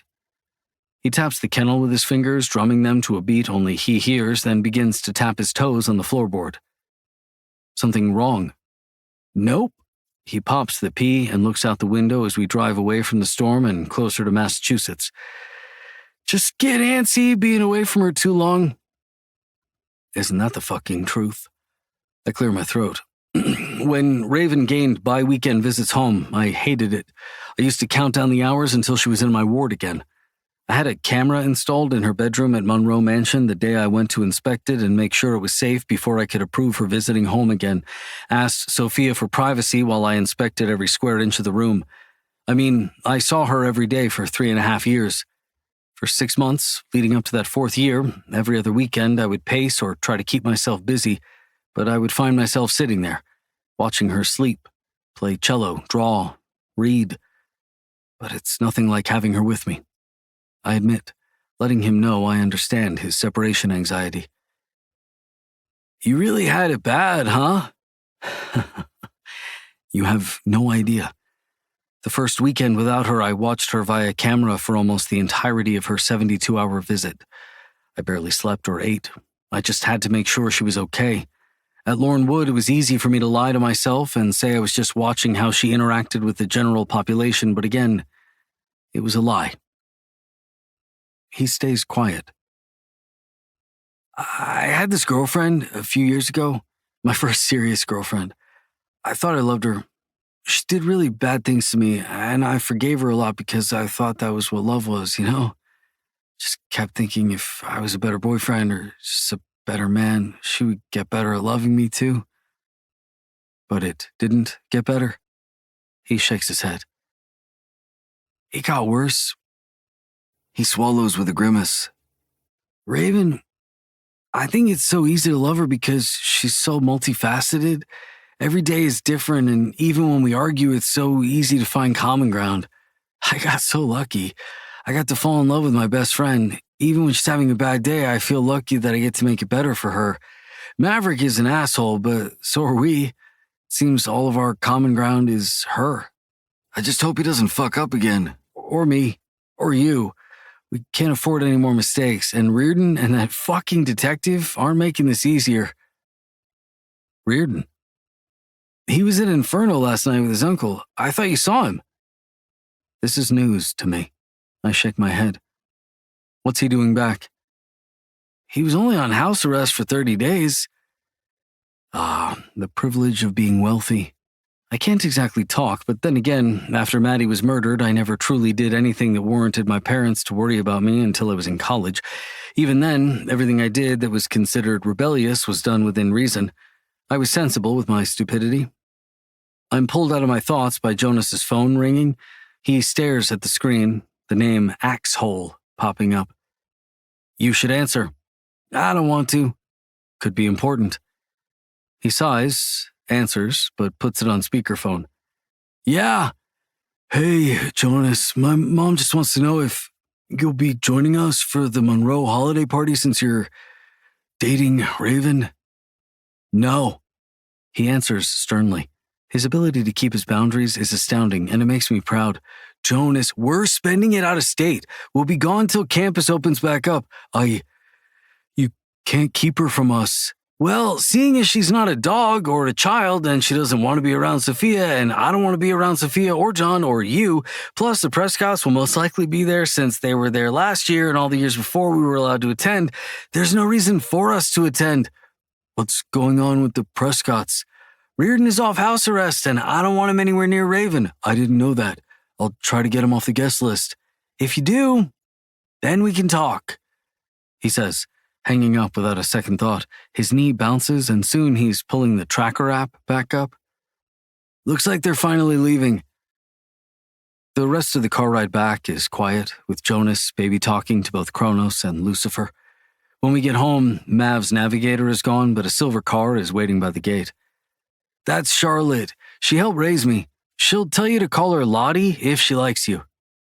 All right, I say, opening the door to let Kronos out of the back seat. He stretches, yawns, and shakes his body dramatically as though the hour car ride was too long, even though he slept for most of it. I roll my eyes. Come on, boy, Jonas calls, and the horse-like dog trots to him.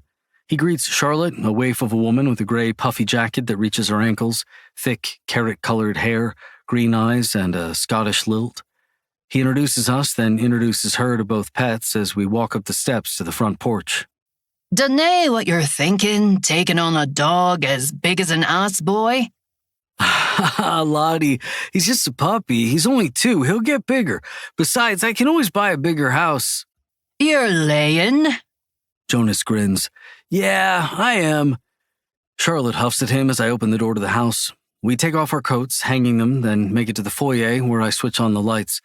Jonas sets Lucifer down, letting him out of his cage as Kronos immediately begins to sniff out his new surroundings, settling to circle in front of the unlit fireplace and drops. Lucy mimics him and finds a place to circle beside Kronos before he too decides to drop on the ground and take yet another nap. How odd. Granted, I studied human behaviors and not animals, but all in all, odd. Okay, Lots, this is for my girl. We have 2 hours to make everything perfect and 3 before the storm starts rolling through. Mom said you have to be gone before then or she'll worry. What? Don't want me to meet the woman I've already heard so much about? You'll meet her soon enough, Lots. I'm gonna marry her. I ask her every day to marry me and she laughs me off. I like her already. Jonas growls at this, but Charlotte scoffs and waves him off, but I can see she holds him dear to her. As for your mother, it's just a bit of snow. It'll be fine. Besides, your ma also sent a few decorations. I decide I love the way she rolls her R's. Go by. They're in the boot of the car, tucked in. Priceless, she said. So be careful. Don't want 'em to go out of my wages. Yes, ma'am. He kisses her cheek. In a low voice, he murmurs, If they came out of your wages, you know I'd replace them, Lottie. Before he leaves us alone. She looks at him fondly, but when we're alone, she stares me down, green eyes sparkling in the lighting. I have to admit I'm a little afraid of the 5'0" older woman. You're taking care of my boy? Yes, Miss Charlotte. She inclines her chin in a curt nod once, turning to look at the space she's been provided to decorate. Ugh, 4 weeks till the holiday and not one piece in sight. We've been busy. I defend as Jonas comes back in, setting down about 6 bags and a large container full of ornaments. Looks like all those muscles are finally good for something. Lottie grumbles toward the wide receiver, and I can't help but laugh. Jonas raises his arms and flexes in response. She humphs with an eye roll, totally unimpressed, then claps her hands twice, only to open her arms at the undecorated space. All right, boys, let's get to work. I decide I like Lottie. Charlotte. Chapter 12. Raven. Jonas and Damon have already left. Maverick says, taking his time to wash every inch of my body in the oversized bear claw bathtub in my bathroom. He sits shirtless outside of the tub, muscles in his arms and shoulders tensing, while paying special attention to my very sore bits. This is a side of him I've never really gotten to see. Yes, he's cared for me after some rough sex before, but nothing like this. I love him like this. So you'll be with me today? I blink at him and quirk a brow in question. There's a blizzard coming and I've made us reservations somewhere. It's a little outside of Kingston city limits, but I'm pretty confident we'll be back before the storm hits. I need you to dress properly, but comfortably. Okay, I reply, and it earns me a kiss to the temple. Such a beautiful girl. He whispers against my skin, then rises to his feet, going to the spare linen closet, coming back with a towel and holds out his hand to help me up. Come on, let's get you dry and ready. After he dries me, I let him pamper me as he orders me to lie face down on my bed. Staying completely still, I'm gnawing my bottom lip as he rubs my expensive lotion all over me, from my shoulders down to the soles of my feet. I'm so relaxed I almost fall asleep. But he spanks me and I'm awake and needy again. I'm learning it doesn't take much to get me ready and willing to please my men. Just a submissive, unbreedable slut bag. It should probably bother me, but when these men look like this and start touching you, it's so hard to say no. I don't want to say no. I love the way they're crazy for me. It makes my crazy justified. Turn over, Angel. I do, and the process begins all over again, except this time when he gets to my thighs, he spreads my legs, pushing my knees to my chest, and orders me to hold myself open for him. He's carefully applying lotion to my calves and legs down to my toes as he stares at my fevered sex, probably dripping again from simply feeling him touch me with so much care. He leans down, hovering over my exposed clit, and inhales deeply, holding eye contact with me, green eyes flashing dangerously. Beautiful, so pink and abused. He kisses my clit tenderly, and I buck unwillingly. Shh, Siren. What are your rules? Take what you give me. He smirks in approval. His lips slightly brush against my sensitive skin as he speaks. That's right, Siren. You know your limits, and you'll tell me if it's too much. Now, color? Green. Good. Now watch me taste you. Keep your eyes on me. He stays outside of me, licking and kissing and teasing perfectly, sucking my lower lips into his mouth before diving to my clit, curling his tongue only to flatten it from my entrance and lick up slowly, tasting every centimeter of me, taking his time to drive me to the brink of insanity. You, I moan. It's only one word, but he understands me, has always understood me. He stands, shoves down, and steps out of his sweatpants and boxers, climbing over me, but then turns around. I'm about to ask what he's doing, but then his thick, heavy length is over my face, and I automatically open my mouth to accept him. Oh, fuck. He grits out when I swirl my tongue to coat the fat, bulbous crown in saliva, wetting my lips in the process. That's right. You know just how to please me. He bends forward and covers my pussy entirely with his wicked mouth, spreading my ass further until I feel his fingers rimming my hole that's already wet and coated with my arousal and his spit. I relax, and a finger slips inside easily, making me moan around him. So fucking good. You taste like sin, like delicious liquid hellfire, Siren. He growls and I buck, fucking back onto his finger, kneading it deeper. God, I'm sick and he knows it, and he loves it. He was right. I'm nothing but a filthy, dirty cum slut, but I'm his cum slut. He gently pumps his hips in time with the finger in my ass, slipping another in, his tongue on my clit, and I have to take more of him inside me. I need more of him. I suck harder around him, reaching to cup his balls, weighing them in my hands, and he praises me. Put your other hand at the base so I don't hurt you. You're supposed to be resting, Siren. I'm supposed to be taking care of you. But you don't want that, do you? You need to get this gorgeous ass finger fucked while you try to breathe with my cock in your throat, don't you? Filthy fucking girl. I would say he is taking care of me, but I have a throat full of dick, exactly how I've needed to be, so I nod instead. It's kind of nice having someone fuck my face without worrying about my throat or my vocal cords. I've needed this. I deserve this. I've been a good girl, haven't I? Needing to be selfish, I suck him like his cum is my reward, flicking and wiggling my tongue, closing my eyes, feeling his weight on me even though he's hovering, and I hate that. He said I know my limits, and I do. I remove my hand, reaching to his strong glutes, and encourage him to fuck my face more, swallowing when I want to gag, and he groans louder, the vibrations of each grunt taking me higher, to give me more while I rock my hips to meet the lashes of his tongue. I'm so fucking close. I need my professor to come for me, to make a mess of me. I want to break for him again, need to break and shatter. I wrap my legs around the upper part of his back, shoving him closer, and I'm rewarded with a third finger. There's no room for words, just the two of us grunting and moaning loudly, pleasing the other to high ecstasy Every lick, every kiss, every suck is done with purpose. Because when he groans out, "Oh, Raven, I'm going to. Oh, fuck. Take it. Take my cum. Oh, good fucking girl. All of it, Siren. Don't waste a drop." I don't.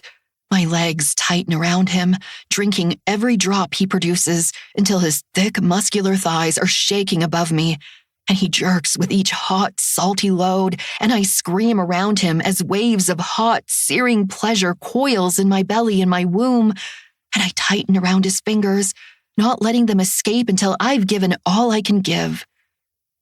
He rolls off me, immediately coming up to check my face, and when he sees I'm all right, with a kiss, he lays against the pillows and tugs me to his chest, running his fingers through my damp hair, breathing heavily.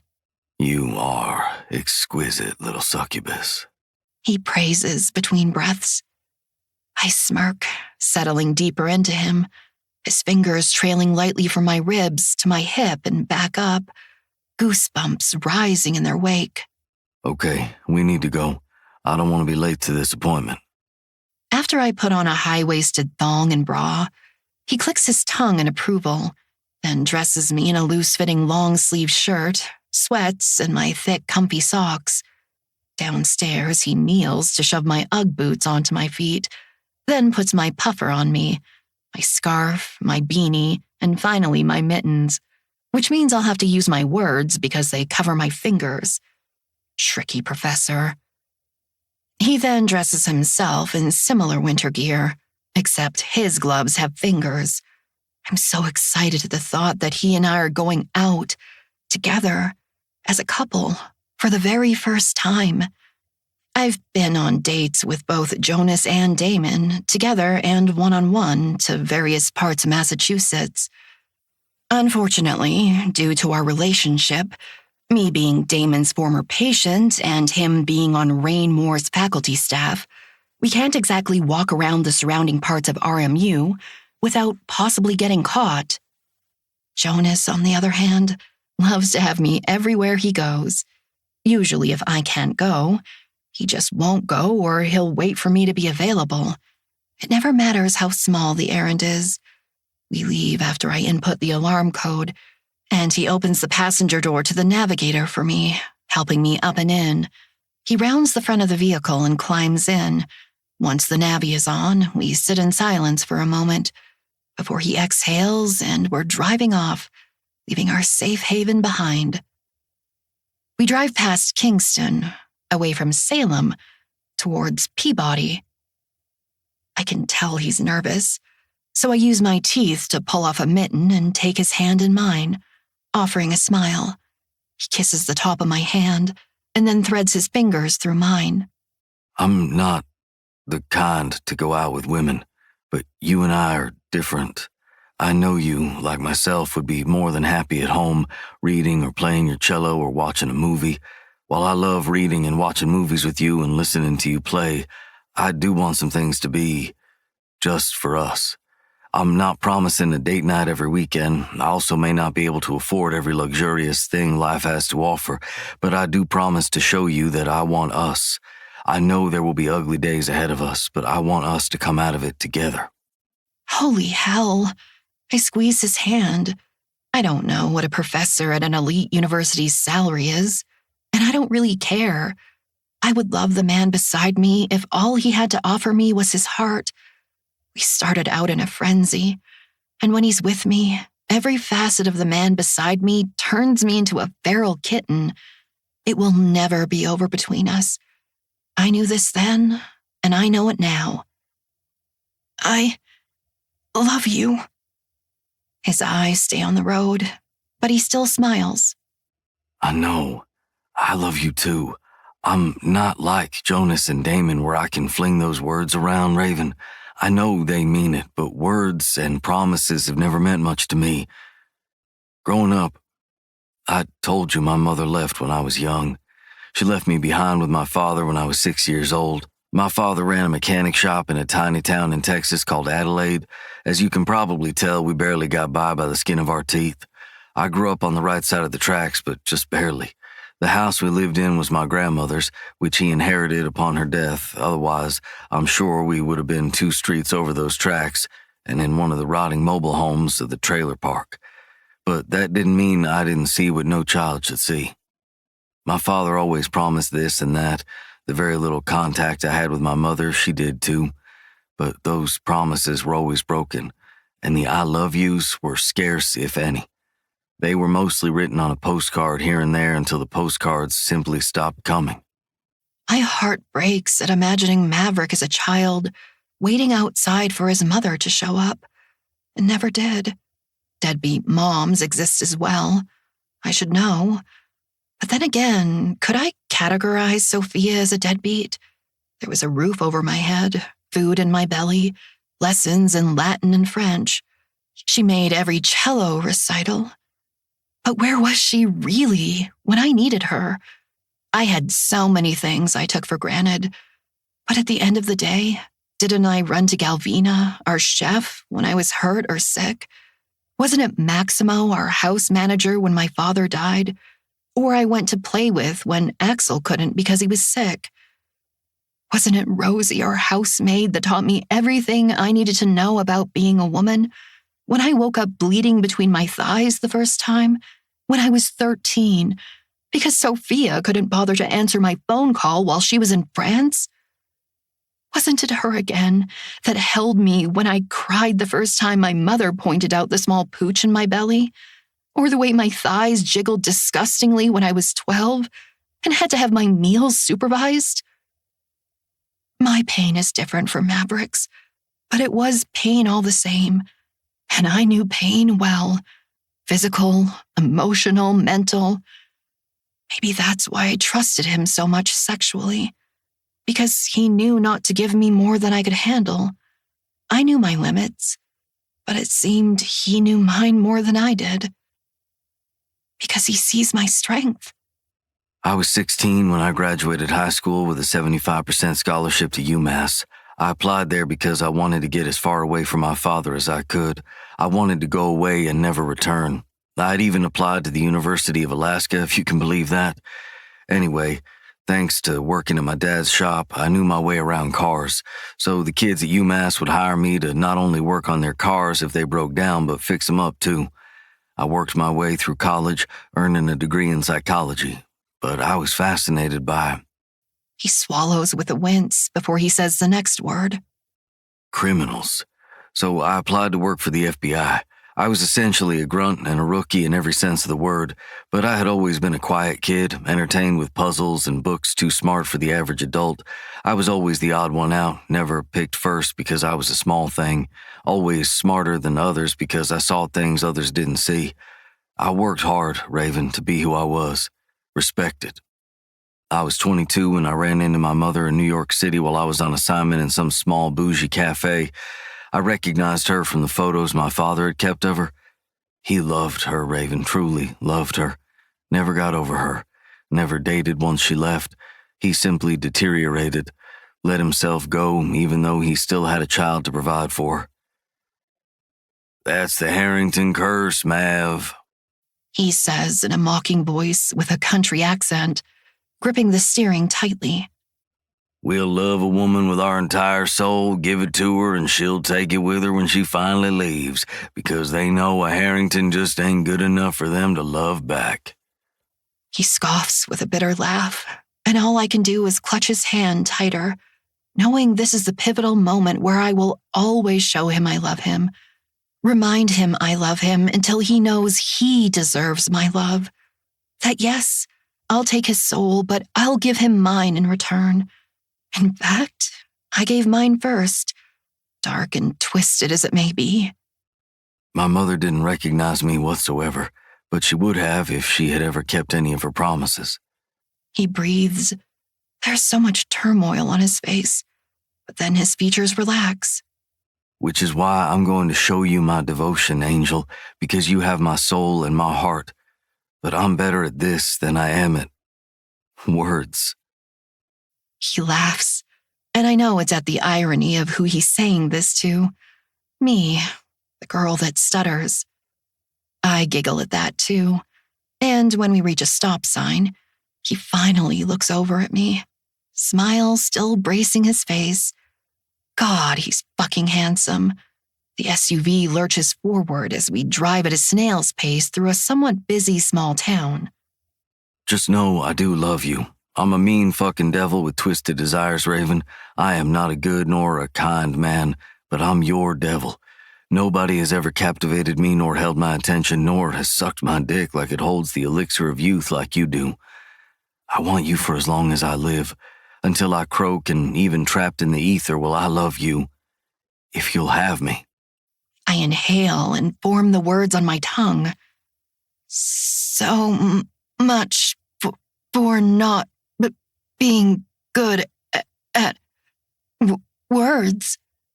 He laughs slowly, and it makes my pussy tingle, because his smile is radiant and rakish, and it does so many things to me. And for the record, what you said to me a few nights ago, I never stopped loving you. If I'm completely honest, you fucking terrify me, Siren. Loving you terrifies me. But it's the best fucking adrenaline rush I've ever had. He parks the SUV, finally, and I wait as he gets down and opens my door. Ready? I could scream. You're at a tattoo parlor.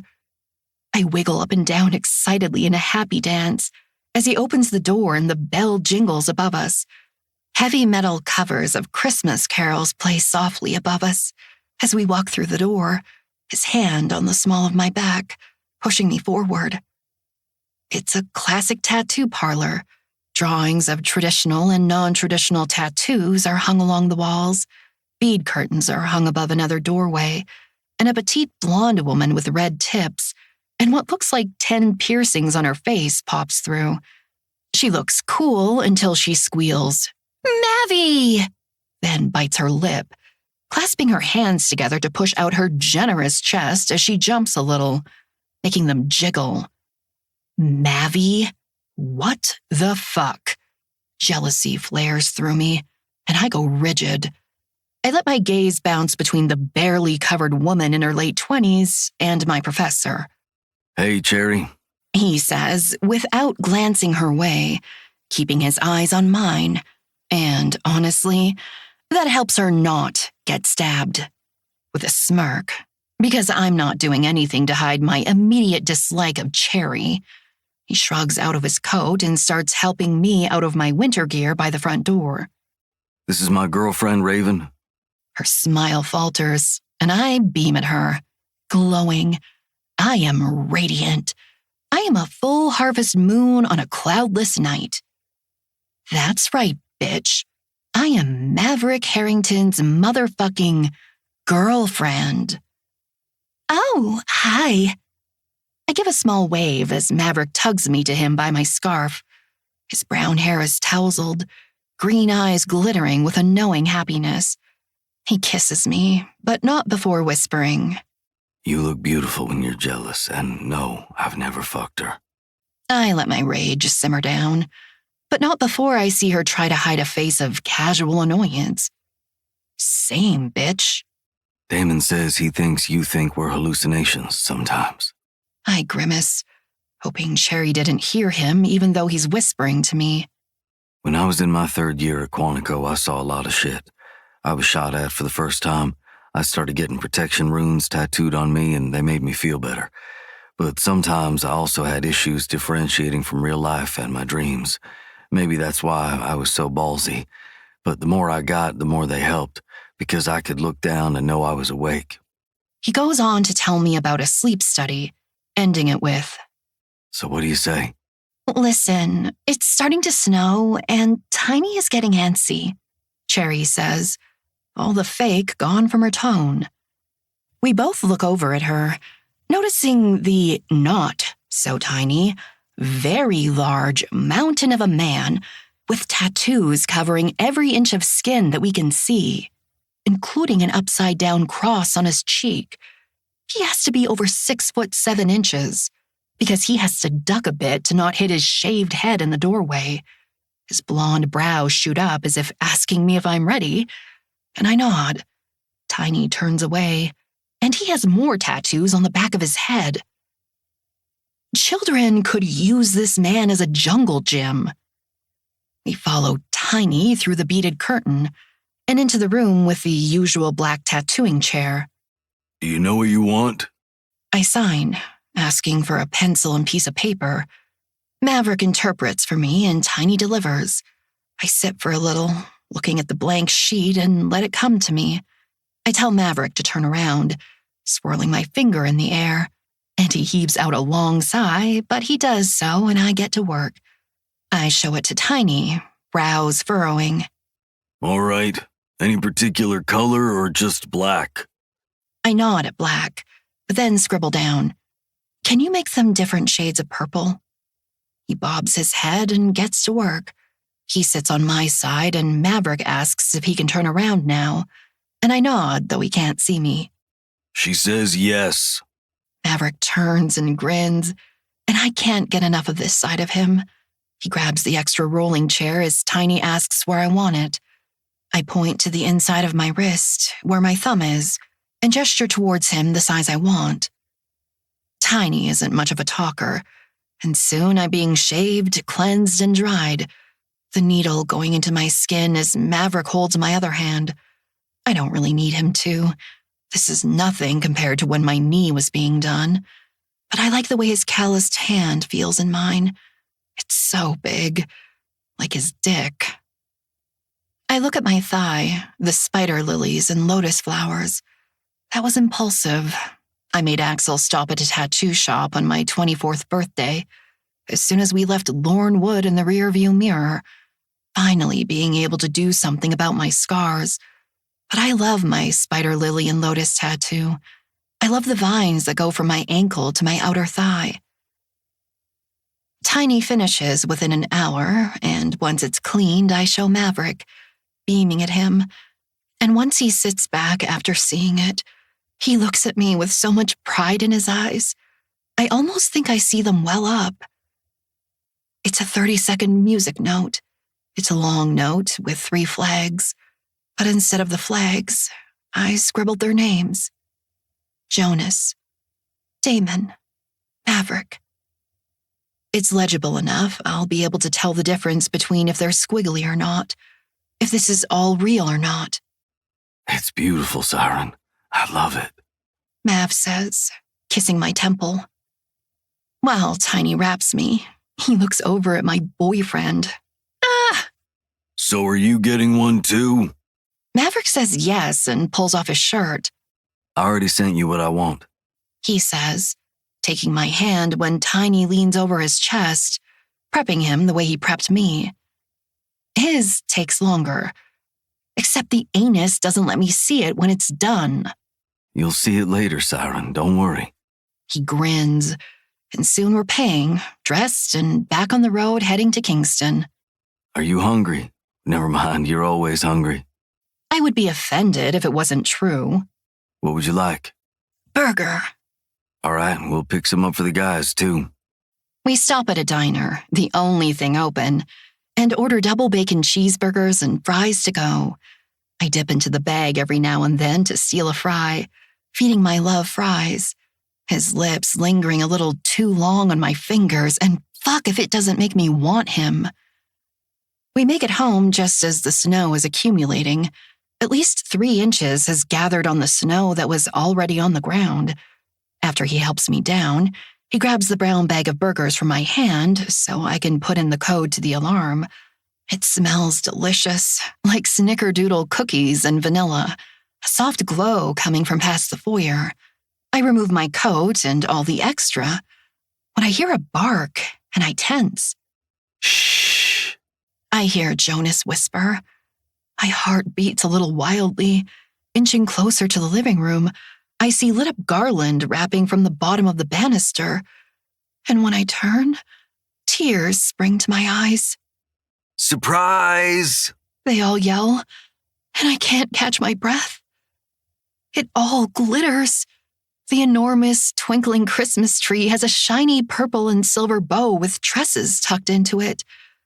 All the way to the bottom branches, large and small ornaments hang from it, as well as purple candy canes. The mantle of the fireplace has garland and purple ribbon and, of course, more lights, candles and picture frames that weren't there before. But the biggest surprise of all that makes the whooshing in my ears almost rattle my brain, there, in the now ready for Christmas living room, are Damon, Jonas, a gorgeous giant Doberman with a just as large red bow tied to its spiked collar, and a small kitten by his feet with a tiny bow on its collar. I run, skidding to a stop and dropping to my knees, wrapping my arms around the Doberman, touching him, feeling his silky coat and breathing in his scent, feeling little paws on my ribs, and I look down to see the tiny thing reaching up for me. I pick it up, and through my tears of joy, I notice the name on the collar says Lucifer. The one on the pupper says Kronos. I guess she likes them. Like them? I'm fucking sobbing. I love my guys and my fur babies so much. Holy shit, he's huge, Jonas. I know. Isn't he awesome? I look up at the loves of my life through blurry vision, bursting into tears all over again. Thank you, I say, rising to kiss them all. You did a great job keeping her distracted. A tattoo parlor? Really? I sink back down to acquaint myself with my babies. Kronos is just perfect, and Lucifer is so soft. I hug them repeatedly, promising to love them forever. You said permanent. Besides, you're gonna love what you got. Baby, what did you get? I raise my wrist to show him it's still wrapped, breathing in Kronos' doggy breath. He snuggles into me, letting me touch all over him, putting his paw on my hand when I stop petting so I can pet some more. He's perfect. They both are. They all are. He's a service animal, baby. I love him, I cry out. A new wave of tears flood my face, and I wrap my arms around Kronos' neck, clinging to him, surprised he lets me as I tremble.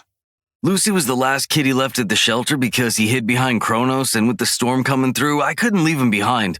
Damon said it was okay. I am so happy. I sign because I clearly can't talk right now. I'm so overwhelmed with emotion. All I can do is tug Kronos closer. Lucifer climbs into my lap. Kronos, my big baby, sticks to my side as we eat, never asking for a scrap of food, and goes back to the living room when he sees I'm okay, taking a curious Lucifer with him by the neck, like an annoyed big brother to let the adults speak. That's not normal, is it? Damon asks about the fur babies. Jonas shrugs. Does it matter? At least they're not trying to kill each other. I concentrate on my food, eating rather quickly so I can get back to them. I get up from my seat and Damon holds me down. You aren't done eating. I look longingly at the living room and back into his warm silver eyes. I ate on the way here. She's lying. She plucked a few fries and I ate the majority of them. I stare daggers at Mavi, the tattletale, scolding him mentally. Adorable. He smirks, sending a wink my way. They'll still be there when you finish eating, little love. You didn't eat breakfast. You ate an apple before Jonas and I left. You need to eat, please. Kronos and Lucy are yours. They aren't going anywhere. They're really mine.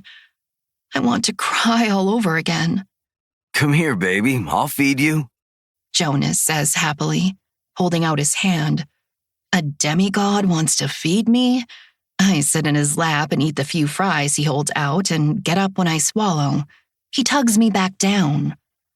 I lean back into his chest in frustration with an aggravated sigh and let him feed me until I only have a few fries and a quarter of my burger left. I feed it to him and Jonas's cheek dimples when he smiles down at me. I could get lost in those eyes, green and brown with hints of a golden sun. Hey, Axel called today. Wants to know if you're taking me to the holiday party Sophia is hosting. I shake my head. I don't want to go. That's what I told him. Plus, my mom wants us to go to the family lodge in Vermont for Christmas. Go skiing. He swallows his food down. All of us, by the way. Dad'll be in Singapore on business until the day after Christmas. I don't want her alone. Damon's brows furrow. She knows? She kind of does, but my dad doesn't? He lifts a heavy shoulder and lets it fall. I thought your parents know about all of us and they're older than my parents. Why wouldn't my parents be cool with it? Anyway, she knows it's not just me Raven loves and that I'm okay with it because we all take care of her. You're with her when I can't be because of syndicate matters. And your mother said... He wrinkles his nose and shakes his head. She waved me off saying she grew up in the 80s and that an orgy is the last of her concerns. He holds back a gag and I laugh. Although Elena is a beautiful woman now in her late 50s, she aged gracefully, and I can only imagine she was an absolute knockout in her day. Don't gag. Our children will grow up with 3 dads. I sign his way. This makes Jonas look at me with full desire, growing hard beneath me. Fuck, baby, you can't say that. I'll take you to Vegas and marry you just to put a baby in you right now. Marry me. I laugh. He's so funny. I know he means it, but children can wait. I have more things to do and make sure we're safe before I can even think about that. For now, Kronos and Lucy will more than suffice. The wind is howling outside. Every gust of ferocious wind makes unsettling noises in the house. I slip out from Jonas's stronghold and down to the ground in a crouch, petting Kronos, who lazily yawns before laying his head back down on his paws. No matter how much I tried to get him to get up on the bed, he refused. Luckily, Jonas has no qualms about cuddling the night away, except Jonas is a live furnace. A beautiful, hot, handsome, sexy furnace, even when he only sleeps in his boxer briefs, which I make him do, otherwise I wake up sweating. I tiptoe out of my room, down the hall, past the guest bedroom I had personally designed to fit Maverick's style, although he believes it's a guest bedroom, and slip into Damon's bedroom, happy the doors here never creak. My deranged doctor sleeps on his back, one heavy muscular arm draped over his face, the other loosely by his side. The sheets are down and over one leg, the other sticking out because he too runs hot when he sleeps. I stand at the edge of his bed for a minute, watching him sleep. I fell in obsession with this man 4 years ago. On my good days, when there wasn't so much fog in my brain, I tried to make him proud of me even when my words wouldn't work. When they'd form on my tongue, but my tongue went lax and my vocal cords shut down, so my brain would go blank. I fell for the way he'd look at me with interest, as though every single one of my catatonic blinks and stares were infatuating. Like I held the key to all the answers in the world, every soft touch of his soothing voice, all of him. He showed me a never-ending kindness, even in my moments of severe self-hatred. My anchor in the turbulent sea of my mind. It must be difficult to love me. That's why I don't take every moment we've had since we left Lornwood for granted. I cherish every day like it's our last, because we never know. I climb into his bed, feeling his soft skin and the grooves of the muscles underneath, as I slip my hand and tuck it under his ribs, laying my head on his chest as his hand comes up and lands on my hip. He blinks slowly, awakening from deep slumber, and his brows bunch together in concern. This is a nice surprise. Are you okay? I smile, stretching up to kiss him. Ist you come to bed? I can do that. He grins. Gone are the furrowed brows and the worrisome look on his face. He spanks me lightly, getting up then taking my hand in his to lead me back, but surprises me when he stops by Mavs and knocks on his door. It takes a minute or two, but then the door opens and a shirtless, delicious Mavie stands there, rubbing his eyes. Yeah. To bed? I ask, reaching to take his hand in mine. I'm rewarded with a devilish smirk. To bed. We settle into my bed after waking Jonas. He scoots down so Maverick can slip in beside Jojo, and I fall into a dreamless, restful sleep again, with my head on his chest, Damon behind me, arm over my middle, listening to the howling wind with my anchor, my beacon of light, and my devil, as the storm outside rages on. But I've never felt safer. Chapter 13. Jonas. Being snowed in for 3 days goes like this. Day 1. Damon wakes up Raven by fucking her senseless, praising her for taking dick like a champ till she's as limp as a wet noodle, and then makes us breakfast. We shower together, where I make sure she's extra clean and dirty her up again. We play with Kronos while Lucy stares a lot. Axel calls her, but she doesn't answer. Axel leaves a voicemail. Axel texts me and I ignore it. Axel calls me to see if she's okay. I say yes and then hang up. We all go into the basement where Maverick shows Raven a few ways to knock someone's weapon out of their hands in case it's ever needed by using a banana as the weapon, while Damon and I watch and I make dick jokes using said banana. I tell Raven to marry me. She sucks me off. I'm pretty sure that meant yes. The power goes out, but the generator kicks on. Day 2. It's more so the same as day 1, but now, minus Axel calling, and because it's Tuesday, Maverick starts hosting his lectures via Zoom calls in the study. Damon's been using the library to host his sessions via Zoom. Raven and I attend our classes via Zoom on the couch, playing footsie. I go down on her during her music theory class. She goes down on me during my Sociology 2 lecture. We study together, eat together, and fuck throughout the day. She even lets me put it in her butt. It's official. I fucking love blizzards. Day 3. It snowed another 2 inches while we were sleeping. The snow plows are finally making their way through Kingston, the salt spreaders right behind them. Day 3 is more or less the same as the last 2 days. Kronos gets a little stir-crazy, and we find out Lucy gets the zoomies.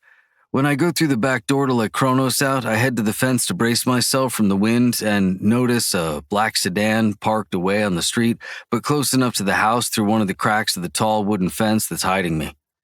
I let myself think it's Ivan, Mom's old bodyguard, but there's this gross, sinking feeling in the pit of my stomach. I don't know how to explain it other than it feels the same way before every syndicate matter I'm forced to attend. I don't like it. At all. Later that day, Raven's still in class, and I'm bored out of my fucking mind in the den waiting for her when I hear a floorboard creak. Both Harrington and Archer fill the doorway until they're completely secluded with me. I decide now is the time to tell them while my baby is still upstairs being cute and studious. I don't beat around the bush. I think we're being watched. Maverick, dressed in sweats and a button-up since he's only being seen from the chest up, looks from where he's standing in front of the full-length mirror. My request when we moved in, just in case Raven lets me plow into her in here, she does, to look at me through his reflection. You sure? No, but every time I've taken Kronos out, I've seen a black 4-door sedan. It's been there. Sometimes it's on, sometimes it's off, but it hasn't moved an inch and there's no snow on the windows. That's weird, right? Damon flicks those silver flames of his to Mavs. I know I'm goofy and sometimes childish, but when it comes to my girl, I'm an overprotective asshole. Nothing skips by me, so this little intimate look they're having tells me a little too much. What are you hiding from us? I say us because I know this means they're hiding it from my baby girl, too. Are you sure it hasn't moved? No. But every time I see it, I get the same hopeless feeling I do when I see Stephen Prescott. I don't trust it. Damon turns to me while he's pinching the bridge of his nose, and he has that look on his face that says he's about to tell me I'm fucking paranoid. I stand up from the chaise I'm sitting on. Oh no, fuck that, Archer. You made the mistake of not believing Raven once. Don't make the mistake of not believing me. Calm down, Jonas. I believe you. Maverick already told us one of us is being followed. Remember? I nod. There's a detective that was made aware of Maverick going with me to my father's for Thanksgiving and then to Paris for the weekend. Whether they followed us all the way to Paris or just to the airport is unknown, but for now, we're assuming it's just us. So, Harrington let the detective think he and I are... His pause is 9 months pregnant. Are? I shrug, gesturing to him to continue, letting the question hang in the air. Together, as in, we're dating and serious. Oh my God. I burst out in a laugh so loud and ugly it makes my sides hurt and my abs burn. This is fucking great. We've already spoken to HR to make it official. Well, don't say it like that. Like what? Like you're, I don't know. He shrugs, twirling a wrist, ashamed of dating me. I'm not ashamed. We aren't dating. Damon scowls. Now Maverick bursts out laughing, and it is the oddest thing I have ever heard. I didn't even know he could do that. I'm fucking with you. You and I would never work.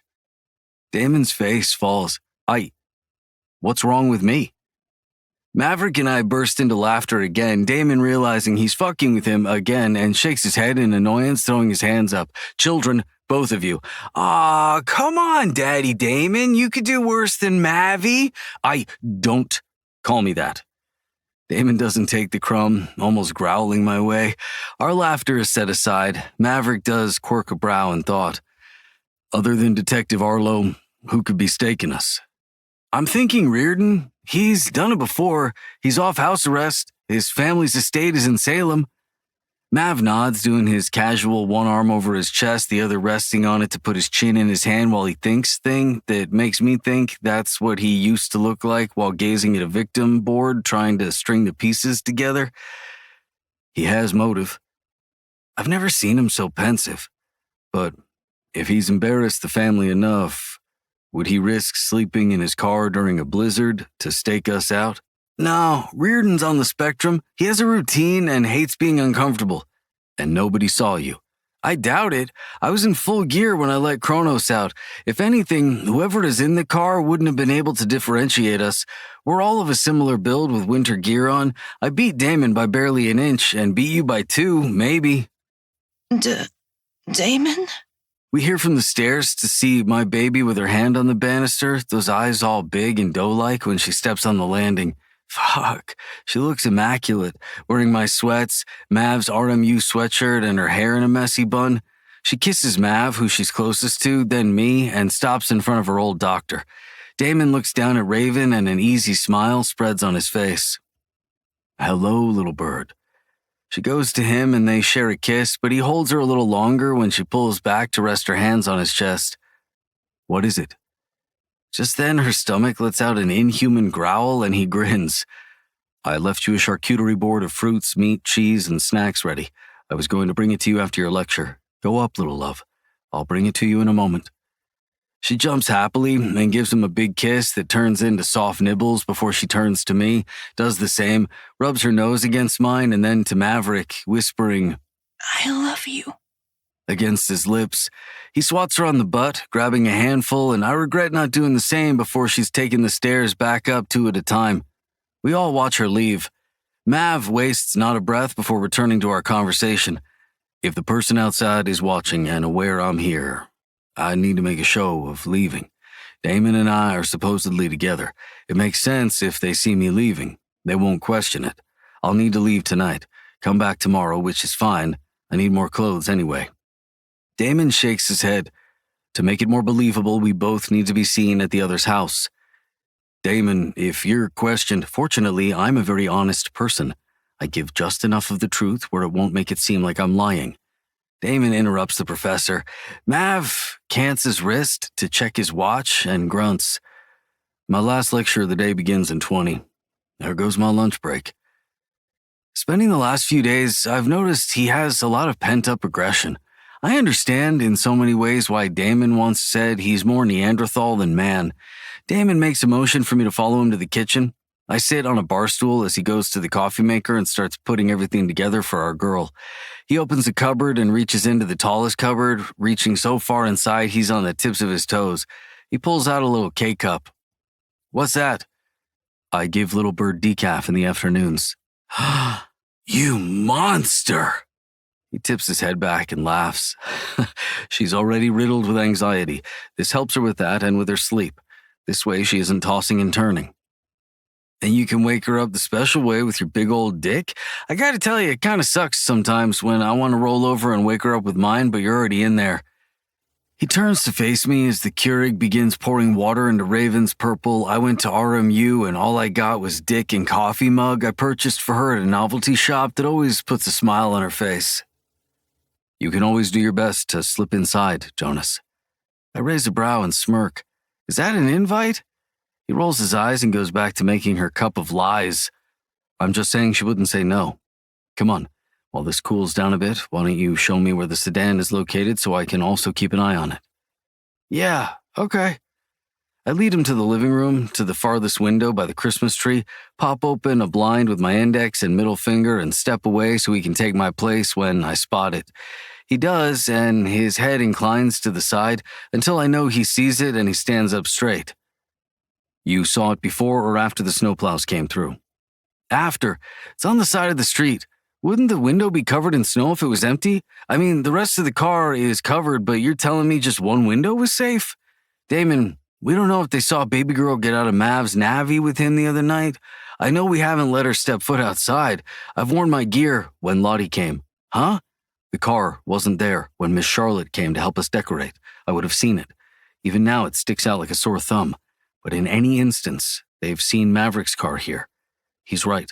Now that the streets are clear, we're going to have to make a show of him leaving. We're all now tied together. If they're watching us now, we have to be even more careful with both of you. He and I are out.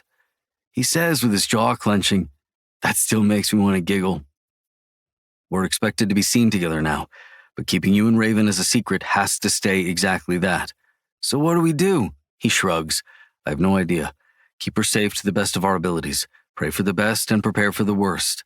There's a sinking in my gut all over again at his words that make my heart slow and a ringing in my ears begins. This is going to get worse before it gets better, isn't it? He shakes his head in that way where he simply doesn't know what to say or do, lost in his mind, afraid to say the words. If we can keep ourselves in line for a few weeks or months until the snow melts, maybe they'll get bored. Maybe they'll get bored? That's your best solution? Christ, Jonas, what do you want from me? I've never been in this situation before, but mulling it over and worrying about it until I'm dizzy and sick isn't going to help us either. He's right, Maverick says from behind us, Raven on his arm. I can't help but grin at my gorgeous girl. Her lips are puffy and bruised like she's been kissed to death, and Mav's hair is messed up, sticking out at odd angles. Don't worry, I got her up to speed when I dismissed my class for the day. I'm sure you did. Archer murmurs from where he stands. He sounds irate and a bit frustrated, but Raven goes to him, and when she places a kiss on his chin, I can see him visibly relax. I just got the email that campus will be opening again tomorrow, now that the roads have been plowed and the bridge is free of snow and debris. So, I'll go to my house tonight and pack a few more essential items to bring here. If the need strikes within the next few months and Archer needs to stay at my house for whatever reason, he's more than welcome to do so. But the more he and I are seen as an item, the better. Nothing to hide, nothing to fear. Damon swallows thickly. I warm up just a little towards Maverick, calling his house a house and not a home, because he knows where home is, just like I know it, just like Damon does. Home isn't always a house. Sometimes it's a person. Sometimes it's a dysfunctional family that somehow makes it work because the love there makes it home. We have dinner, Damon making a delicious Italian meal for the four of us, complete with salad, breaking open a bottle of red wine, and we talk about anything that doesn't involve what's going on outside. But that fucking feeling in my stomach just won't go away. We put on a front, we laugh when it's funny, but all in all, it's in the back of our minds. It's there. We're just ignoring it, but to me, it feels like a fucking ticking time bomb. When Maverick is leaving, Damon walks him to the door, and just like he did me at Inferno when we were seducing Tyler to his death, Damon grabs him and kisses the ever-loving fuck out of Mav. They pull apart, breathless, mouths open and lips glistening. I cast my gaze over to Raven, who's kneeling on the sofa backwards, holding the edge of the couch, everything but her eyes hidden by the oversized gray microfiber cushion. Her lids are heavy as she watches the display beneath her lashes, a wicked smirk on her face. She catches me staring and blushes, quickly turning around and settling back into the couch. I fall back, landing beside her, and we both giggle like school children. It's midday on Friday the next week when we're trekking across the freshly shoveled walkways next to the snow-covered bell tower to our last class of the day. I'm talking about playing against Yale tonight. I know she probably doesn't care about the game, but she listens to me intently, and it makes me feel all warm inside. She squeezes my hand like an interruption, and I know that's when she's asking a question. I love it so much when she's responsive. I know my poor baby girl has been sleeping roughly these last few days, but she still listens. She still cares. Whatever I have to say, it's as if it's the most important thing ever. I stop talking and pause in my steps to simply admire her before I tug down her scarf and reveal her lips to me so I can kiss her properly. We're lost, there in our own little world, nothing but us, when we hear a scream. Specifically, Raven! We look up to see two hooded figures in the bell tower. It happens in the blink of an eye. Something heavy drops. Screams are heard everywhere. I cover Raven as quickly as I can, pulling her to my chest. Then that something heavy sways back and forth. A rope. Long and sturdy as it swings from George's neck. Desecrated. A second wave of screams. Because in the next breath, the rope breaks and a body falls into the pile of hardened snow. She whimpers when she sees what I see. The hood had been thrown back during the second fall. Crimson pours, and she takes tiny little steps away as it reaches her fur-lined boots, and I pick her up and tug her away. But Reardon's dilated pale blue eyes follow us, an image that will forever haunt both of our nightmares. Chapter 14. Maverick. I drive home with the feel of Damon's lips still on mine. I knew he was going to kiss me, but I didn't think he was going to kiss me like that. I've never thought of a man in that way before, never kissed one. Shared a woman with one, obviously, but it never went farther. I wake up in my house yearning for the weekend to hurry and arrive so Damon can bring Siren here. While I'm with them, my routine is disrupted, and for once, I don't mind it at all. But while I'm here, it goes the same as always. The clouds outside my windows look heavy and promising this morning, but I push the thought aside and go down to my basement for my morning run. My thoughts bounce between Raven to my lecture today as I continue pushing myself to hit the 3-mile mark on my treadmill, on an incline. My thighs are burning, but it feels fucking good.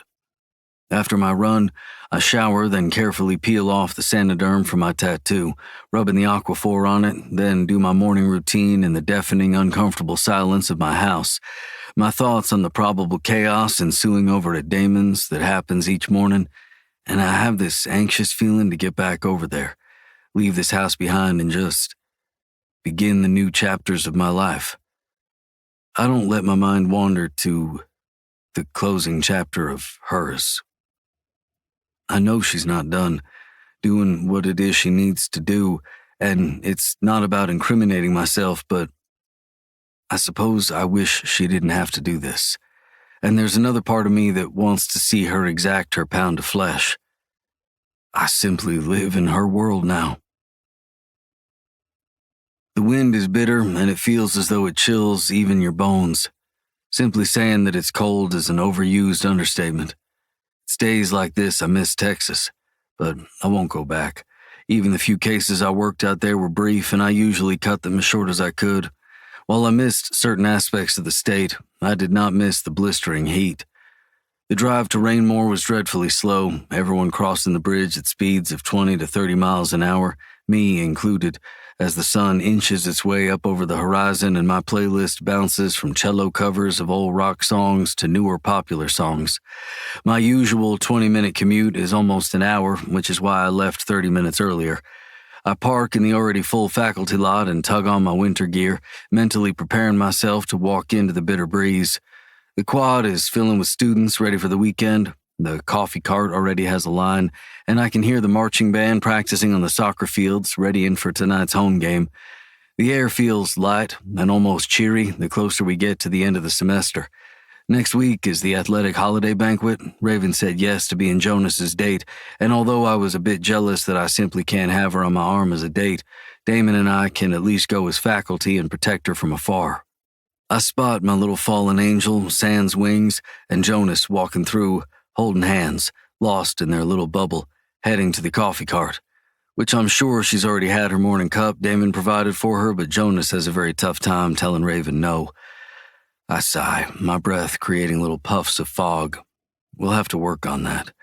I decide instead of interrupting them, I'll go to the lecture hall and set up for the nurture versus nature debates.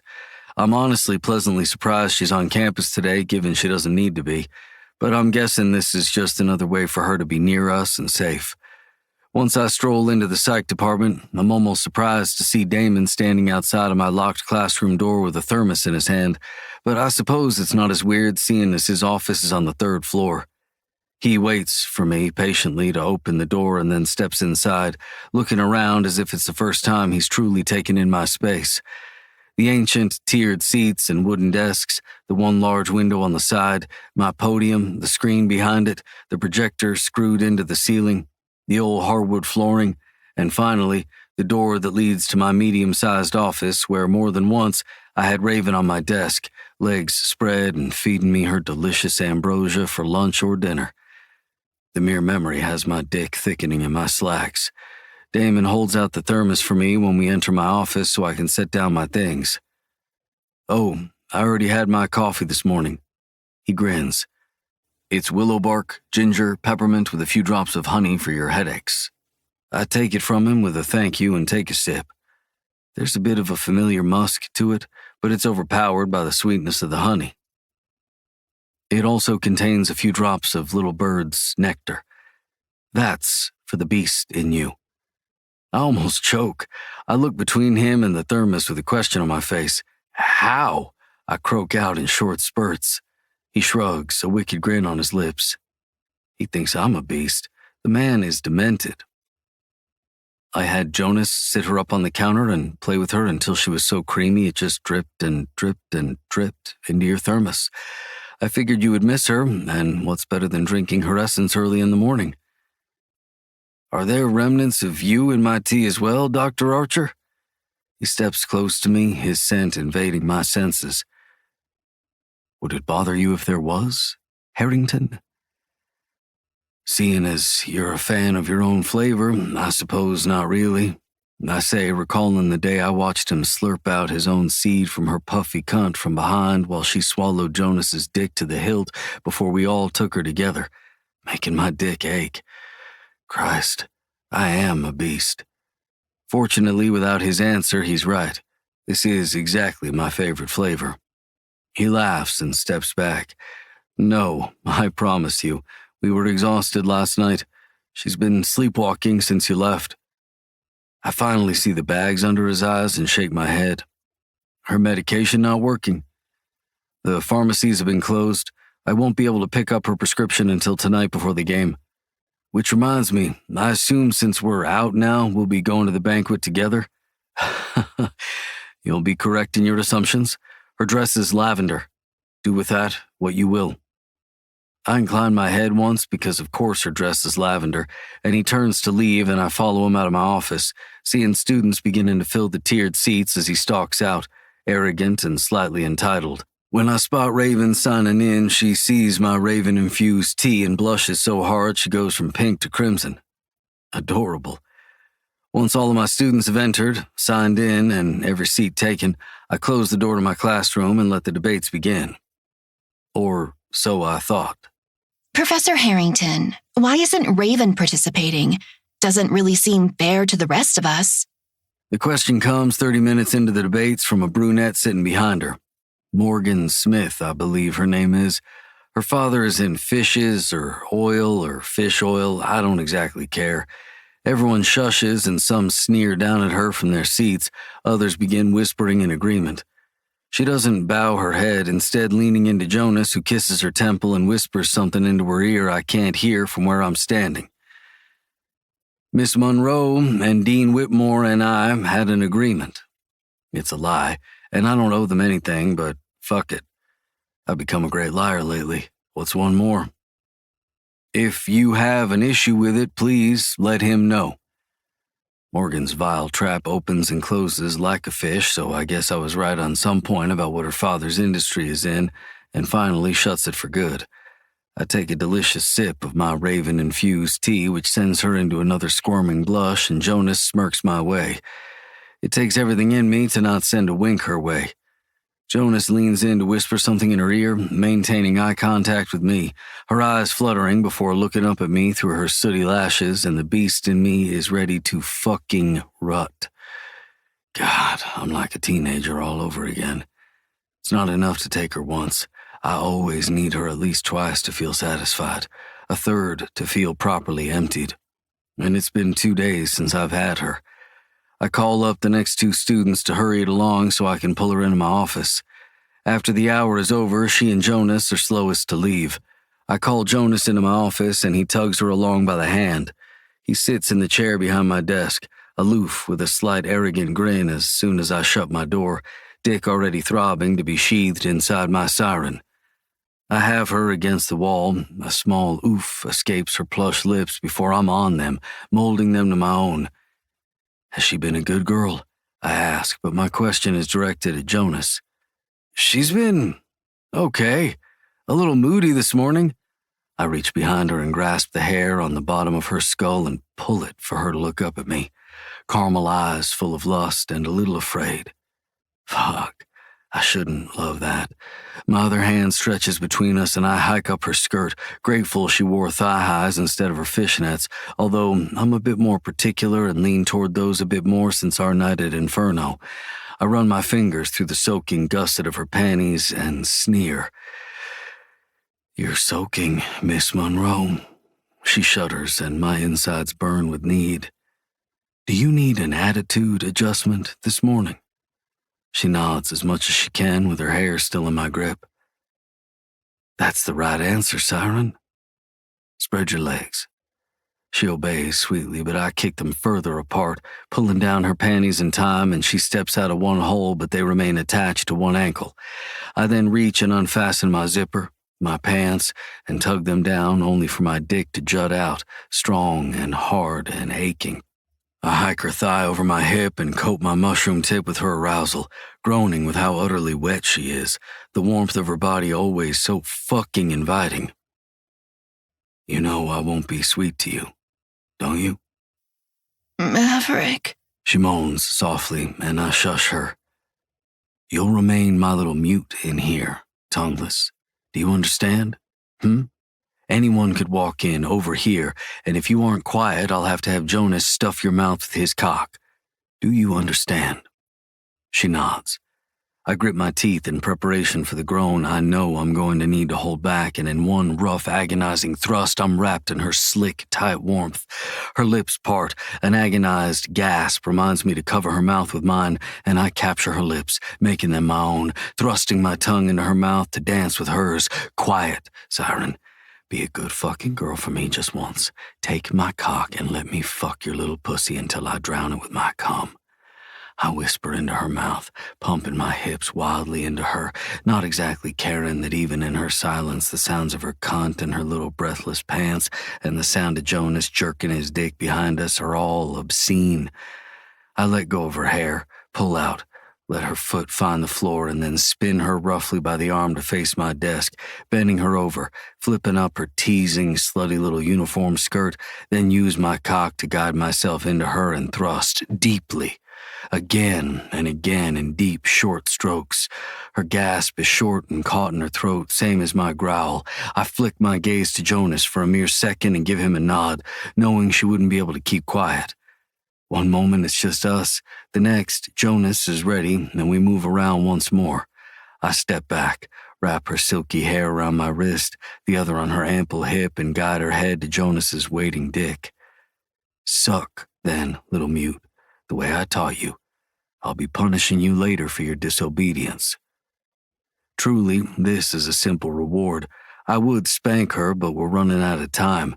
Who knows if students have already begun taking their seats, and the thought of someone being outside of my office listening in brings me so much closer, a white-hot, heavy feeling as my balls draw up, ready to coat her insides. Jonas, I'm close. Don't stop fucking her. She's doing so fucking good. His praise is quiet, murmurs, but his eyes never leave hers, inundated with love and pride. I feel her pussy ripple around me and I dive, reaching around for her clit to stimulate and rub. Christ, I mutter, on the brink, and when she grips me like a fucking vice, I don't hold back. I still, my hips jerking, legs shaking, feeling her perfect cunt, shoving her head farther down on Jonas's thick cock. I have to give it to him. The man is fucking packing, and it pleases me when she gags and I can feel her pussy clench around me. Jonas's head tilts back between his shoulders and a shudder runs through him. He leans on my desk, tucking himself back in while I help Raven back into her panties, kiss her hip when she wiggles them up over her hips and settle her skirt, and then tuck myself in. She turns to face me, bleary-eyed and all smiles, and I kiss her softly. She leans into me, and I do such an odd thing. I wrap my arms around her and pull her into a hug. I'll see you later, Angel. She cuddles into me, and I brush the few strands on her face behind her ear. I love you. Words I'm not used to saying, but true. Jonas opens the door, and seeing it's empty, he tugs Raven to him, fist bumping me on the way out. I settle behind my desk and take a quick sip of my tea, regretting not going down and tasting her, but I really needed that. It's midday when I hear an inhuman scream as I'm leaving the cafeteria, and I rush out of the doors and onto the quad when I see the body drop the first time, right in front of Raven, swaying. But with how thin the rope is, I know it won't hold. I'm almost to her when another wave of screams begins and the body drops a final time. I watch as Jonas pulls her away from the body, more accurately the puddle of blood pooling toward her, my eyes finding it dead Reardon, pale eyes bulging out of his sockets, red and bleeding. I take her from Jonas's grip. What happened? He looks scattered, wide-eyed and pale as he shakes his head. There was someone on the bell tower with him. Maverick, he didn't do this. He was forced. The scream wasn't his. Take me. Get me into the bell tower. We don't have much time. I look at my girl. Can you go with us or do you need to sit down? Fuck that. We don't leave her. The person that dropped Rye screamed Raven's name. We're not leaving her alone. Okay, let's go. What the fuck happened? Damon rushes out when he sees us leaving and going toward the back, where the abandoned chapel connected to the building stands in almost beautiful ruins. Vines crawl up the side of it, and if I weren't more preoccupied in finding out what's up in the belfry, I'd want to dig into the ghosts Rayne-Moore keeps hidden. Jonas quickly explains everything as he finds a boarded-up opening and tugs it 3 times. Wait, I say, noticing the faint boot print when he moves it. Fuck. This is a crime scene. Let me take a picture, but everyone be fucking careful. Look where you're going and don't contaminate anything. Let your feet slide when you step so the bottom of your shoes can't be identified. One silent nod from everyone, and I take the picture with my phone and we ascend the concrete spiral staircase. Nobody touches the railing, and we take great fucking care to not step where there's drops of blood. Whether it's Reardon's or the perpetrators, I'm not sure, but as we get closer to the actual steeple, the blood leads to the arched window that looks over the entirety of the campus. George, Jonas whines, and I look at him with an arched brow as Raven rubs his back, shaking her head at me, letting me know now is not the time. The place is a mess and I pull my phone out, snapping picture after picture. Old crates are scattered about, turned over, and it's dusty, but there doesn't seem to be much else in here. The blood on the ground is littered, but looking at the mess, it's sufficient to say, they fought. Jonas looks around and says, Good. Didn't you want him gone? He's a press god, isn't he? Raven shakes her head, pulling her mittens off. Tyler was the one that hurt me. I needed Chase gone to get to him. But he had plans on hurting you, Reardon, didn't he? He set the house on fire with you inside, Raven. She grimaces at my use of her name, but this is entirely serious. Damon stays quiet in the corner, looking at it all, and Jonas won't stop staring at the gargoyle with the rope around its neck as we hear sirens in the distance. We should go. Get away from here and reconvene at a later time, I say, pulling Raven to me and slipping her mittens back on quickly. We make it down the stairs in time, having to hide behind one of the rotten pews while cops pull away the loose plywood where the entrance to the belfry is, taking pictures exactly where I did. We stay crouched, walking on haunches as Jonas leads us out. I should not have ran those 3 miles this morning. My thighs are practically quivering by the time we make it out, past the garden full of weathered statues, and we make it into a graveyard leading toward the woods. When I stand to my full height, Raven doubles over and grabs her leg, rubbing it harshly, pain etched on her face. She shivers and simply says, Hurts. Before Jonas squats before her and she climbs onto his back. I'm taking her home. Was admin ever made aware she moved off campus? Raven shakes her head. Jonas, you're going to need to take her to her dorm. They're going to come asking questions. How do you know? Because there were probably over 3 dozen witnesses that heard what they think is Reardon crying out her name before being forced off. It looks like he's about to argue, but I shake my head at him and his mouth shuts. Listen to me and trust me. They're going to come looking for her to ask her questions. It's not the first incident between them. You make it sound like it's her fault this happened. No, what they're going to do is try to ask her what happened so they can get a better idea on if this was a suicide or not. It will be better if you're there with her to answer. Do not let them interrogate her alone, and do not, for the life of you, let them know she doesn't live on campus. You give them as little as they need to know. He nods, taking my words into consideration. Okay, there's just one problem. Her dorm is empty, but her bed and the furniture the school provides, it doesn't look lived in, and that's fucking weird for a college student that's been here for months. Damon, is the house in your name? He nods. I say the next words without thinking. Take her to Damon's. I pinch the bridge of my nose. When they find you, because they will, they'll find a way to corner you when you least expect it. Tell them you took her to her former psychiatrist's home immediately. You do not give them more and don't give them less. I look at Raven with grief for the next words about to leave my lips. In the state of Massachusetts, her case is well known. They'll chalk it off as her having an episode, and they'll believe that and shouldn't bother you anymore. Damon nods along. I took out an LLC so I could start taking patients in the privacy of my home when I first bought it. I arch a brow. He shakes his head. In case Raven or Jonas were seen entering and leaving my home. Fucking smart, deviant man. We break without so much as nods, going off into different sections. Damon and I going toward the psych department, Jonas taking our girl home. Damon and I barely make it to the lecture hall, splintering off in different directions so we can go up to his floor when my phone rings. I use my teeth to tear off my gloves and grab my phone from my front pocket so I can answer. I'm surprised to see an unknown number. Hello? Mav? I have that thing you need, but I'm in Boston. I wanted to make it to you, but Mav, I think we're being followed. Just then, an alert comes through my phone. I pull my phone away from my ear. RMU campus closed until Monday. Home game canceled. Tasha, where are you? At the Four Seasons where you booked us. Is this a burner? How long until you can get here, Mav? She sounds terrified, ignoring my question like it was rhetorical. With this weather, an hour. There's a diner off Broadway and I-95, O'Malley's. It's a halfway point. Can you get there? There's a pause and then a shaky breath before she replies. Okay, I think I can do that. But Mav? Don't waste time, Tasha. I'm already heading to my car.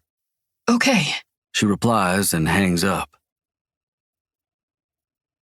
O'Malley's is an open 24-hour steeple in South Lymphield with its yellow rooftop and blue lettering. It's old, and the grease in the fryers is probably just as old. It's delicious in the moment, but hell on you later. My cup of black coffee is steaming in front of me. The more I stare at it, the more it reminds me of motor oil in a cup. The waitress, Sally, is wearing an old-timey waitress uniform, has bags under her eyes and stained fingers that point to a smoking habit. A light fluorescent light that hangs behind her flickers in and out as she pops her pink bubble gum. She turns away from me with a shrug when the cook behind the window calls out an order and the bell dings. I'm sure I look out of place. I haven't taken off my coat or made myself comfortable whatsoever. The only thing I've ordered is the motor oil, and my eyes keep darting to the door whenever someone pushes through the double glass doors, which is now. Tasha comes in, hood over her face, wearing all black, her eyes wide, darting all over the place, and when she spots me, they narrow into slits. She sits in the cracked vinyl seat across from me in the booth. Hands shaking, she pulls out a manila envelope from the inside of her jacket and almost throws it in my direction. The coffee spills, but thankfully not on the envelope. Tasha looks frightened, and then I can feel waves of tension rolling off her. I worked with this woman for years, and even at gunpoint, has she ever shown that she was scared or intimidated? Always joked that growing up in Brooklyn made her fearless. I want absolutely nothing to do with this. I don't know what the fuck you're looking up, but I seriously think I don't ever want to see you again. I expected that. Were you followed? No. She stays silent for a second as if trying to figure out what to say next. Mav, whatever you're doing, are you safe? I almost scoff, but I keep my composure. I don't know, if I'm honest. Mav. The concern in her voice makes me almost cringe because she didn't deserve for me to bring her into this mess. Tosh, I thank you, and Tom, so much for helping me with this, but this... You're right. I didn't know how deep this was going to get, and I'd rather you stay away from this and myself until it's over. I stand, lay down way more cash than the coffee is worth, and shove my wallet back into my coat pocket. Before I can escape, she grabs my wrist harshly, not letting go until I look down at her. Will you just fucking listen to me for once in your goddamn miserable life, Maverick? For fuck's sake! The downer hushes to a whisper. I nod, once. You can't save her. I'm not trying to save her, T. I'm letting it happen the way it has to. I'm letting it unravel. She looks at me incredulously as though she has no idea what the fuck I'm talking about, and I'm glad she doesn't. Drive safely, Tasha. Give Tom my best. You'll die, Maverick. These people, you'll die. I pause at her words, but not for long, remembering what happened on campus earlier. I lean down and kiss my former partner on the temple. Then you'll at least be able to sleep knowing I didn't go down without a fight. Chapter 15. Raven. It's still early, and I'm still a ball of nervous energy when Damon finally slips into bed with Jonas and me, and pulls me to him until our noses touch.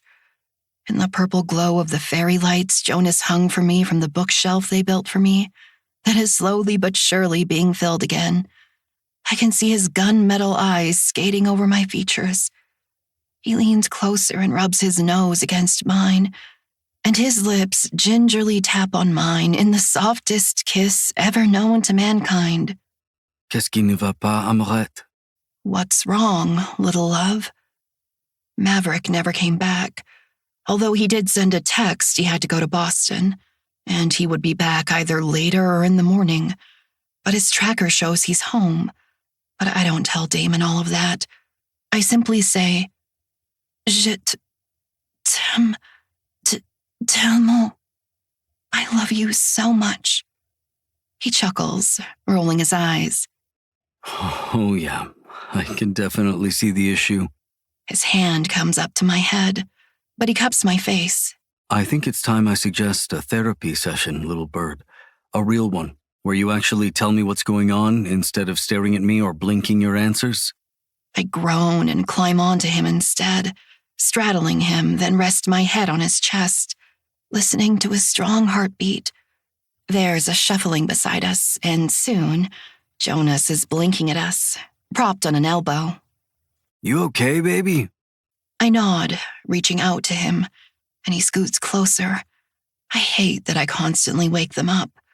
They're up at all hours of the night with me and my antics. I just sleep better knowing they're all with me. And with Maverick being gone and lying about where he is unsettles me. I mean, his tracker did show he was in Linfield earlier, but whatever he's doing must be important. Otherwise, he'd be here, right? I suggested a therapy session and she groaned and rolled onto me instead. Damon tattles, but places his large hands on my back and begins to rub soothing circles up and down my back, landing on my ass. He squeezes a handful but goes back to rubbing on me. It sends shivers down my body and a surge of desire pulsing through me. Baby, you're not taking advantage of the free live-in psychotherapist? I laugh and shake my head. Baby. He says it in a tone so soothing, I exhale happily when his hand comes up to my face and his thumb grazes my cheekbone. It might help. I still do my sessions every Tuesday. He even knows about Paris now. I look at Damon for confirmation and he nods. I did not know this. I contemplate it as Damon's hands still go over every inch of me he can touch, hardening underneath me, and the mere thought that simply touching me makes him hard sends all those good, warm, fuzzy feelings to my insides, like they would when I'd wake up in his ward or walk down the long, blindingly white corridors of Lorne Wood to his office for our daily appointment. As far as I knew, I was the only one that had daily appointments. Everyone else had them only once or twice a week. I grinned to myself. What a conniving, sneaky doctor. Kronos sits up and barks twice, alerting us to something, and we hear the front door slam. It's just me. Maverick calls from downstairs, and I sit up as we hear his steps on the stairs, and I'm so ready to jump off Damon and fly to Maverick, happy to see him, but I'm still mad he lied. Did he lie? I can't seem to care. I'm just happy to see him. Damon pulls me back down and keeps me in place by holding onto my thighs, and I squirm against his dick, still hardening, feeling myself grow slick. He pulls my thong aside and plunges barely knuckle-deep into my hole, and I let out a soft moan. Silver eyes darken, giving me a look that tells me to be quiet. I'm pretty sure I've been conditioned to get wet with their touch, and I don't hate it.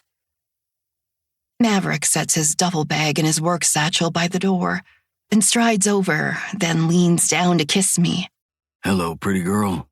I hum happily, Damon fingering me under the blanket, pulling out to circle my clit, only to shove his entire finger in my pussy, playing, making room for the other one. Well, so much for our alarming system. Maverick turns to glare at a happily snoozing Kronos and Lucifer, then turns back to me. Did you read tonight? Yes, she did. Jonas states happily and kisses my cheek. Have you been a good girl? Yes, I reply, Damon shoving another finger into me, scissoring and stretching, his other hand holding me open by an ass cheek so he can get deeper. I bite my lip, feeling Jonas's hand crawling up the back of my thigh, eyebrows furrowing when he figures out what's going on. But I feel the pad of his fingers swirl over my clit. He shakes his head, pursing his lips together in a silent shush. Only on technicality. She refused another therapy session. Damon tattles on me again. Maverick replies, none the wiser, then begins to undress, going to my closet to hang up his sports coat, his belt, taking off his shoes and putting them neatly away, before heading to my bathroom to shower.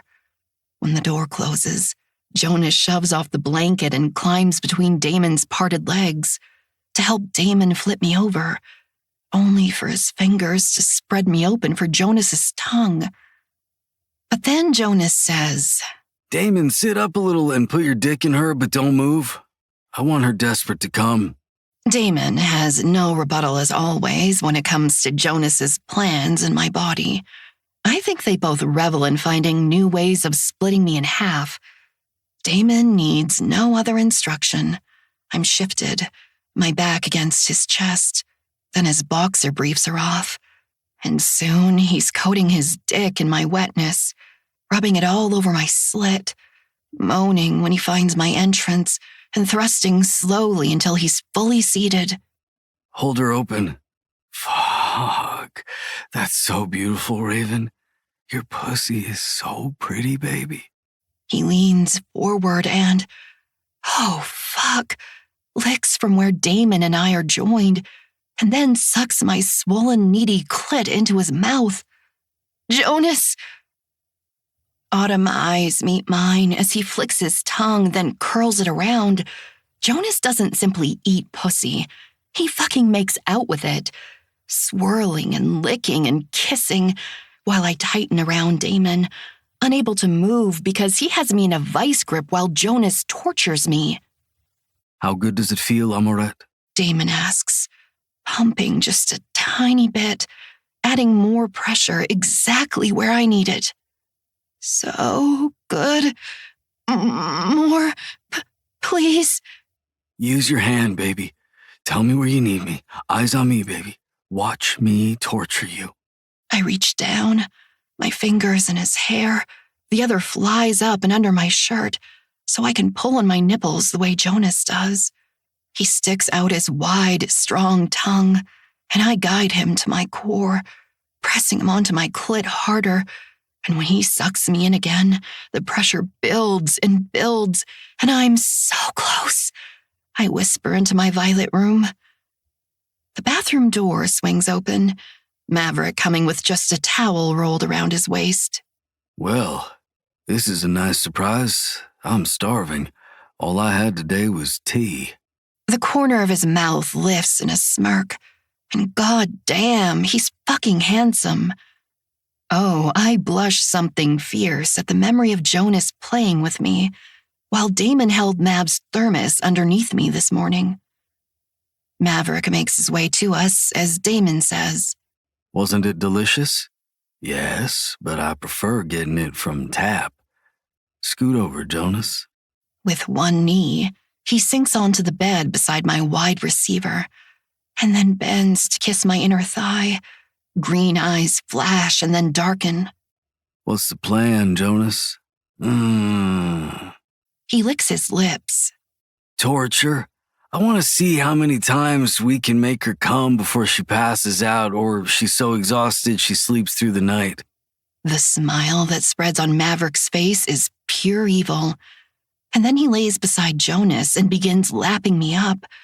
I jump at the feeling of two tongues tormenting me, sliding beside the other as Damon unwillingly pumps his hips every time I tighten. Little bird, be a good girl. Let them make you come so I can fuck you. I need to fuck you, Raven. You feel so fucking exquisite around me. Always so wet and ready to get fucked like the good girl you are, aren't you? Damon whispers darkly in my ear, making goosebumps erupt everywhere on my body. Please, fuck me, I squeal, wanting to move, but between Maverick and Jonas eating me alive like rabid dogs, shoulders between my legs, and Damon holding my thighs open with his large hands, I can't move. You can come, baby. You just can't get fucked yet. Hold on. Let me see if I can. Oh, God. His finger is slipping inside to join Damon's cock.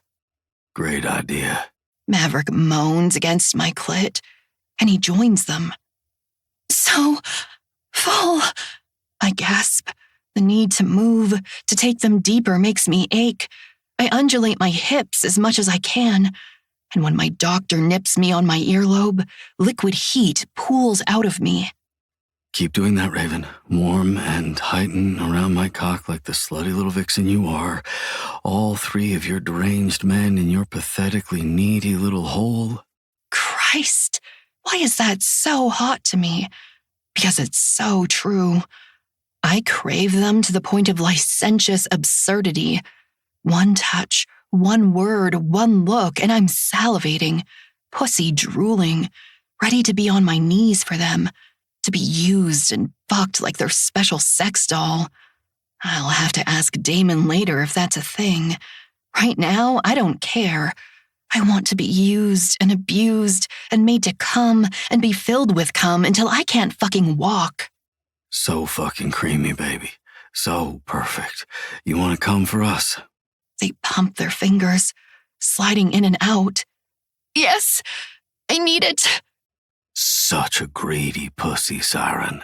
Mav growls before diving back in, laving his tongue around my clit, and Maverick! I scream his name in a sob as I constrict around Damon. But instead of stopping, they keep going, licking me through my orgasm and into the next, until I fall limply against my doctor. They move away, but prowl around the bed like predators hunting their prey, eyes dark, chins glistening with my orgasm. Damon moves quickly, and I'm face down on the soft blanket, and Damon fucking pounds into me, holding me by the hips, unrelenting and mad. Pleasure spikes and surges through me with each thrust. I claw at the blanket, trying to find purchase, but he shoves me down by the nape of my neck, and all I can do is watch Jonas and Maverick, a dangerous hunger in their eyes. God, I fucking love this pussy. Every hour I go without it drives me to the brink of insanity, little bird. I hear him spit, then feel his thumb prod my asshole, rubbing, dipping in until he's fucking me in both holes. Feel what you do to me, Raven. My good girl. Such a perfect ass. I cry out every time the head of his cock hits something in me, so I push back, greedy for that feeling. I want it abused. I want to be left a fucking mess. I want to be devoured and praised and degraded, and I want to be full of his cum. I want to drink it, keep it in a vial, and hang it around my neck. I'm crazy. Who wants that? That's right. We're mad together, aren't we, Amoret? Take my cock. Such a good... Thrust. Fucking... Thrust. Girl for us. Thrust. Damon? Say my fucking name again, Raven. I waited years for you to say it, and when I'm inside of you, you scream it. Thrust. Thrust. Thrust. Damon? I sob out, meeting him thrust for thrust. So big. I come with a scream and a shiver that racks through me in drowning waves. Fuck. His grip on my hips is now bruising, and every thrust brutal and exact, drawing out my orgasm to meet his. I tremble with every harsh piston of his hips, feeling him grow and pulsate inside me, knowing he's filling everything up. And when he withdraws, I'm laid on Jonas's chest, straddling him, and his lips are on mine. I reach between us and sink down on his thick shaft, groaning into his mouth with the stretch of him. I'm so sensitive, but I can't stop. I undulate my hips. One of his hands go to my nipple, the other on my ass, his finger slipping into my ass. Yes, more. Crazy psycho Raven. Fuck, baby, you needed my dick, didn't you? Yes. Say it, baby. I love you. He groans, attacking my lips, and I feel Maverick behind us. Can smell the soap on his skin, still fresh from the shower, even though I know when he has me kiss him, he'll taste like me and Jonas's saliva, and it does something to my brain. Fuck, baby, again before Damon's dick is in your slutty mouth. I close my eyes, wishing that were true, that he'd fuck my throat into oblivion, but Damon and I both know he won't. I grind onto Jonas instead, my clit on his pubis, searching, seeking for my next orgasm, and it's right there, right fucking... I love you! Good girl, when you come for me, I love feeling your pussy squeeze me. Jonas laughs, slapping my breast before diving and tugging my pearled nipple into his mouth, only to lick from there and up, under my jaw and back to my lips. I'm so sensitive everywhere, and sweaty.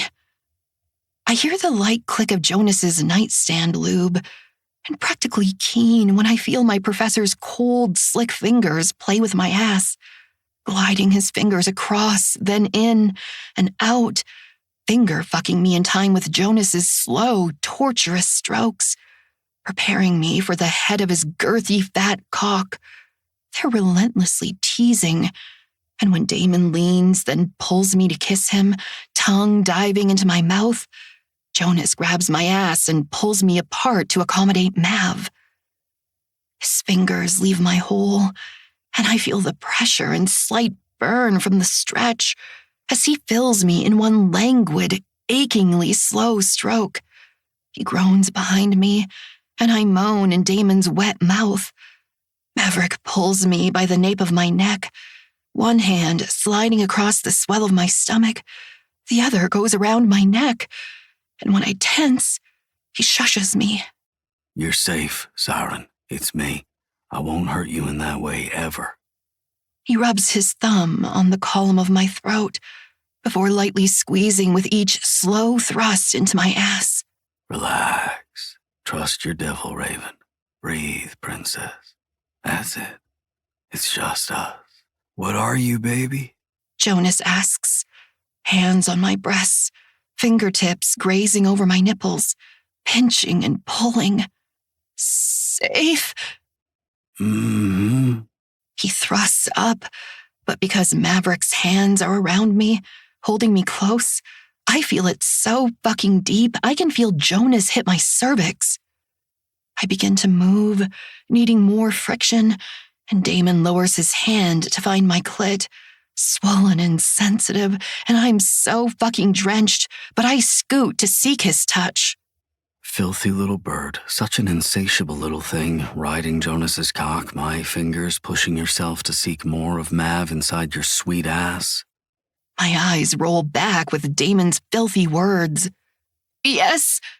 She's a needy slut, aren't you, princess? Deplorable, desperate for cock, our filthy cum slut. My cheeks flame bright with embarrassment, and when Mav squeezes my throat, Damon pulls away to stand before me, my other men grunting, filling me in, out, the push and pull, the sudden emptiness just to be filled to the hilt again makes me cry out. Mav, switch me. I want me and Damon to take turns fucking her gorgeous pussy. I want to see her taking my dick. I'm lifted slightly and whine at the loss of Jonas, but soon I'm on Mav, and he hasn't let go of my throat, like a permanent necklace. My legs are pushed back until my knees hit my chest. You look so pretty and pink, baby. Jonas settles between my thighs and spits, only to lean and slurp it up, apparently not caring that he's tasting Damon too. I buck against his face once, and he rises just to fill me balls deep, and I squeal. Damon comes, settling beside him, and soon it's one thrust from one and then the other, matching Mav's pace. Damon puts his hand on my lower stomach and presses down as they fuck into me, and the pressure is building up. Damon, look. Look how abused she looks. She needs more. Let's see. Come here. Yeah. Hover over her. Good. I'll put my tip in and you... Fuck. Damon lets out an animalistic growl when Jonas settles above me, joining him, and the pressure builds to be too much, and I scream, liquid fire squirting out of me. Baby. He thrusts. Maverick grunts. Damon hisses. You have all three cocks in you, baby. You're so fucking perfect, Raven. You're so pretty, baby girl. Dirty little slut.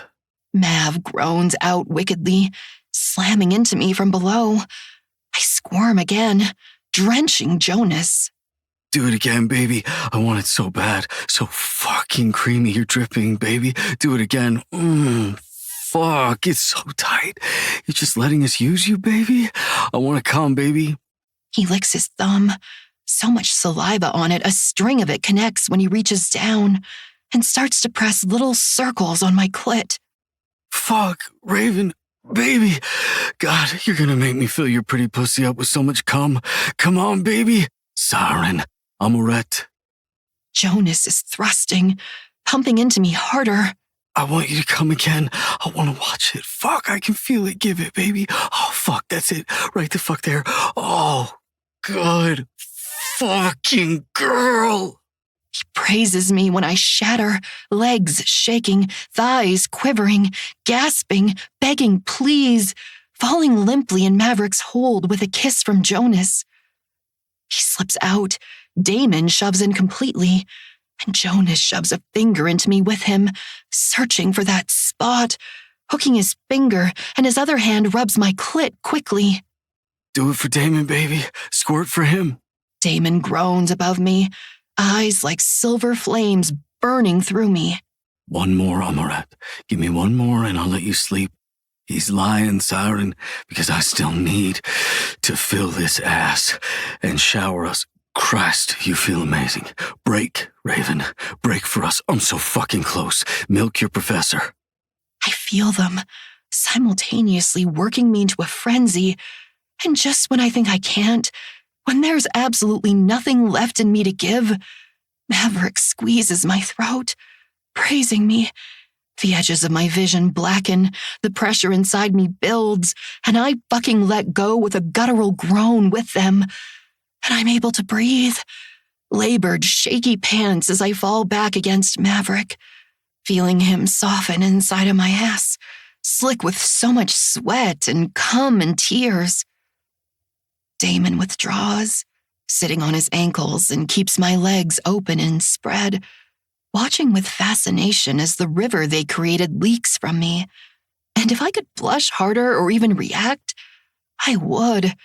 I've been obliterated. Such a messy, filthy, good girl. Huh. Take her. Let's get her cleaned up. Mav says weakly, kissing my cheek. I try to protest. I need sleep. But I'm ignored. I'm lifted and bathed and cleansed and dried and clothed. And then very carefully, like I'm a fragile, priceless artifact, placed in Damon's bed because mine? Well, mine is fucked. Little bird. I huff out a small breath. I don't want to be here. Rayne-Moore opened its doors up bright and early Monday morning, announcing another vigil for a Prescott. Everyone mills about as if nothing had happened, running to their next class, standing in the coffee cart line. Clearly, he wasn't as loved as his twin, Chase, and it saddens me. So many conflicted emotions weigh me down today. I stare up the spirals, the massive arches and windows of the gray stone university built in 1827. Every time I see its structure in its entirety, I remember how tiny and insignificant we all truly are. The vigil is being held today in one of the gardens because, unlike his very outgoing twin, only a few will truly mourn Reardon. Unlike his loud, obnoxious twin, Reardon was the lesser of two evils, like a snowstorm, quiet but mighty. He and I were the same in that regard. So that's what I'm doing now, pondering existence in itself. I read once that there are tribes that burn their chiefs in a funeral pyre, dig out the bones that remain, and make a type of broth, and the natives drink the broth, so in a way they live on in their tribes. Never forgotten. The few that show up for Reardon today are the ones that were most impacted by him. That's why I'm so conflicted. I didn't want to hurt Reardon. I understood his hatred toward me. I took away the only person that ever probably gave a damn about him in this world. His protector, his best friend, the other piece of his soul. But what about my soul, my mind, my heart? I live in pain daily. My leg, my headaches, night terrors, hallucinations. I lived in a goddamn mental institution for a whole 3.5 years before I was deemed fit to visit family. They did this to me and they were free. They went about with their lives. It was only fair. Right? Villainous thoughts form in my mind, and I hate the way they make me feel inside. Maverick had a point. Reardon would have hurt me if given the proper chance. And so I stare at the spot where he landed, the crimson scrubbed clean, new snow fallen over where he was splayed out like a puppet. If he didn't die by hanging, the fall certainly killed him. Amorette. Damon says my name sternly, authoritative, like when we were at Lorne Wood, and I cringe inwardly and outwardly.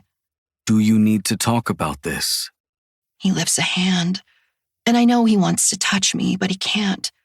Not here, not in public. Another reason I loathe this place. I give him one solemn nod. I haven't been very forthcoming about my thoughts, because the last time I told him how and what I felt, he told me I was manifesting my guilt into a shadow, and then my house was burned to the ground. I hold a modicum of resentment towards him for that, and he knows. Except I haven't the time for guilt. Only plotting. I look up to search his eyes, and he looks almost relieved that I agreed to a therapy session. I haven't been back to see Ada since before the storm. I've been reading my poems out loud. Thankfully, no more Dr. Seuss, to anyone who's home for 30 minutes a night now. It's finals week, the last of them Wednesday. The athletic holiday banquet is Thursday, and then we're off for 3 weeks. 3 glorious weeks of me being home with my 3 insatiable men. I can't wait. I spot Jonas coming around the corner from one of the athletic buildings, bundled up, handsome and mine. I love that he's wearing the black fur-lined ski cap with a removable mouth and nose covering I got for him that matches my purple one. I can tell when he sees me, because his forest eyes immediately crinkle at the sides, and I know there's a huge grin behind the mask just for me. He comes to my side and pulls down his mask, full smile on show. There's the most gorgeous woman I've ever seen. I will never cease to blush at his compliments. I pull down my matching purple covering and kiss him, and he shoves his arms around me. I missed you too, baby girl. Need coffee? She most certainly does not need any more coffee. I pout. Jonas pouts. She can do with one more cup. It's finals week. We've been studying nonstop. My brain is frazzled. Her brain is frazzled. A caramel macchiato made with oat milk is a nice little treat for studying so much. If you get anything, get her tea for her nerves. Jonas rolls his eyes. Daddy Damon is putting his foot down. I giggle. Jonas, I know. Don't call you daddy. Hey, are you the top or bottom? Maybe Maverick is daddy. Damon huffs out an exasperated breath. Come on, baby. Let's get you a tea for your nerves. He winks. I tilt my head back in silent laughter, wave goodbye to Damon since I can't do more, and pull my mask back over, buttoning it on the side of my face below my ear, letting him take me by the hand, and he leads me to the coffee cart, ordering for me. And as we wait around, he steps closer to me, my back against his chest, arms around my waist, chin on my head, and it feels so good to be in his embrace. He lets out a soft, contented sigh, as if just holding me is all he needed to feel all right. And I feel that so deeply in my soul. I relax against him just a little more. Are you ready for Thursday? He asks, and without getting away from his embrace, I nod. Our order is called. We shuffle together to get our drinks. Simon Hoover is going to be there. I almost drop my macchiato in surprise and excitement. I haven't seen him very much around Inferno, and when I do, he doesn't speak very often. He also leaves as soon as Stephen is done talking, so I hardly have any new intel on him other than that he lives in D.C. with his wife Clarissa. No children yet, which is great. I'd hate taking a father away from his children, but at the same time, meh. His grandfather Walter is still one of the biggest donors. He's an elder, and when Simon played rugby here, he won MVP 2 years in a row. He's a big motherfucker, baby. He still plays rugby.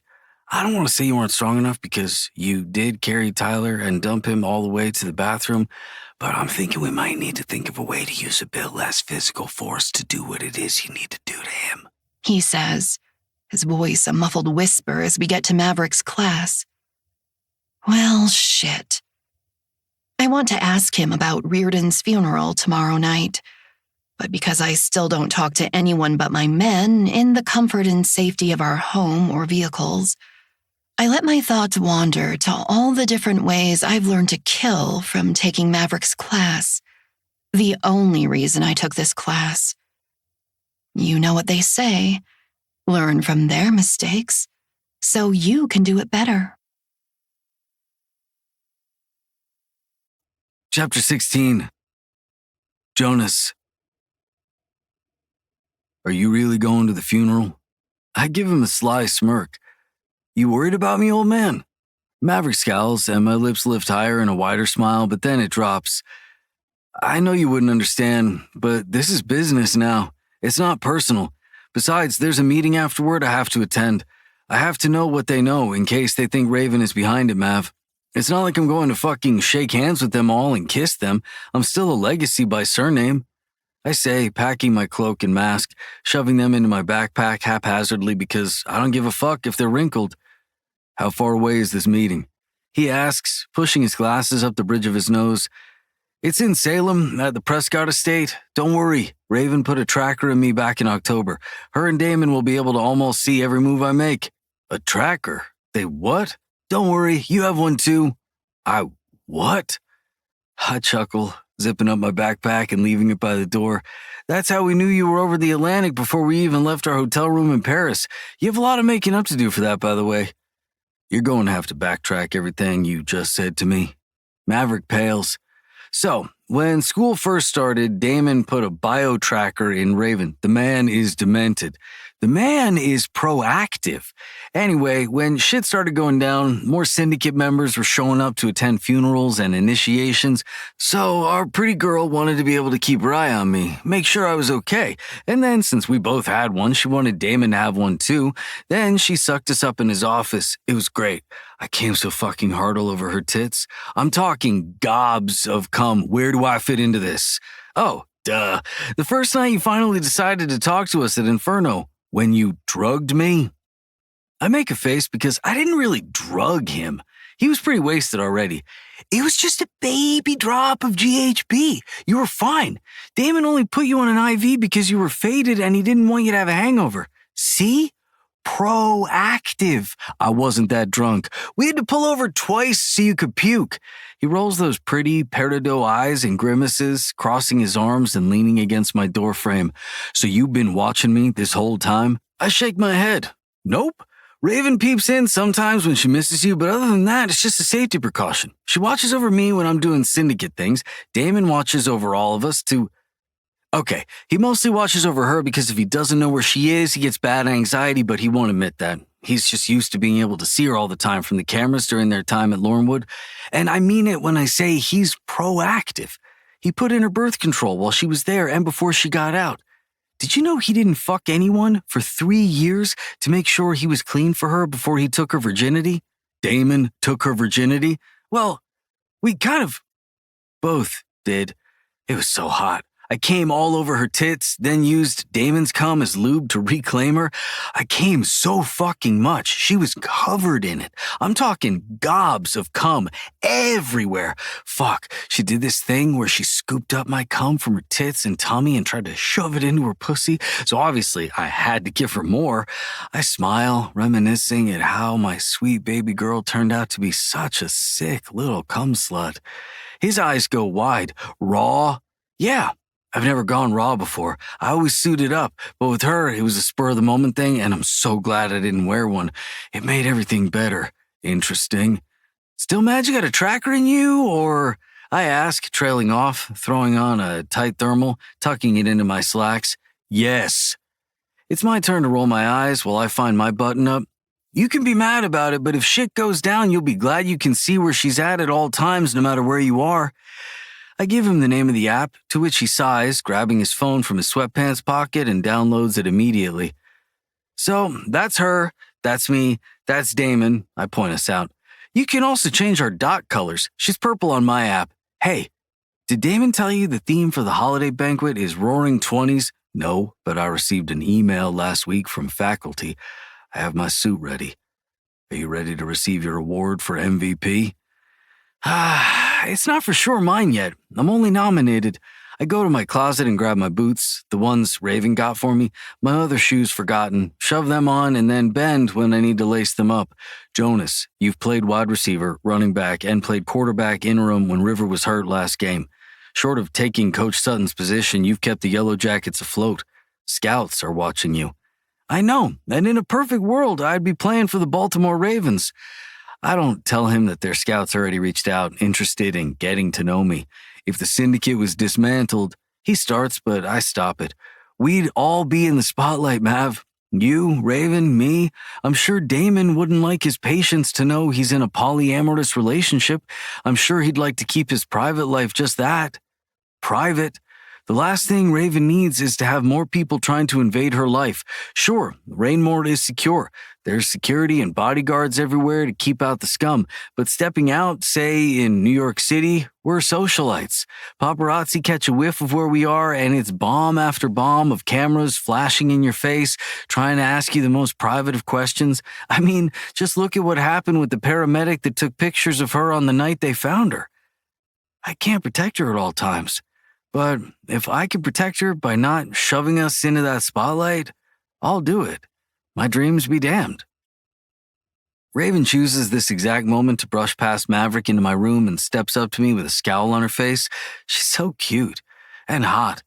Oh my God, she's wearing this tight little white camisole that shows her hardened nipples, her pink satin sleep shorts that show off her fat little pussy and fuzzy socks. Her hair is down and free in these luscious chocolate waves, and fuck, I'm getting hard. Fuck Reardon, fuck the funeral, fuck the syndicate, I'm staying home. Her little hands go up. I don't care about being in the limelight.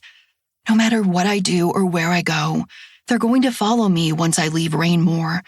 If you want to play for the NFL, you should play. Your dreams are my dreams. I want you happy. My heart melts.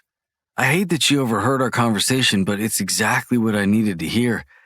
I take her in my arms, placing my hands on her juicy ass and tug her even closer, making sure to squeeze then rub because, fuck, I love the way she fills my hands.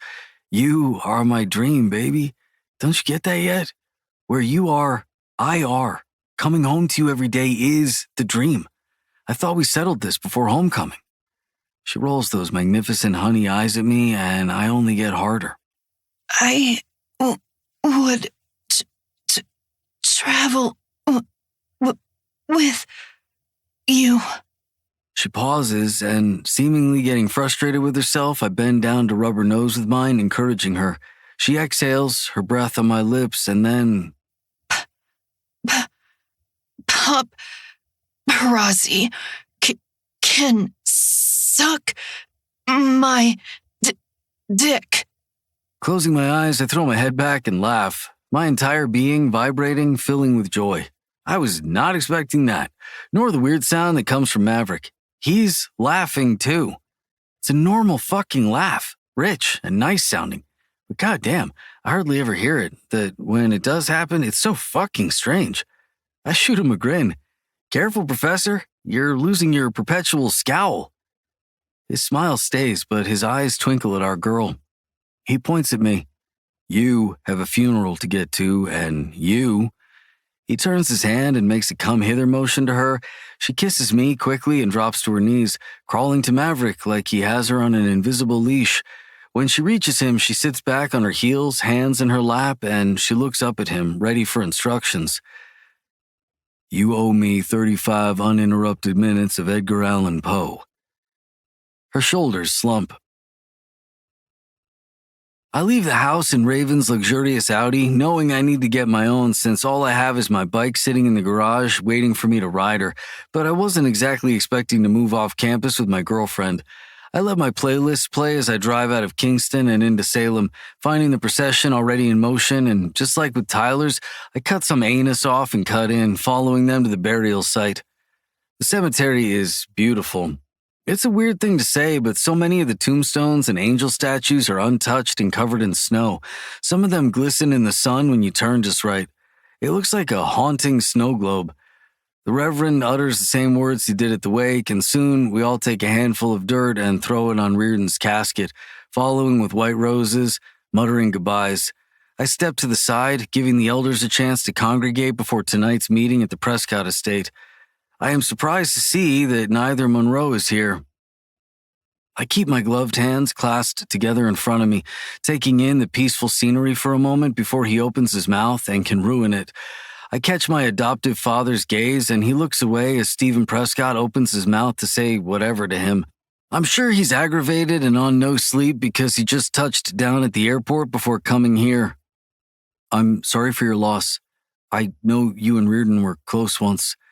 I look over my shoulder to see Andrew Mikhailson, a former teammate and Sigma Delta Chi frat brother. He graduated 3 years ago after my freshman year. He looks good.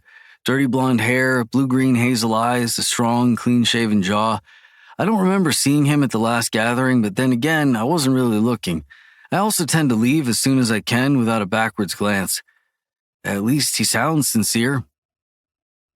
It wasn't always great, but it wasn't always terrible either. I turned to face him. You look really tan. He grins, all white, perfect teeth. Yeah, I was in Bermuda for work. I just got back a few months ago before hurricane season hit. I try to reach for what his family does, but they're so low on the poll I can't remember.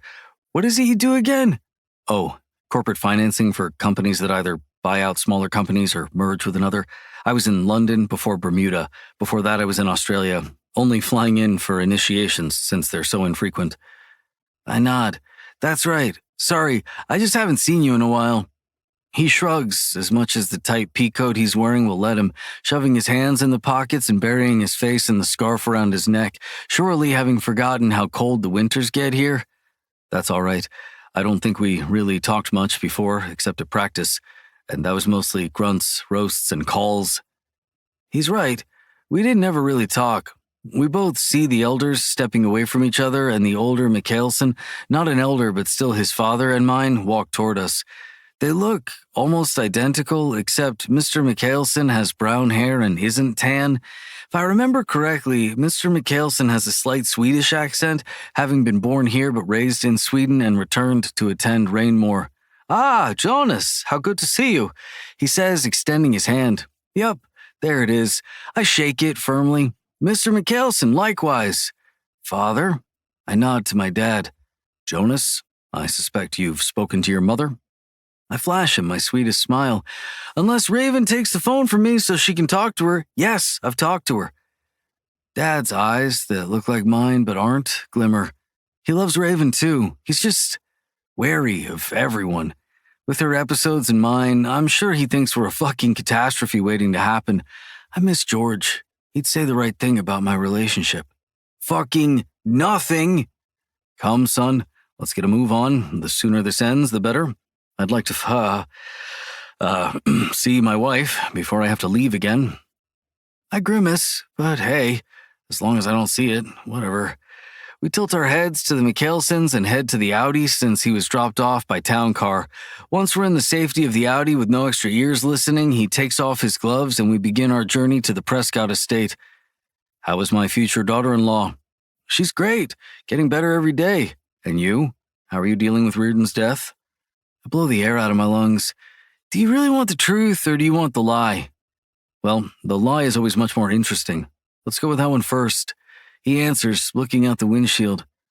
All right, I'm not fine with it. See? Interesting. Dad, there is so much happening. I can see him looking at me from my peripheral, but I keep my eyes on the traffic ahead, the red lights blinking through the snow now falling. I hope I don't get stuck out here and have to stay at the estate. We have 20 minutes or so before we arrive. Paraphrase it for me, son. Okay then, since you're being so forthcoming. Does this have anything to do as to why Ivan is following you? You know about that? Did I notice my wife's most trusted bodyguard is being paid double since Thanksgiving and hasn't been around just as long? Yes, I do know about that. I groan again, but this time inwardly, and let myself think of a way to tell him everything without incriminating ourselves. When I'm done talking, we're at the old brownstone mansion and I'm parking in the long circular driveway behind a dozen other luxurious vehicles. Reardon was quick to point fingers, but son, it doesn't look good that he dropped over 80 feet while screaming her name. I shake my head, looking at the snow-covered mansion harboring evil.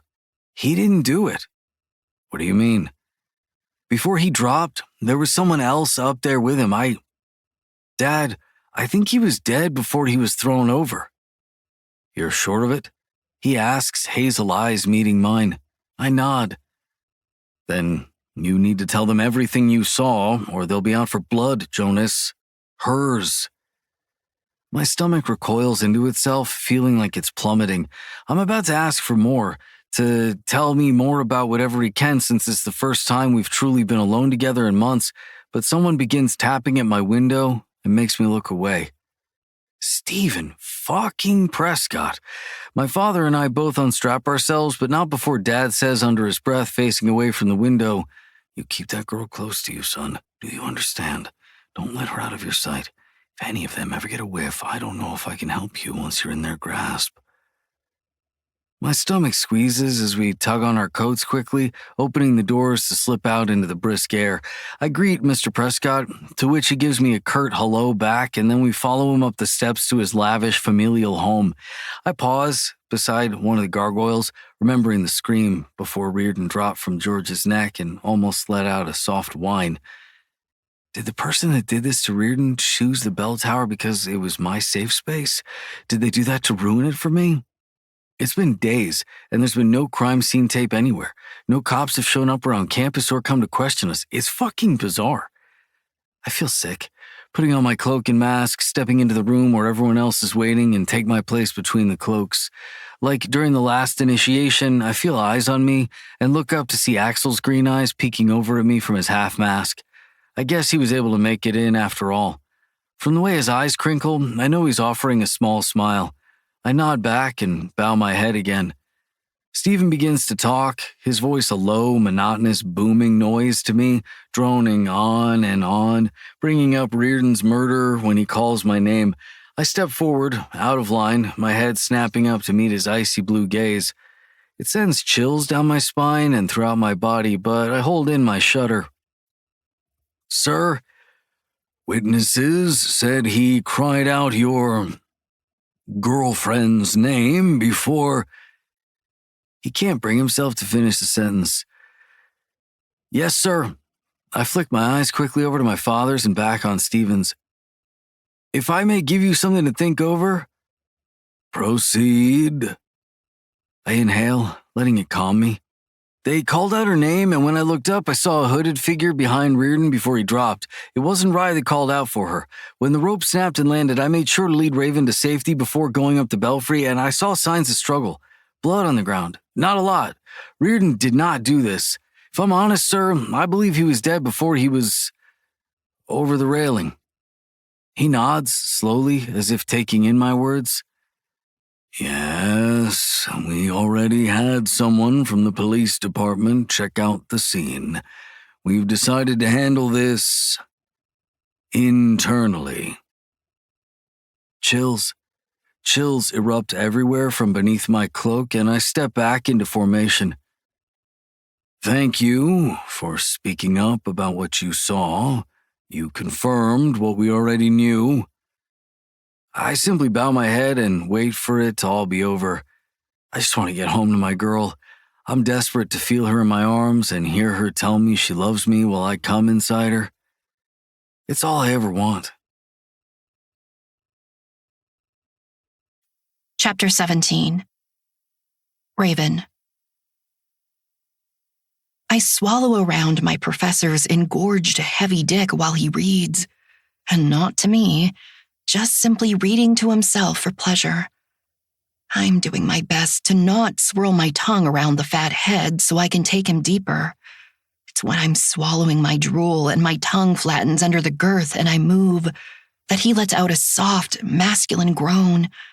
It fills the quiet space and rings in my ears like a symphony. Wicked green eyes flick to me from beneath his book, and he sighs at me as though I'm a nuisance. and liquid heat pools between my legs. He sets the book down, one finger between the pages so he doesn't lose his spot. I love that Maverick reads more than I do. I love it even more that he does it shirtless, where I can see every rune, every Latin phrase etched into his skin. He's a masterpiece. The freshly tatted image of me, head bowed, hands bound above my head, black wings on, breasts out and nipples hard, kneeling before him on his chest, gleams at me from above. I can see the faint lines of my usual fishnets, and know that's what I must have looked like the night he took me to room 7 at Inferno. I soared when I saw it, honored he chose me to be inked on him forever, wanting to kiss all over it, but afraid to mess up the healing process. This must be what it felt like for Jonas when he saw his number tatted on my ribcage. He wanted to touch it so badly, but I kept pushing his finger down, shooing him away. Now he always rubs his thumb against it before playing with my breasts, and always kisses it before going down on me. What is it you need from me for you to just be a good girl and warm my cock, Siren, It's a simple task. I feed you my cock and you keep it warm like the perfect little cock sleeve I know you can be. The aggravation in his voice makes my heart plunge. I want to tell him to fuck my face, to please, for the love of God, fuck my face. I whimper around his length instead. He bucks his hips, slowly, letting me take more of him in, until he softly hits the back of my throat, and I swear I feel it like he's in my pussy. My clit tingles, and I'm aching to play with myself. But I'm not allowed. Something he's been doing since our night at Inferno is he ties my wrists behind my back, and then gives me a task to focus on to keep from freaking out. I also know he's doing this to keep my mind off Jonas.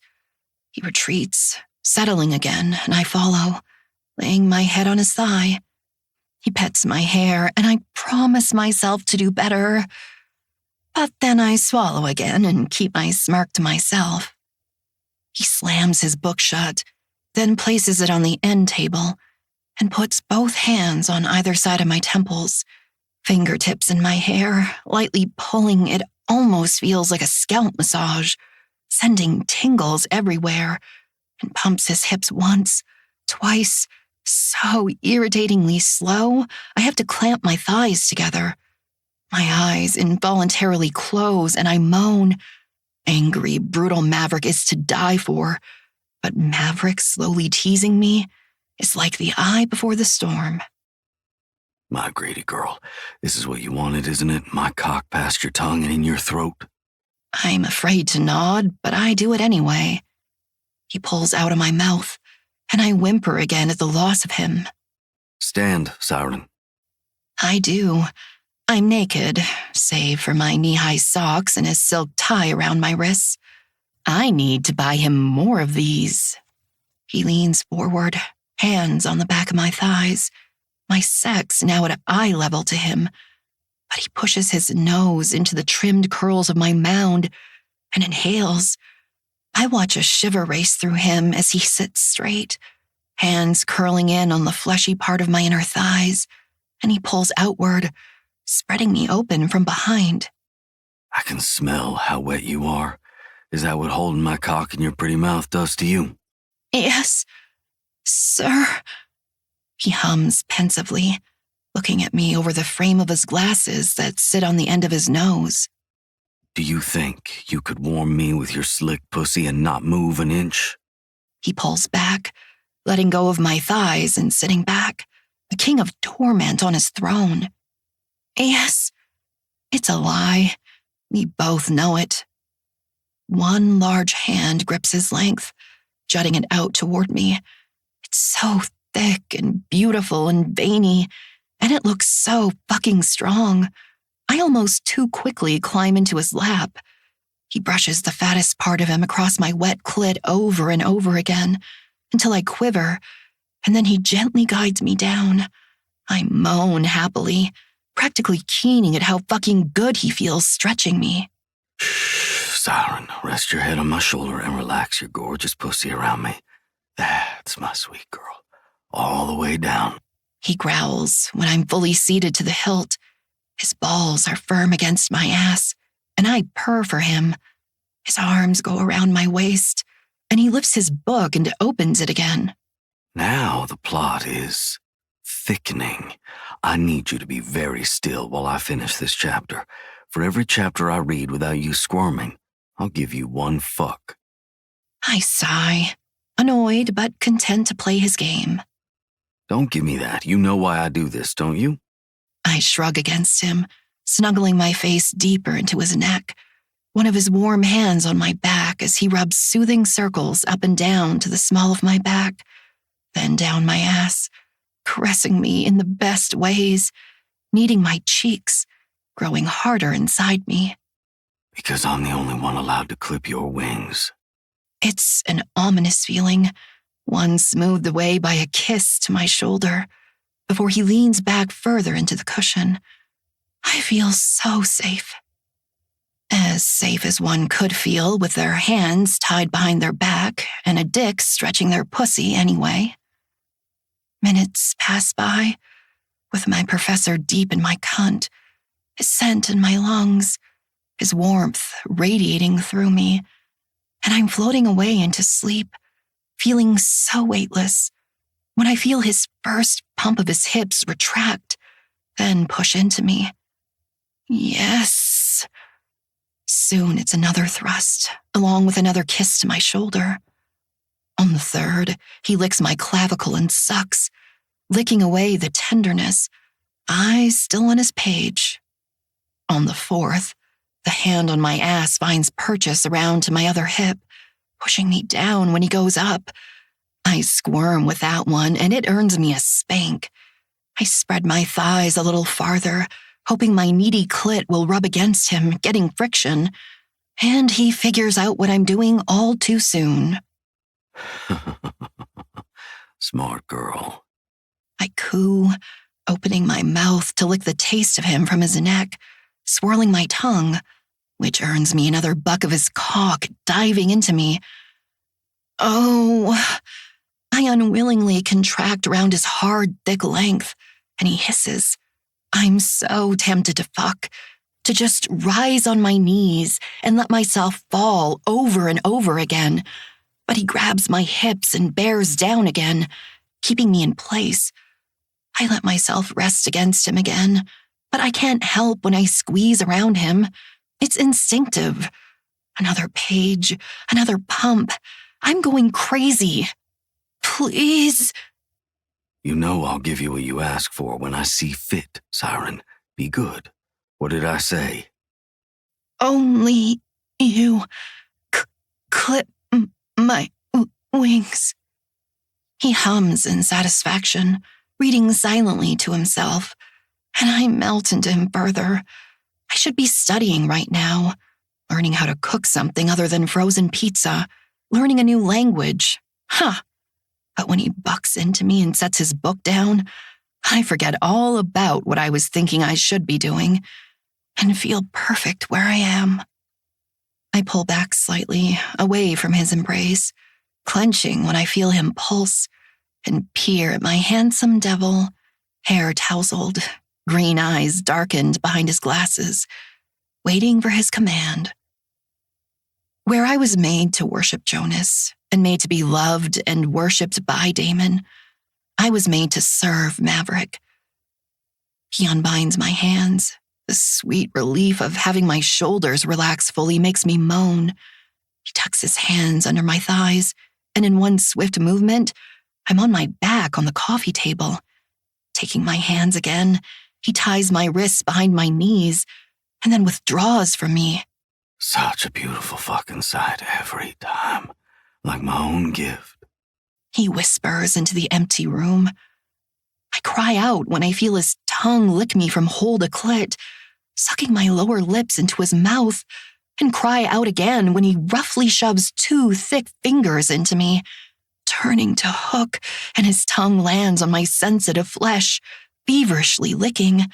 I'm shaking, the heat running through my veins, settling in my womb, and I'm so fucking ready to erupt when he pulls away, and I cry out again, ready to beg for more. I've had to fuck my fist to memories of you these last few days while this tiny pussy rested, Siren. I'm going to take my time. Look at how gorgeous you are, clenching around nothing but air, seeking me. Such a filthy little angel, aren't you? So fucking greedy for more cum. Did you not have enough? No, I answer honestly, because they've done this to me, turned me into a wanton slut, always in heat. When he plunges his digits back inside, only to pull out again and slap at my clit, I can't help but yelp. Maverick! That's right. You call out my name when I'm ruining your wings. Look at yourself. I do. I turn to face the full-length mirror Jonas had installed in every room, and I look so fucking vulnerable. Knees to my chest, hands bound, hair splayed over the coffee table I'm not sure can actually bear my weight. My inked devil looming over me, stroking his dick as his wicked glare clashes with mine. Sexy, powerful, beastly. Drops of sweat accumulate and run down his bare chest, and I salivate, wanting to lick up every drop. He lines the tip of himself to my dripping sex, and in one powerful thrust, I watch our reflections join as one, as his muscles ripple. He snarls, and I scream. Take. Thrust. Every fat. Thrust. Fucking. Thrust. Inch.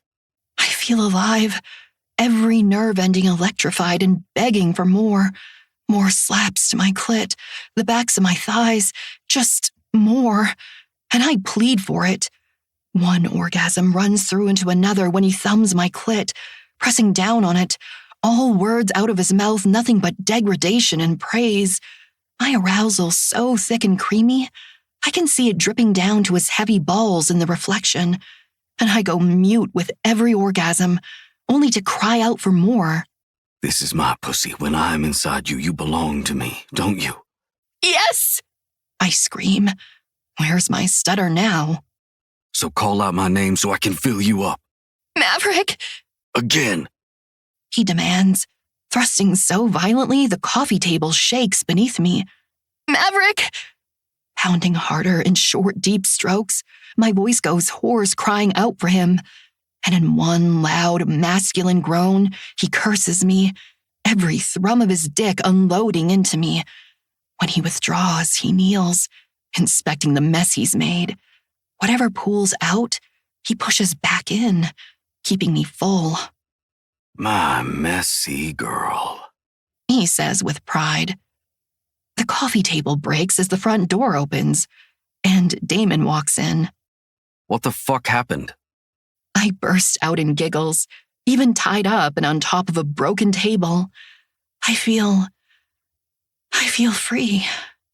It's when Jonas steps in behind Damon in absolute confusion, and his brows draw up in concern, that Maverick unties me and helps me up on wobbly legs. What a perfect fucking day. Much like the annual homecoming ball, the athletic holiday banquet is a lavish, gorgeous soiree, due to all athletic departments bringing in a bogus amount of money. Everyone from donors to the players, their parents and their significant others are here. It's much more crowded than the ball was. Like before, we go in separate vehicles. Jonas pulls the Audi up to the front of the roundabout, and after opening my door and helping me out, he gives the keys to the valet person and tugs down on my lavender cloche hat I specially ordered from a boutique in New York, along with my flapper dress, the waist cropped and the hem short, and of course my gloves.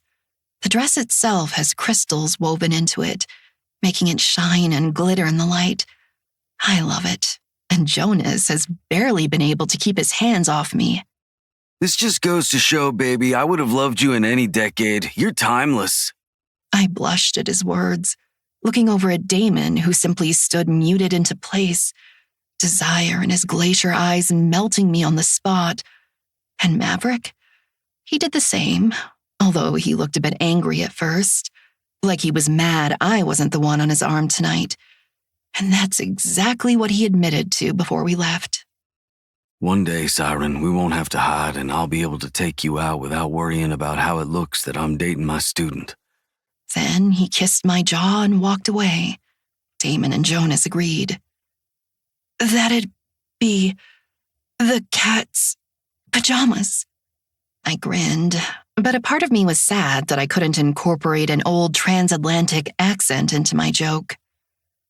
All of my men looked fucking fantastic tonight, each one in vintage, tailored three-piece suits. Maverick in navy with a lavender tie and pocket square, Damon in black with the same color pocket square and silk tie, and Jonas in a charcoal suit with a lavender button-up, but a gray and lilac silk tie and pocket square. They looked delicious. And all mine. Before entering the dining hall, each side of the door has a blown-up picture of the Prescott twins and Dean Whitmore on easels. Candles are lit in memoriam, and we pause for a moment to pay our respects. Otherwise, well, it would look weird, wouldn't it? The dining hall is decorated in luxurious, heavy gold drapes and curtains. Large, flamboyant crystal chandeliers hang, glittering in the light, along with what looks like suspended bubbles in the air. There's tall ostrich feather centerpieces, clashes of silver and gold with black trim, and beads are scattered on every table. And on the sides, there are sidebars full of food and desserts and fruits that are out of season. Strawberries, grapes, mandarins, watermelon. It's all so beautiful and light. There's a swing band playing, people dancing what they believe is the Charleston, and of course, so much schmoozing. Oh, there's my mom. Come on. Jonas says, pulling me in the direction he saw Elena. Mr. Anderson nowhere to be seen. As though he's read my mind, he says, Dad's went back to Singapore, remember, baby? I nod as Elena takes me into her arms. Oh, my darling girl, you look so fabulous. I love this dress. I grin wide, forming the words on my lips I practiced hours before in the mirror, knowing I would be seeing her tonight. I whisper in her ear, You look beautiful.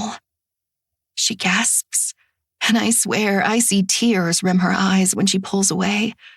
But all she does is smile, not making it a big deal that I'm speaking. But she looks so proud.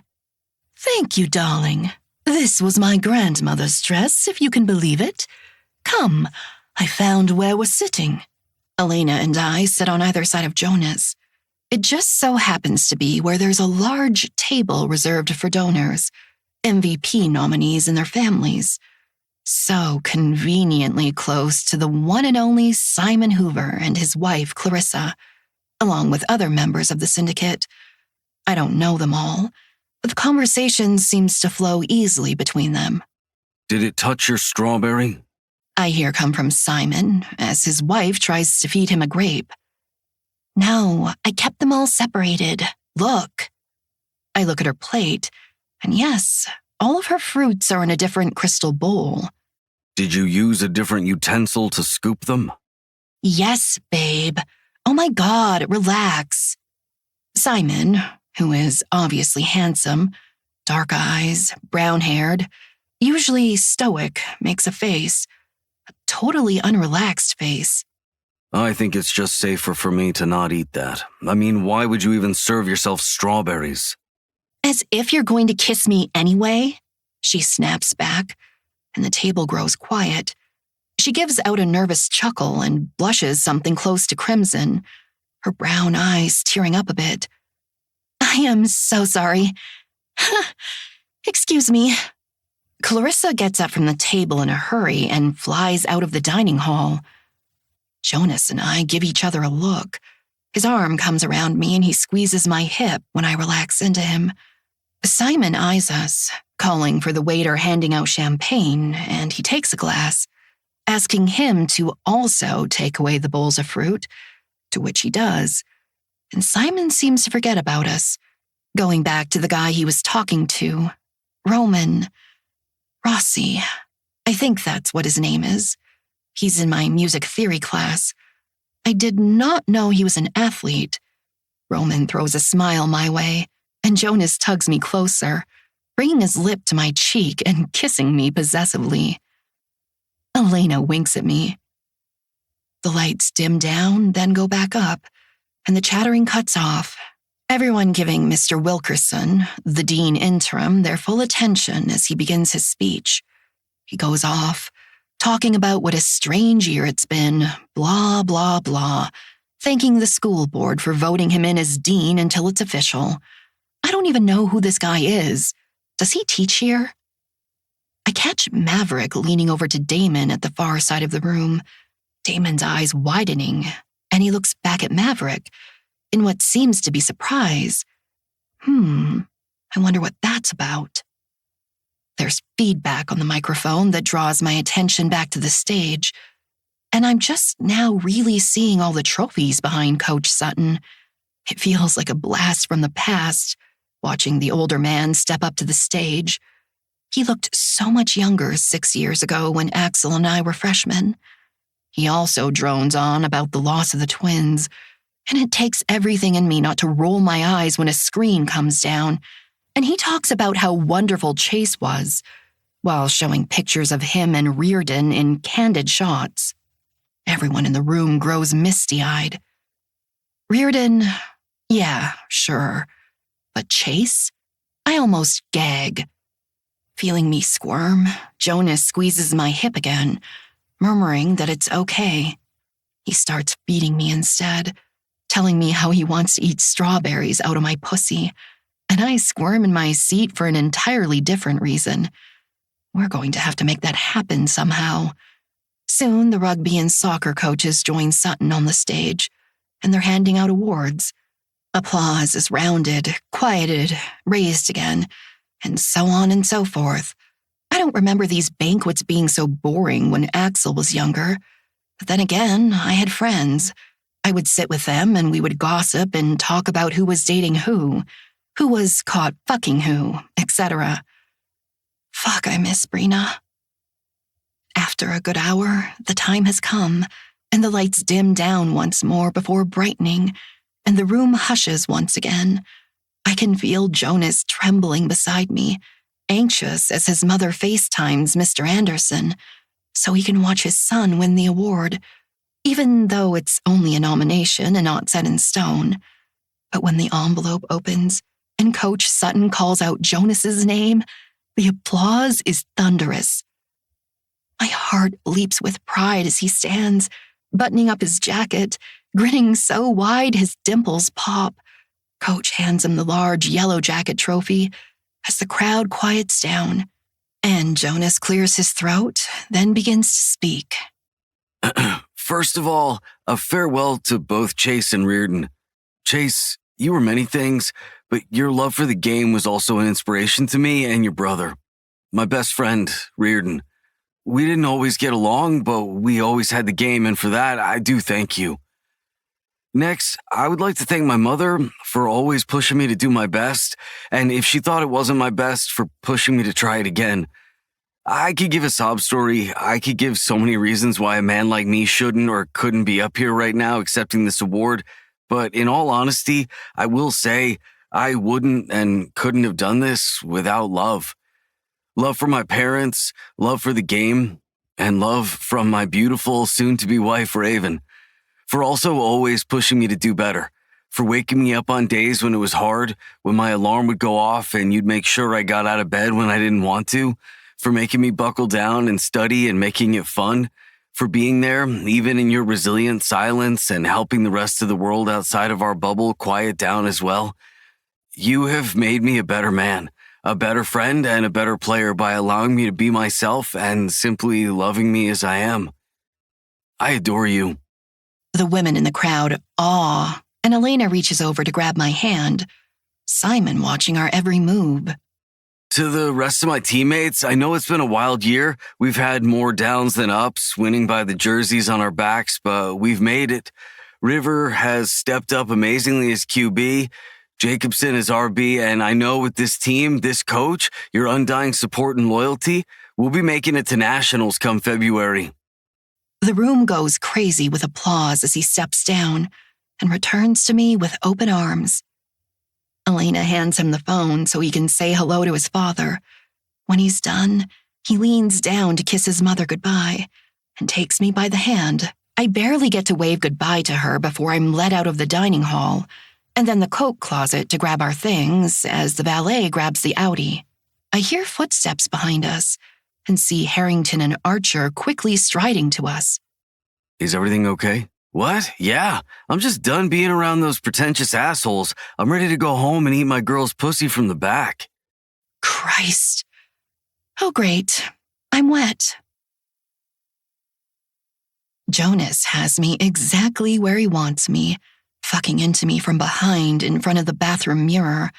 I didn't even get to take off my dress that's bunched up around my hips, or my makeup that's absolutely trashed now.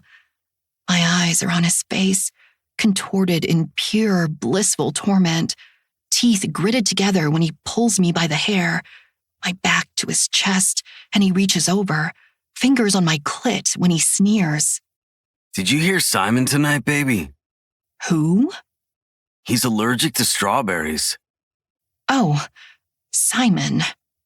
Jonas pounds into me harder, the items on the counter falling and clattering down into the sink. Fuck, this pussy is so goddamn good. You looked so pretty tonight. I couldn't wait to get you home and watch you come for me. Jonas! I cry out, taking every thrust with a gasp, fighting to keep my eyes open and on him as my climax peaks, driving me off a ledge suddenly with a stifled gasp. He rips the front of my dress open, crystals skittering everywhere, and goes right back to rubbing my clit with one hand while the other palms my breast. He looks so fucking large and so masculine behind me. That's it, baby. Eyes on me when you come for me. So fucking pretty when you come for me. Oh, fuck, say it, baby. It drives me so fucking crazy when you say it. Please, baby. He groans like it hurts him to hold back from filling me up, pounding into me so hard, the veins in his forearms pop. Every delectable muscle I can see flexes. Say it, baby. I need to come for you. It's all I think about all day. I love you. He looks like a fucking god when his head tilts back, narrowed eyes still on mine, and he comes, shoving every thick, delicious inch into my pussy. I cry out, feeling his muscular thighs shaking, dick pulsing, muscles twitching, and watch his jaw clench. Fuck, yes! Always so goddamn good. Fuck! He breathes, not withdrawing, staying semi-hard in me, the aftershocks of our orgasms still pulsing through us. He puts his chin on my head, keeping me in his embrace, autumn eyes hooded and dark. I think it's time you text your brother. Let him know we'll be at your mom's holiday party. I think I have an idea. Chapter 18. Damon. 11 minutes. 11 minutes have passed since Raven perched her gorgeous, heart-shaped ass on my sofa, crossed her strong, supple legs, her arms over her ample chest, and stared blankly, not at me, but at the clock on the wall behind me. I clear my throat, and her gaze flicks to mine. You promised you were going to try, I say, picking off imaginary lint from the notebook I keep all of my personal notes on her progress as of late. As her doctor, I'm proud of how far she's come in just the few short months she's been out of Lorne Wood. As her boyfriend, I'm upset she doesn't want to talk to her doctor. It's a vicious cycle. You won't. Her cheeks turn bright pink, and she turns her head away. I won't what, Raven? Not my name. Her snarky tone warms my heart. It is the sass I knew she kept hidden for so long. I like it. Okay then, Amorette. I won't what? Her blush is close to crimson. Fuck my throat. My dick definitely heard that. Doing my best to keep a straight face, I inhale as slowly as possible. I blink and jot down Patient is upset I won't fuck her throat. I exhale slowly. I see. I take a look at the note above it that says, patient responds very well to outer and inner stimuli during night terrors, prefers cunnilingus during sleep state to awaken. And this upsets you? She deadpans, meeting my gaze straight on. Yes. I jot down, minimal stuttering with less syllables, although slightly resentful. Can you tell me why this causes you grief? You treat me like I'm fragile. I'm not fragile. She pauses, and I can see her jaw moving, putting the right words together, and her eyes well up with tears as her hands, although tucked into the creases of her arms, form into fists. Patient silently exhibits anger through body language, doing better on tapering emotions when directed at loved ones. My heart shudders. Christ, is that what she really thinks? You treat me like I'll break. I'm not crazy. Shadow was real to me, and then he was very real, not only in my mind. Raven looks away again, but then turns her focus back to the clock behind me. Good. We're finally having this conversation, and I didn't have to bring it up. I still feel guilty over it, even though I apologized. When did you start seeing your shadow person, little bird? She shrugs. After my dad died, I thought he was back to watch over me. What changed? When did you begin to feel as though it wasn't benign, or maybe more? I fed it my fears. She says clearly, and when I quirk a brow, urging her to continue, her lips roll inwardly, and then she says, And it grew. Slivers of chills splice through me. Did it ever speak to you, or touch you, or make you feel unsafe? No. Could you tell the difference between your shadow and Reardon? She nods. And you... and Maverick. My chin inclines once in understanding, and instead of writing down what I want to, which is that patient has a hypervigilance sense to danger, possibly a conditioned response stemmed from childhood, I simply ask, did your shadow ever appear while you were at Lorne Wood? She squints as if trying to remember, but shakes her head. Her hands fly up. I was lost a lot in my mind, always foggy, and I was drugged to sleep during lightning storms. You were what? You would leave for the evenings or the weekends, and when there were storms, I was sedated, pretty much until you returned. My guts churn, a vile sickness sweeping through me. There was never any mention of meds or new meds on her charts when I would return to work in the mornings, and I worked every day.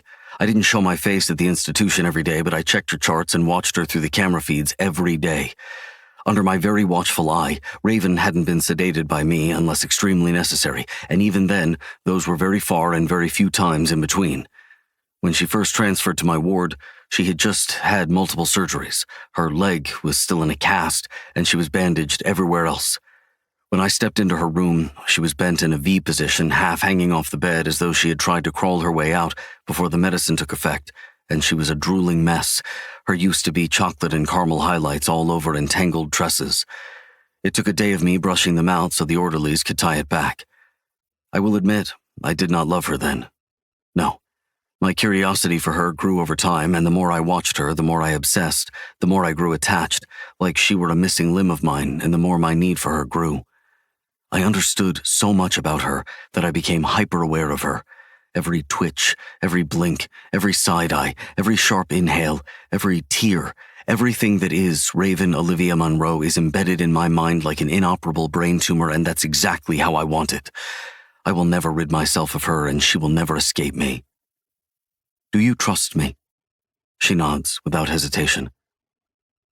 I never gave the order to have you sedated, unless I was the one pushing the needle into your vein, little bird.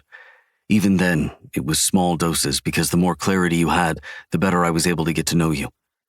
Do not ever think I would ever harm you. Don't. No, you're just upset because I won't fuck your throat. I come full circle. She smirks. Come here. Kneel before me. She gets up, strides to me in 10 short steps, and kneels before me. Good girl. Undo my belt, unfasten my slacks, and take me out. I want to grow in your mouth, I order. She obeys, and I let out a soft hiss when her cool fingers tentatively wrap around my thickening length. I shove away her hair from her face and hold it in my hand, tangling my fingers in the silky strands. Mon corps, my heart. If I am ever too gentle with you, it's because I treasure you, even when I have you bent over, ramming myself into your sweet cunt, sharing you or calling you filthy names. Je t'adore. I adore you. I want to own your orgasms, your pleasure, and looking at you when you come for me is what I live for. Mine doesn't matter, even when I dream of your lips wrapped around me. She swirls her tongue around the crown of my cock, licking up a pearl of my pre-cum already accumulating, pulling me in and sucking on my tip like it's a pacifier while wiggling her tongue on my frenulum, driving me crazy already. Like that, Amouret. I still prefer to see you a whimpering mess beneath or above me, watching your face contort in pure pleasure and agony and love and desire. For me, I rasp. Using her hair, I tug her lower, pumping my hips to feel her gag around me, but she swallows, her cheeks hollowing on every retreat to suck me deeper, and I stand so I can fuck her pretty little face properly. Your every wish is my command, little bird. All you have to do is open your slutty lips and I'll grant it. I push forward until I reach the back of her throat, cupping the side of her face and keep her there until she relaxes around me, and then I thrust deeper. Hold. I pull away until it's just the tip of me and do it again, losing myself to the way she gags and slurps her saliva, so sloppy, so messy it runs down her chin, but my good little slut doesn't give up, doing her best to swallow and relax and hold her breath only for me to plunge again and again, watching her eyes water and spill over. My balls feel so heavy when her hand comes up to cup them, tugging, making them draw up, my lower spine heating, my balls tingling, her index finger finding that sweet spot behind my sack and pressing. Is this what you wanted, Amouret? Twisted little bird wants my seed down her throat. She moans a resounding, practically squealing in delight like my perfect little cum slut, and the vibrations travel up my cock, adding to my pleasure. Jerk the bass. So good, Raven, so fucking good. A little goddess at my feet. Look at you. Beautiful, beautiful little bird. I'm going to... Oh, fuck. Just a pretty girl. Yes. Yes. Oh, fuck. Gonna make you take me deeper. Hold your breath. Oh, fuck, Raven. I shove every fucking inch of my dick past her tonsils, curling over her, and a torrent of my hot, thick cum spurts to the back of her velvety throat, contracting around me to drink every fucking drop I give her, humming in absolute delight. My vision blurs and my thighs tremble from the force of my orgasm still receding when I pull out of her slick hot mouth and fall back. She follows, lapping up whatever she missed like a hungry kitten, and I jerk when she licks the head of my cock, overly sensitive, and so sweetly does she tuck me back in my slacks and then climbs into my lap. I'm panting, clutching her to me, and I kiss her temple. You are everything to me, little love. Everything. If you had been transferred out of my care and into another asylum, I would have followed you there without a second thought for merely a glimpse of you. No metal doors or barred or even locked windows could have kept me from you, which I've proven to you already. I would have found a way in, even if it meant admitting myself under voluntary hold. And then, because I mean it, I say, when this is over, I will do my best to love you out loud. And then I promise, I will do my best to tell you the thoughts that swirl in my mind when it comes to us, but Amouret, she pulls away to look at me, plush lips still swollen. You have to tell me what's going on in your pretty head, too. You have to remember I will always look for clues as to what's bothering you, but I'm not in your head. You have to talk to me. I'm scared. This is a dream, she whispers, tears gathering in her eyes. I tug at her wrist and softly rub on her fresh tattoo, feeling the raised ink marring her pretty flesh. Seeing my name on her body fuels me with a deeper desire to have her come for me so I can watch her face screw up in total ecstasy. Even in your nightmares, your dreams, your hallucinations, my love for you is the realest thing. Cling to that every time you feel lost, and I'll always find a way for you to come back to me. Just don't treat me like I'm fragile. You exquisitely sweet little monster. Let me repeat myself. If I'm ever too gentle or stern or serious with you, it's because I treasure you entirely too much, and with everything you have ever faced, you deserve to be treated like I love you because I do. I am irrevocably fucked for you. I'm sure I've heard the word demented thrown around here, and it's because I am for you. So when you squeeze my cock with your delicious pussy so perfectly, of course I become deranged for the only woman I've ever loved. The rest of the world can fuck off entirely. I conclude, then she giggles. The sound is too enchanting. It calms me and relaxes my soul. It makes my chest ache. I press my lips to hers. The door to my office opens. Footsteps on the hardwood alert me it's both Jonas and Maverick entering. Oh, is this the kind of therapy you do here, Dr. LaDouche? I don't bother looking away from my sweet blackbird, just throw Jonas the finger and he laughs, plopping down on the couch. If you ever tell me that me not fucking your throat is causing you grief, then yes, Pop, I'll fuck your throat. Christ, that's why you've both been moody? You wouldn't fuck her throat? We came full circle. I bet you did, Jonas interrupts, and I finally turn to glare at him.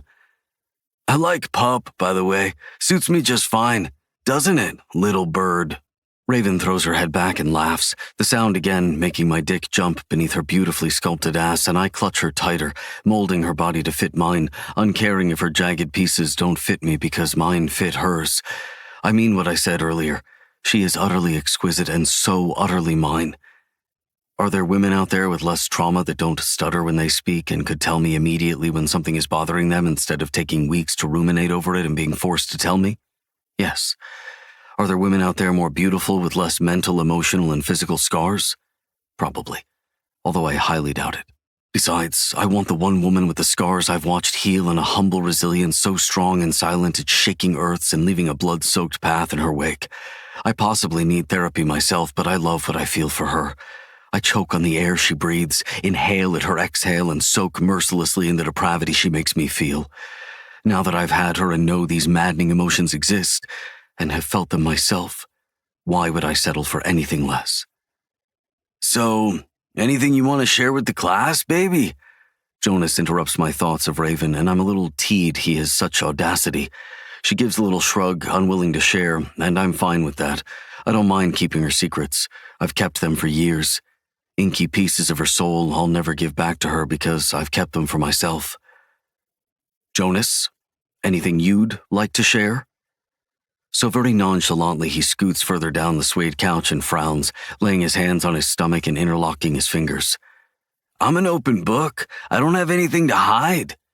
I nod and turn to Maverick, who has his eyes on our girl, and he too settles deeper into the far end of the couch away from Jonas and looks wildly uncomfortable, even though I made sure the oversized sofa would be to Raven's liking, which means ultra comfort. Harrington, you're telling me I still have a freestanding session? I grin inwardly, but keep my features steady. Up to an hour, then it's $475 a session, and no, your insurance doesn't cover me. He rolls those peridot eyes and sighs. All right then, but I'm not going to talk about my mother if that's what you're going for. We can talk about anything you want, I assured him, wishing I had my Maverick notebook. He hums in contemplation, then inhales sharply, looking at the ground. What Tasha wrote about the Ackles farm wasn't all true. I read her memoir, and yes, she was my partner on this hunt, but I was on the hunt for this sicko for years. I was finishing up my degree in psychology when twin girls from UMass disappeared without a trace. Mandy and Jennifer. Regular girls, beautiful, barely legal freshmen. He grimaces. They were a buddy of mine's little sister. Good kids. I helped him put up so many missing posters everywhere on campus with him. You couldn't spit in one direction without landing on one. They'd gone on a road trip during spring break, going home to see their parents in Washington. They'd had stopped for gas in Idaho, only there for maybe 23 minutes. The gas station showed their rental car leaving, the taillights blinked red, signal light turned on to go left, and that's the last known footage of them. Their car was found with everything inside on the side of the road. Phones, wallets, just the passenger side door open. I'd watched true crime documentaries, but this was the closest I had come to anything like this ever. It was fascinating. Not the fact that they went missing, it's how they went missing. I wanted to solve this. Unfortunately, with podcasts on the rise, theories went from strange alien abduction to they simply didn't want to be found and disappeared on their own. But the car was on a long stretch of highway that was somewhat lit. I mean, someone must have seen something, right? He doesn't wait for us to answer before continuing. Jerry and I graduated. He went home to Washington to be closer to his family so that in case anything came up, he wouldn't have to fly out. He could just be there for them. I mean, after so long, you can really only expect... Anyway, I'd already decided to use my degree to get into the FBI, and after 20 weeks of rigorous training and tests, I was simply a rookie trying to find my way around all these older people that had been in law enforcement for so long that I felt a little lost. I would sit in the back of a room during briefing, stay after everyone left home, and always looked over the victim board, always looking over details someone could have missed. I kept a notebook with me always in case someone said something during interviews that didn't sit well with me. After my first year there, I helped catch 3 serial killers and was able to make one admit to their crimes during interrogations. But Mandy and Jen's case was always in the back of my mind. Every time someone else went missing in the same area or close to it, or even along that same stretch of highway, I paid attention. I wrote it down. Even when the notebook was yellowed and almost tattered, and Jerry had moved on with his life and even married and had children, I kept it in my briefcase just in case theirs got a matching MO or even a tip to their hotline. I would be ready to bring it up to my team. When I finally got the balls to bring it up to my boss, he said there wasn't enough evidence to group them together. Plus, the girls going missing in that area were getting younger. There were a few older women, mostly in their early 20s, but the girls... He looks pained, like he swallowed something sour and it settled wrong in his stomach.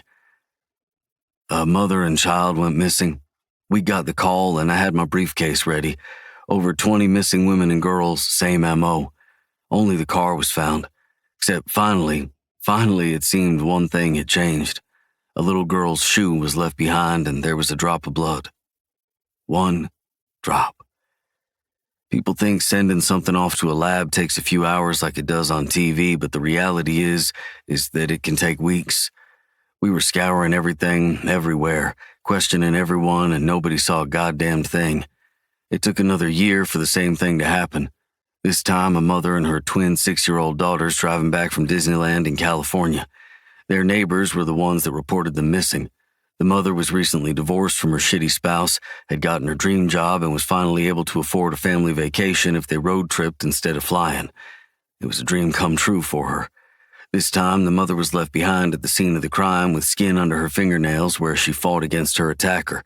But everything else was the same MO, and the specimen from under her nails matched that 1 drop of blood from the year before. Whatever was going on, the perp was escalating mentally, and we decided to search that stretch of highway and found 7 farms, hundreds of acres where someone could hide their victims, hide their bodies. Raven squirms in my arms. We finally had enough evidence point to the surrounding areas, and we were able to get more cops to help question and search. He clears his throat, and his hand trembles along with his voice when he swallows thickly before proceeding. When I walked onto the Ackles farm, it had just rained and it immediately smelled like death. We had cops from 3 different cities helping us, but when I walked on that farm, this whooshing in my ears wouldn't stop. My stomach fell through my ass and all I wanted to do was leave. I don't know what made me ignore Tasha, who was going to the main house to speak to the owner, but something told me to go to the barn. Call it divine intervention or simply intuition, but it felt so heavy. Evil. The air was so thick and dense, and the mud was making me slip, but I kept going. The barn looked like it hadn't seen any upkeep in decades, and the closer I got, The hogs were making this sound. They were feeding, and the splashing and crunching noises. He looks like he's going to be sick. I saw little blonde curls in the mud. I thought, oh no, she fell. I have to help her before she's trampled. And I pulled her to me, but the pigs... I didn't understand at first. It didn't make sense. I was there. I was right there. He points to the ground in frustration. But she didn't cry out, didn't talk, She didn't... An angry tear rushes down his face, and it makes Raven jump out of my lap and dive to him as he wipes it away quickly. She doesn't climb into his lap to hold him, no. Our perfect girl sinks to her knees and immediately puts her head in his lap and holds his leg to her chest, subservient to him, waiting for a command to give him what he needs. But our perfect girl has done just that. His hand goes to her silky strands and he clears his throat, sniffing once, keeping his gaze on the top of her head, avoiding ours. I heard 3 gunshots go off by the time I had pulled her out of the pen. He blinks thrice and clears his throat one last time, a man battling his memories. I wrapped up Mia, the girl, in my jacket and placed her into an officer's arms, handed in my gun and badge to Tasha, and walked away. I walked and walked and walked until I got to the police department, asked to use their showers, stripped, vomited everything I'd eaten into the drain, and then called my boss and put in my resignation effective immediately. I learned later on what they had to do to those pigs for evidence. He shakes his head. Dozens of shoes and articles of clothing were laid out for the victims' families to come and be able to identify them. Jerry's parents weren't able to identify them, but he was. I mean, he saw them almost every day on campus. We were all quiet for a moment, Raven content with letting him pet her until he taps her head and then taps his thigh with 2 fingers when she looks up at him. She climbs up and settles into him, her face into his neck, and he inhales when his arms curl around her middle, breathing in her scent. So I didn't go back, couldn't go back. That type of evil, it shouldn't exist. So then you decided to teach others how to better catch a bad guy. Jonas finishes Maverick's story. Precisely. Hoping someone out there will do it better than me. Why haven't you told anyone, Maverick? Maverick looks down at his trembling hands. Guilt, shame. I knew what had been happening, and it took me so long to bring it up to my boss, but he was right. There wasn't enough evidence to group them all together. I should have gone to someone else, but I didn't want to be wrong and lead a manhunt for nothing. I also didn't even know where to start until that drop of blood was found. It was a stroke of luck. Mia's mother had fought back before she died, and the DNA came back as matching. You must know, finding the Ackles farm, your partner shooting him, you saved countless more young women and girls. But I could have saved more if I hadn't been a fucking coward. Nobody here thinks you're a coward, Harrington, I say softly, and his eyes finally meet mine. He doesn't believe me, but his gaze softens. I know this is something he's going to fight with himself for a very long time. I killed my pregnant ex-girlfriend and her stepbrother/lover on their way to eloping. It's how I was initiated into the syndicate. I didn't have any witnesses, but my father signed as mine. He tells us about how his ex-girlfriend almost raped him before having to go to Ireland to be with his parents for their summer holiday, but getting a message from Reardon that Paris was telling everyone he had been violent and tried to rape her. He sent a PI out, and between the pictures of her and her stepbrother, Jacob Cartwright, fucking against his bedroom window, and a hacker getting into the girl's medical records, he found out she was pregnant. He flew back from Ireland in his family's private jet and wanted to scare Jacob out of being with her. I just thought it was him in the car alone.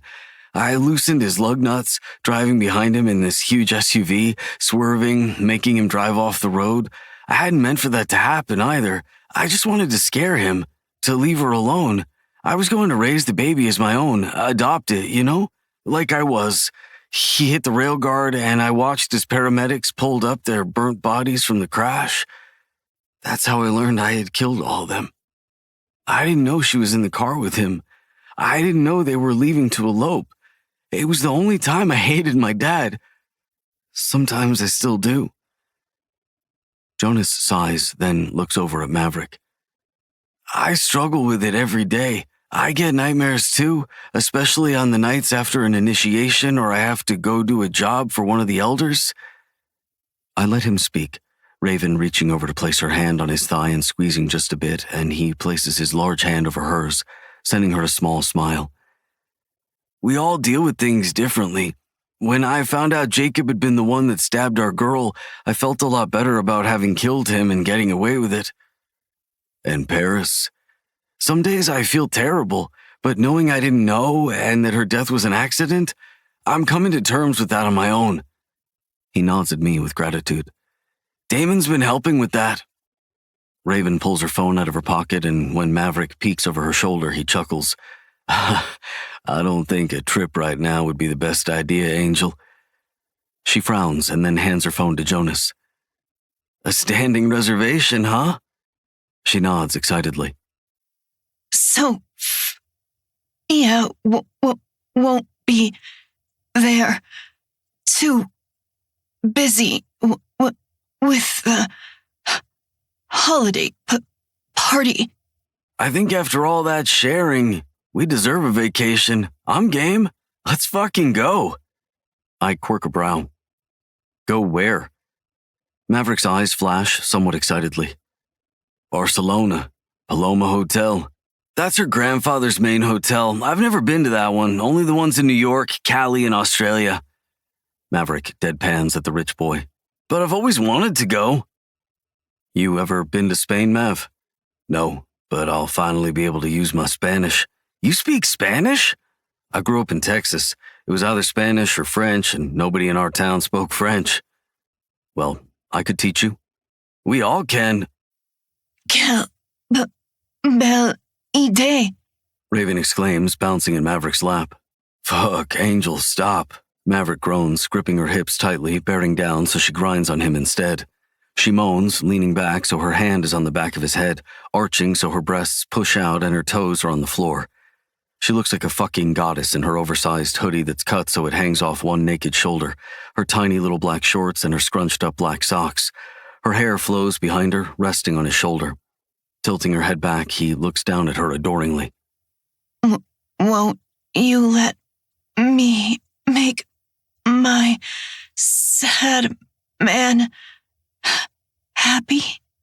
"There are various other ways you make me happy, Siren." "Yeah, baby. I'm so sad too." Jonas pouts. All she has to do is crook her little finger at him and Jonas crawls to her. In a flash, I watch Maverick pull down her hoodie to reveal her dusty pink nipples pebbled and begging for attention, and Jonas has her shorts down and on the floor next to him. Animals. And then, of course, I'm quick to join Jonas on the floor and plunge my fingers into her wet heat while he devours her. I'm a hypocrite, easily seduced, and it's minimally pathetic at just how one little smirk my way has me descending upon her to make her cry out in pleasure. I'm a little upset. This therapy session did not go as planned. And yet, I wouldn't have it any other way, because when my cock is shoved so far down her throat while Maverick takes her ass and Jonas is so deep in her cunt and tears are streaming down her lovely face, she looks up at me like I just made her Christmas and New Year. All because I'm throwing caution to the wind, not giving a damn about her vocal cords, which are working overtime right now. Jonas grabs her throat lightly, and when he squeezes, "Fuck, baby. I can feel both of them inside you like this. Are you my happy girl?" She can't even answer. Only more tears run down her beautiful face. I pull out of her wet heaven. "Answer him, little bird." "Yes," she screams out before I shove my cock back into her delicate mouth, watching her lips stretch around me to accommodate my girth, and she screams, eyes rolling back, toes curled, and the image is so wondrous, so beautiful, like a Renaissance painting of devils torturing, worshipping a woman. My balls tighten up. "Jonas, switch me. I want to come inside of her. I need to feel her come for me." He growls, but does it anyway, slamming into her one last time before getting up and trading places with me. I kiss her, licking the essence of my pre-cum and her drool off her lips, so hard watching how it drips down her chin to her naked chest, tits glistening in the twinkling Christmas lights adorning my office. I give her a warning slide, the fattest part of my dick slipping against her clit, and I dip inside and pull back out, needing to torture her. She whines around Jonas, who already looks like he's losing the battle, telling her how pretty she is. I do it again to watch her little hole contract around nothing, so hungry for me. I bite my lip, holding back a shiver every time I line up to enter her and only stick the tip inside. I know her muffled screams are pleas, and on the last one, I thrust in one hard jab, feeling Maverick's length and how much tighter she is because of it, separated by the thin wall of tissue. I thrust again, watching her stretch around me, perfect, puffy lips encasing me, her little clit engorged and begging to be played with. Fucking hell, Siren. Maverick grunts, swiping her drool over her tits, pinching them roughly as she tightens around us, her liquid heat gushing out, and he begins to pound into her asshole, balls slapping against mine, but I don't give a fuck. I know this is driving her mad, his frenzy and my slow strokes. I'm going to fucking come so deep in your ass, Raven. So fucking good. I can't fucking take it. He groans, and I feel when he begins to thrum, shoving as much of himself as deep as he can, grabbing her tits so hard his knuckles go stark white, and I know she'll have more loving bruises on her. She squirts on me again, making a mess, and I lick my thumb and press down on her clit in quick circles as I begin to pump my hips harder. Maverick grabs her thighs and spreads them for me, giving me more access. Jonas comes with a silent roar, his hand fisting her hair, and I watch her throat bob as she drinks all of him. I press deeper, harder into her. White-hot sensations begin at the base of my spine and my balls draw up, so heavy, so ready to explode, and when I do, I creep my mouth down and rove my tongue all over her slick, delicious center, full of me, and lick, slurp, and lave, cleaning her up until her legs are shaking, shoving 3 fingers into her slick heat, hooking them so she can squirt every ounce she has left onto my tongue.